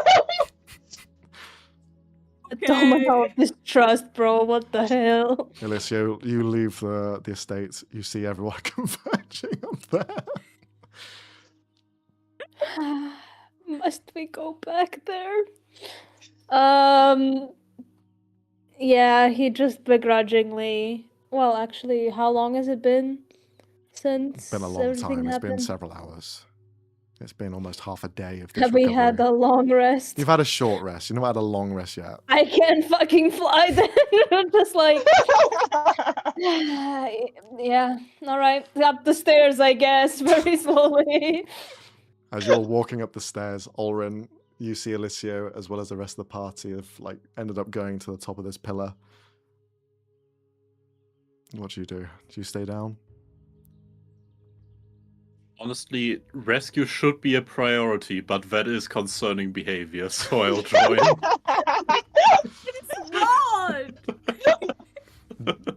As you're Fucking cleric's walking up the stairs. I'm not leaving the ADHD person, our boss, and a currently mentally unstable, questionable Oberon together alone. So Honestly, yeah, when you put it like that. A drug dealer, a mentally unwell 27, and an ex-demon mob boss. Me at the top of a tower with a gun on it. Ex-demon, ex-mob boss. He's not either of those things anymore. Okay, now. What a title. Okay, you begin to walk up the stairs. Hundreds and hundreds of steps. As you're regretting walking, it. as you're third walking way up, through. the flutter-winged dragon will just look around. Are you trying to get to the surface, to the top? Yep, Would you like me to take you? absolutely, I will. Wait for me. Grabs bow. Oh, okay, okay. Flies up in a direct line. The two of you are already up there with Aiden Azar as he's just looking at this statue. Just staring up and down. An ode to Kamara herself. Here, in the Feyrealm. We know who that is, DM. You're not there at the moment. Okay. This is Do only we the other know two, 'cause who they are flew up there? Do direct. we know who the... Well, I rolled okay on that. You did, religion yeah. check. To be fair, this isn't knowledge that isn't that well known. Can you both roll another religion check? To trying be to fair, remember if wouldn't we've Oren heard have this just name told before. them? If you did, yeah. Oh yeah, also that. Cal just leaning over his shoulder going, Oren said it's as old as time, so that's very old. Well, that is The right. instrument's missing now. The instrument is missing. It is part of Kamara's gifts. Her tether to fate. Orchestrated and controlled through the very music itself. Kamara is a goddess of the past. But some say there is something to do with the present and the future as well. Fate is never ending. It always is. It can never end. It is always somewhere in the past, and it is actively here now. Uh-huh. Do you know...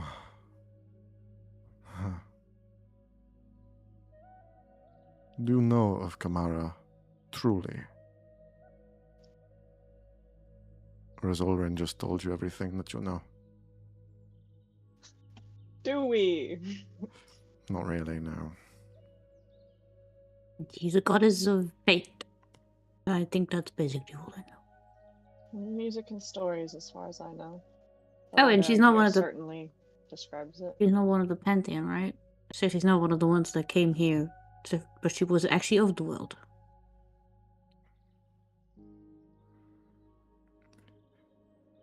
There was always a beginning point. Something needs to come from something, no? To exist, to live.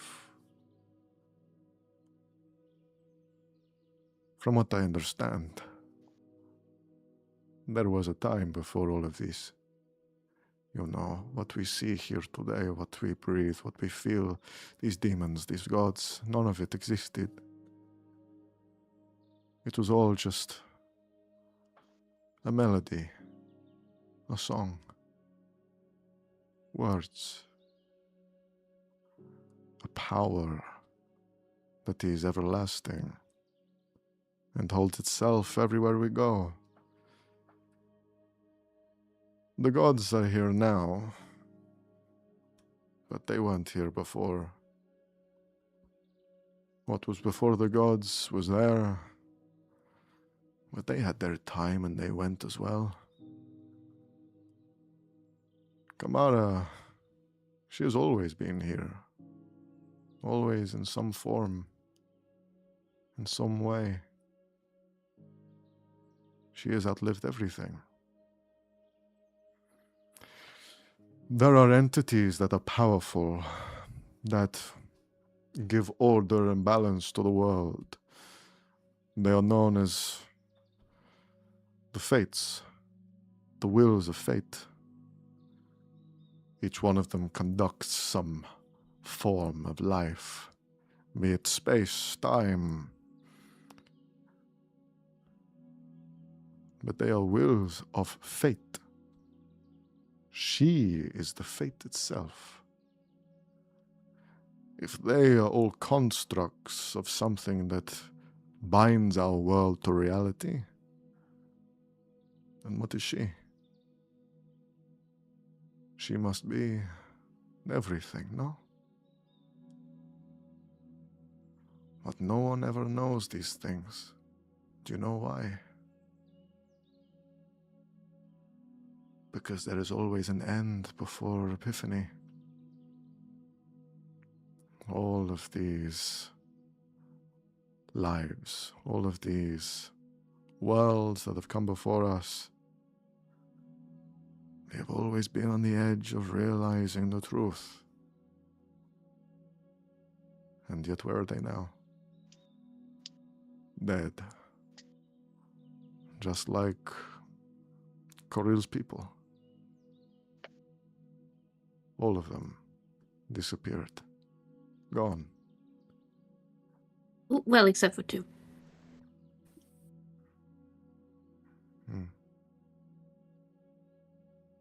Creatures of the past.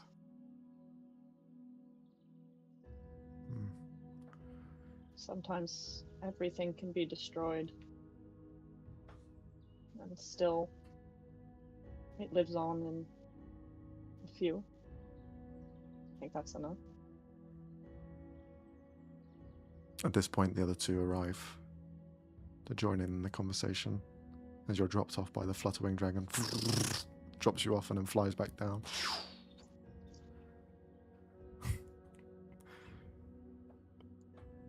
Everything all right up here? I saw everybody ascending. I think we're getting a history lesson. I climbed almost 100 stairs for a history lesson.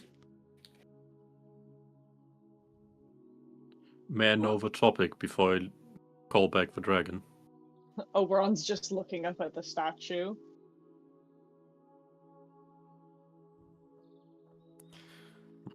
I need to tell you something. I need to tell you something that is prudent to not my life, but the true Aiden Hassar. Something that I have only gleaned within the last 5 years, and did not realize if it was true or not until the path has been clearly shown in front of us. Aiden Hassar is not from our world. Aiden Hassar is from one of those that was.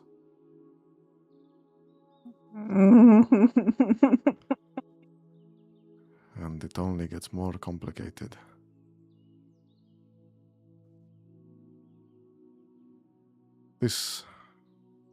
What had happened here? What was all of this?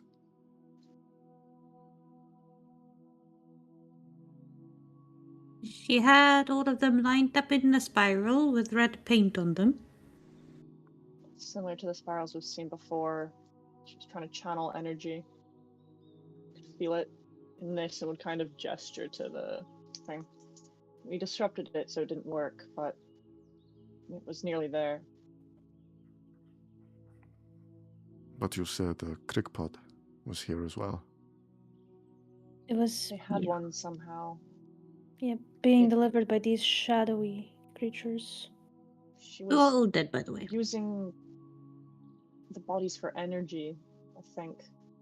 She was attached to it. Like a battery. Siphoning its energy. Calling to a time before. Using a creature from a time forgotten. Like a divining rod. I think this is why they want Aidan Asara. They want him as part of this ritual as well.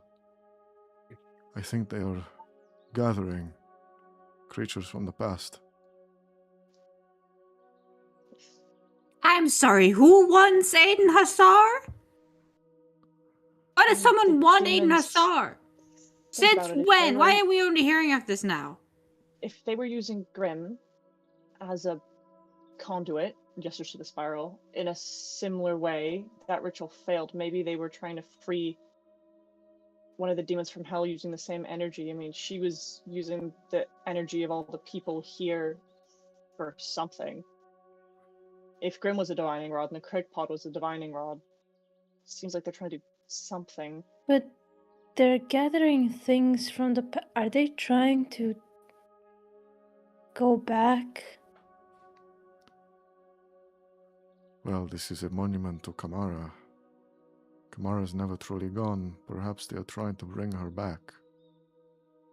Trying to bring her here. But Why? I don't know. She controls fate, she controls creation, she is everything. Maybe they think they can manipulate her, I don't know. that's presumptuous. But if she's never gone, then isn't she Here? already here? Do you see her now? Well, doesn't have to be present here at this right moment. Yeah, I also I don't know, maybe she's invisible and we don't see She still her. exists. Maybe they were trying to summon her to trap her or something. And why did they let go of Kirill if... Why would they do that? Why would they keep him a horse? I don't know.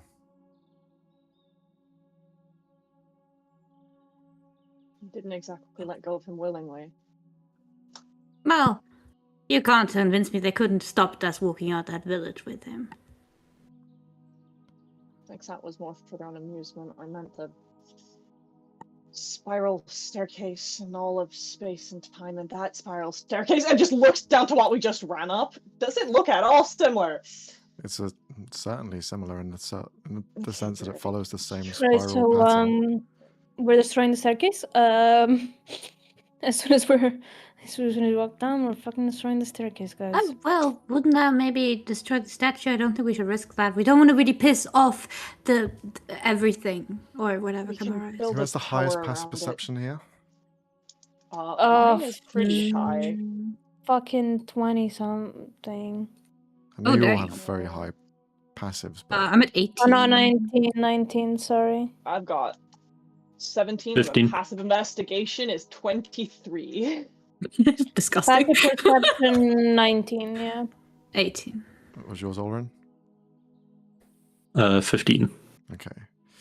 Mine's higher than Ulrin's? He's not Yeah, I don't have proficiency. Yeah. Okay, well, between Alicia and Cal,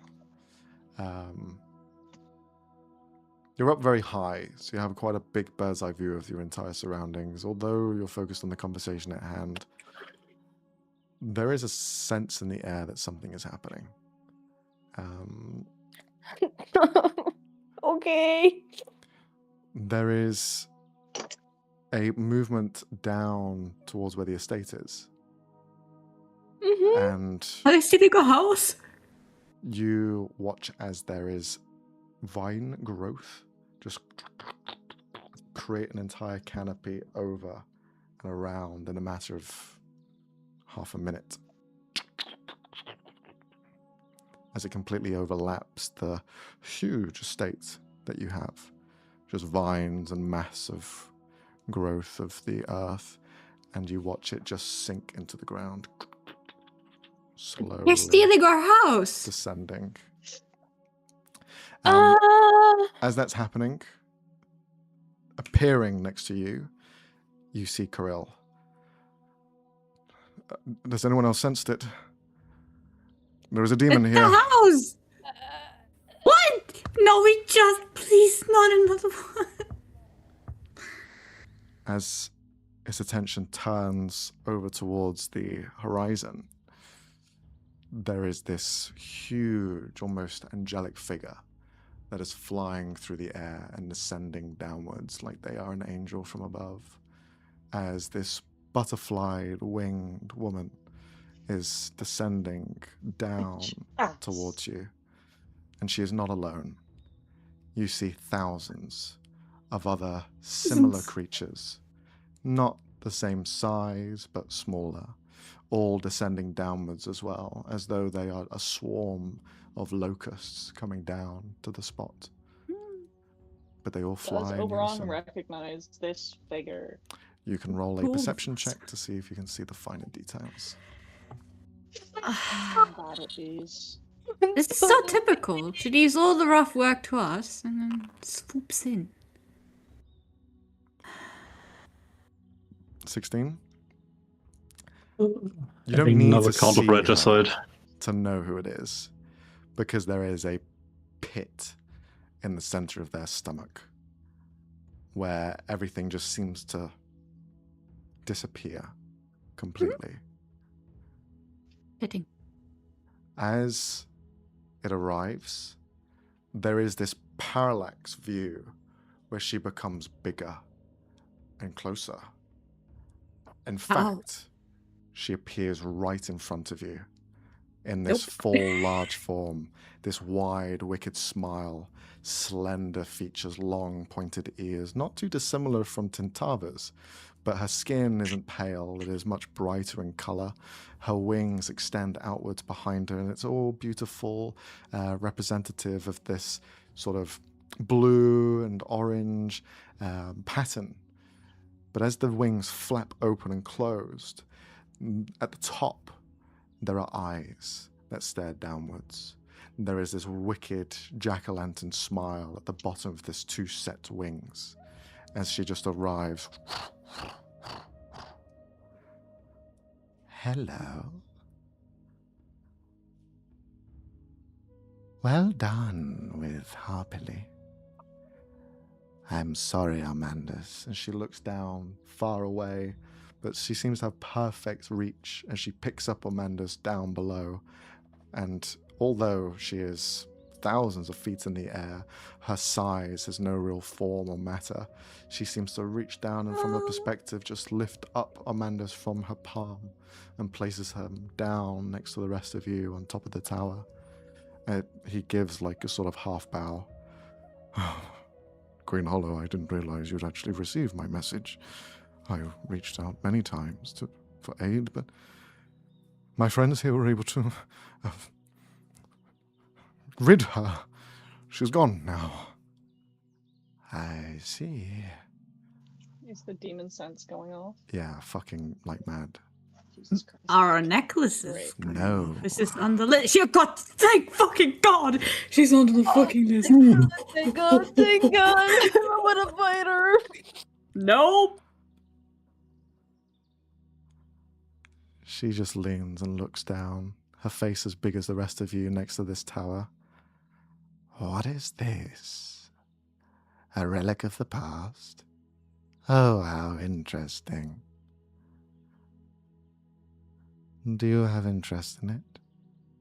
Do you care about it? Do you adore it? Yes? No. You don't What's the strike overall? me as a practitioner of Kamaras. You're quite The gods thick in should the be head. respected regardless. Respected? No, they shouldn't. Why should we respect something that has taken so much?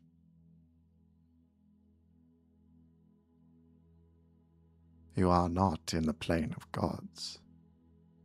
You are in the plane of its mistakes.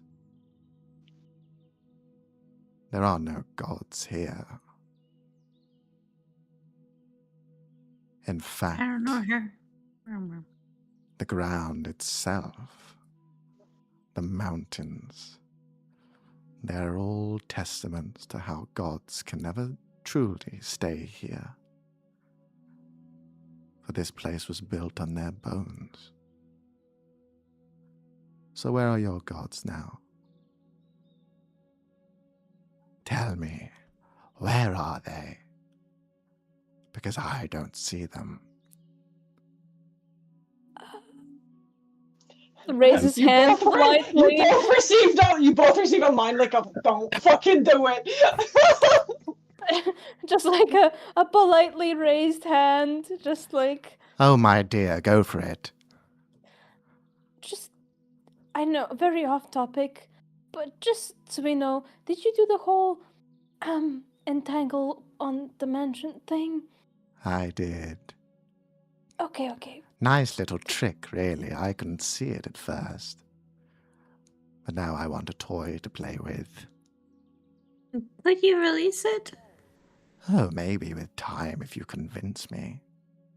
But as of now, you're saviors of the Feyrealm, so I must celebrate your heroism.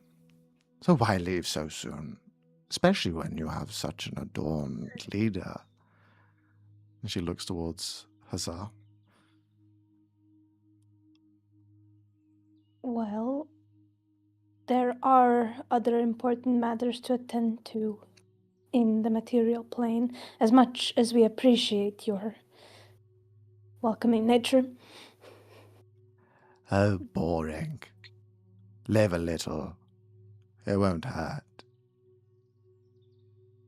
I mean, I feel like we just did, and it did kind of hurt. Well, let us soothe those over with our customary ways. That's quite all right, thank you. You don't have a choice. Oh. So? It's like, I'm so debating right now, divine intervention, and I'd be like, get me the fuck out of here, please. Try it. No, okay. Bitch, in front of her! Yeah! And if it fails, she's gonna rub it in my fucking face. Yeah! And turn me Yeah! clothes. What is that? As she points towards your chest, Ulrin. Heathen! You carry her tome. Oh. You think No. that is wise in my home? I seal it upon myself. Not accuse me such. Then why does it sit unlocked then? Is it? Many, many moons ago, in her last-ditch efforts, unlocked the tome.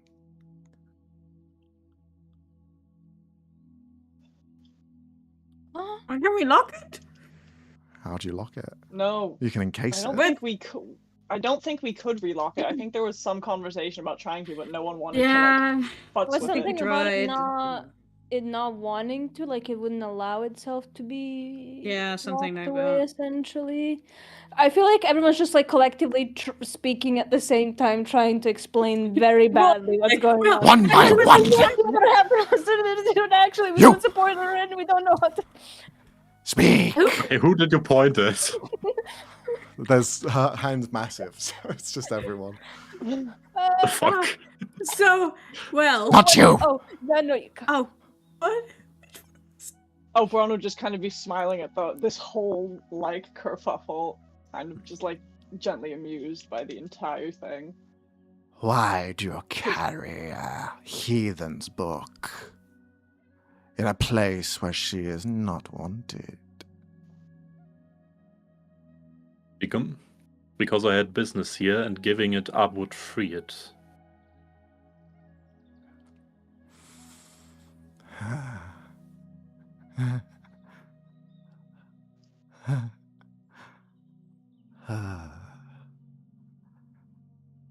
It's been a long time since I've seen that woman.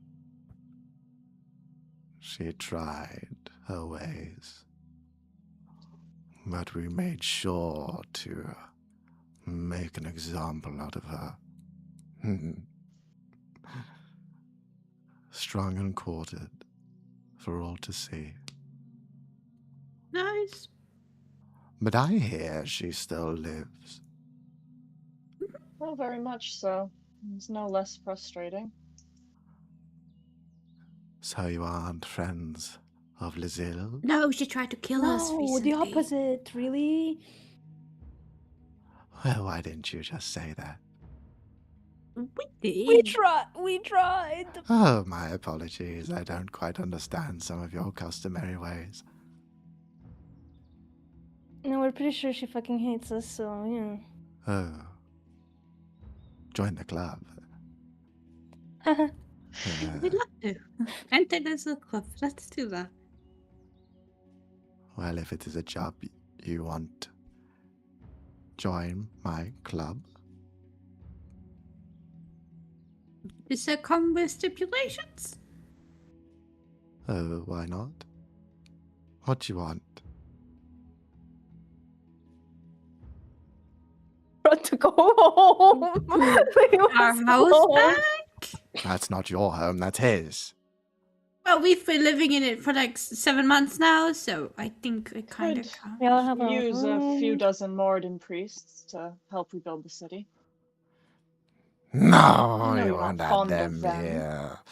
No, they won't touch this soiled ground. Do you have something Oh, better but then? Melora priests? I've They're brought cheap them. and relatively fast. And gestures to the thousands of these fairy-like angels that have arrived and have currently, during all of this conversation, moved around and like worker bees have been down below, removing rubble. Anything that you couldn't do by yourselves, now they're trying to do the same.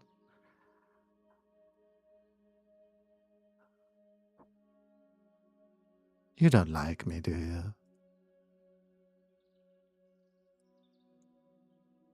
Who is she asking? All of us? Her eyes just like spread outwards and you have no idea. I know these stories of you, and they drive me to caution, first and foremost. Caution. Such a pointless sentiment. It's so restrictive. You'll end up in an endless hole if you're ever cautious. You'll never actually experience anything in life.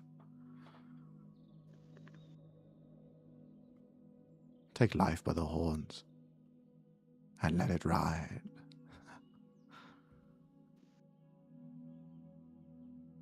Well, I came to the aid of Amanda's, but everything is sorted out. And I did promise the heroes welcome. If you want your home, you will have to find me. Or you can just come with me now. Yeah. Yeah. Where? Exactly do we do? To my home, of course. Could you Do not I just let us know, go? like, does she mean, like, basically her seat of power in the Feywild, or is this just like a... Yeah, seems to be. Well, we'll definitely need some more appropriate clothing. It just, like, looks back towards how everyone else is dressed, knowing what the dress code for court kind of is. Don't worry, we will undress you, clean you, and dress you again. It's fine. Ooh, We've seen it all before, don't worry. Well, some of us maybe don't like to be touched that much, so don't do that. Especially after the experience we've had, I don't think that's a very good idea. Please. Markovi, Some who people I see it as a believe compliment. Will be coming with us as well, and he'll need some clothes, some cleaning up. I think a I'm haircut is agreeing to probably due. this. I don't think we have a choice. Because the alternative is fighting her, and that's not going our way. It's been a long while since I've been to court. I was trying to think how many years it's been since she was probably lost there. I'm guessing it was probably during like when her dad was catatonic and she was kind of having to do everything. Probably a decade ago at this point, maybe a bit later. This entire time, Aiden Sarah's kept quiet. Kirill, he's just been holding on to his daggers and just like waiting for one of you guys to say something until he like strikes her. He seems eager enough to kill this woman. But Aiden Sarah's been keeping quiet and mainly looking at the statue. You've been awfully quiet, Mr. Hussar. You're looking a lot grayer since we last met. You also seem to have a bit of a chip on your shoulder. He looks over. We have not met. You're thinking of someone else. Oh, that's a shame. I was quite excited to meet the Aiden Hussar. Infamy is quite, well, delectable. And your name carries a lot of weight. Something the Fae adore. So you aren't him, then? No, I'm not. Fine. Either way, we can celebrate. Come. Let us go. My minions will carry you. These creatures just fly up to your side. They're essentially almost Fey versions of imps as they just emerge. So what do you want? Do you want me to take you, or? Would you mind letting me go pick up the child gently? He's been through enough in the day. Okay. Panic. And Oberon would, like, full movement speed shoot off to grab him and basically pluck him. At this point, the entire state has completely disappeared from view. It's no longer on the surface. It's been pulled somewhere else. Both Richter and Coraline are just looking a bit confused. I'll mind link them as we're going away, basically saying, like, please supervise the rescue effort. We'll be back in a little bit. Oh, okay. All right.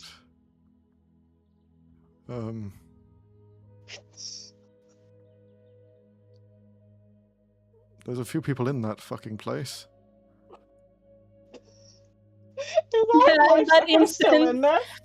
In that instance, Alicia's like, excuse me, your Royal Highness, are the people inside gonna be okay? Oh, there's people inside? Yes, yeah. Of course there's people inside. Uh-oh. What do you mean, oh? There's a very, very nice little frog in there. Oh, is he little cute Oren? I like those. They're very fun. Storyteller. Could you make sure they're safe, please? Oh, they'll be fine. Mm-hmm. Do you not trust me? Do we have reason to? I think the question you were having, do you have reason not to, but why wouldn't you trust your queen? When has royalty ever got in the way? Here today? People from Isradena are just like, Yeah. Speaking historically. They take everything quite literally.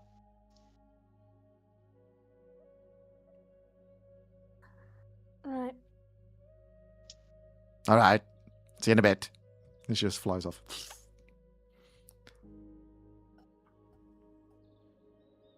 Okay. I fucking hate this place as soon as she's out of the And that's where we're in today's Yeah, fuck session. this. Those words. Perfection. Today's session there. Oh, hollow. There we are. Well done. You destroyed Tintava. Good job. Good job. And found out Queen Hollow Yay. is also a demon. Yes. For some are fucking we reason. surprised by that? Really? Yes. Are we surprised by that? Yes! On a scale of 1 to 10, how badly would we be obliterated if we tried fighting her here? Oh! If I have Tell me. 2 spell slots, maybe. The answer is yes. We'd be so fucking dead, you wouldn't even believe it. See, I told you it was Queen Hollow. God damn it. Yeah. And so you have very similar Wild spoiler likenesses. putting her on the thumbnail. Yeah. Because I know as soon as you didn't describe the fucking gaping hole in her stomach, that it probably wasn't Yeah. Tintava. I thought it was Tintava. When I saw the art, I was like, I panicked at Max. I was like, is this her? Was not. No, it's not. We've seen the real Queen Hollow now. There are some similarities between Tintava and Queen Hollow. Maybe that's more apparent. Yeah, than, weird. So yeah. weird that there's similarities between the two demons. It's how weird. Yeah. Bro, she was Yeah. coming for her brand. Damn. Pretty much. Anyway, this has been a long session. Thank you very much for watching. Hopefully you all enjoyed at home an extended version. Oh my god, I'm sweating my fucking ass off. It is so We've warm. been here Very for warm. almost 7 hours, guys. Yep. I had to change my top midway through because my pits even see were that. drenched. So I had to change. Jesus. Thanks for that information, Max. Yeah, you're welcome. Anyway, It's very thank you. important. Yeah, it is very important because otherwise people at home will be like, "What the fuck? What happened? What happened in that minute break?" Because the VOD You watchers. just gaslight them. You just gas gas. them like, what shirt change? Well, no, it was always blue. It's when we have to do the bald caps and then we say nothing between the break. And afterwards. Hell yeah. Oh, we have to do Yeah. Anyway, thank you for watching. We'll be streaming again tomorrow. Fucking hell, in 12 hours from now. Oh my 3 days god. in a row. It's not really 12 hours, but yeah, still. Oh. But yes, thank you for watching. If you joined us live, thank you very much. If you didn't know we were live, we stream on Twitch as well as YouTube. So you can catch us live when we stream these things Tuesdays, Fridays, and Sundays. Not Saturdays, not a regular thing. This is just a one-off thing. Maybe in the future one again, but this is a one-off. But yeah, thank you very much for watching. Hopefully you enjoyed. Like, subscribe on YouTube, do all the nice things, and follow us on our community Discord, rollxplay community. We're building a small kind of army to take over the masses over there. So if you want good memes about the shows that you're watching, then that's the place to have them. Lots of bananas, And yeah. banana pictures. A lot of banana after yesterday. Friday, fucking hell. I think we're gonna get fucking removed from every social media platform there is. Yeah. Oh, okay. Anyway, thank you for watching. See you next time. Innuendos aren't illegal. Bye. Bye. Bye. Innuendo. Ah.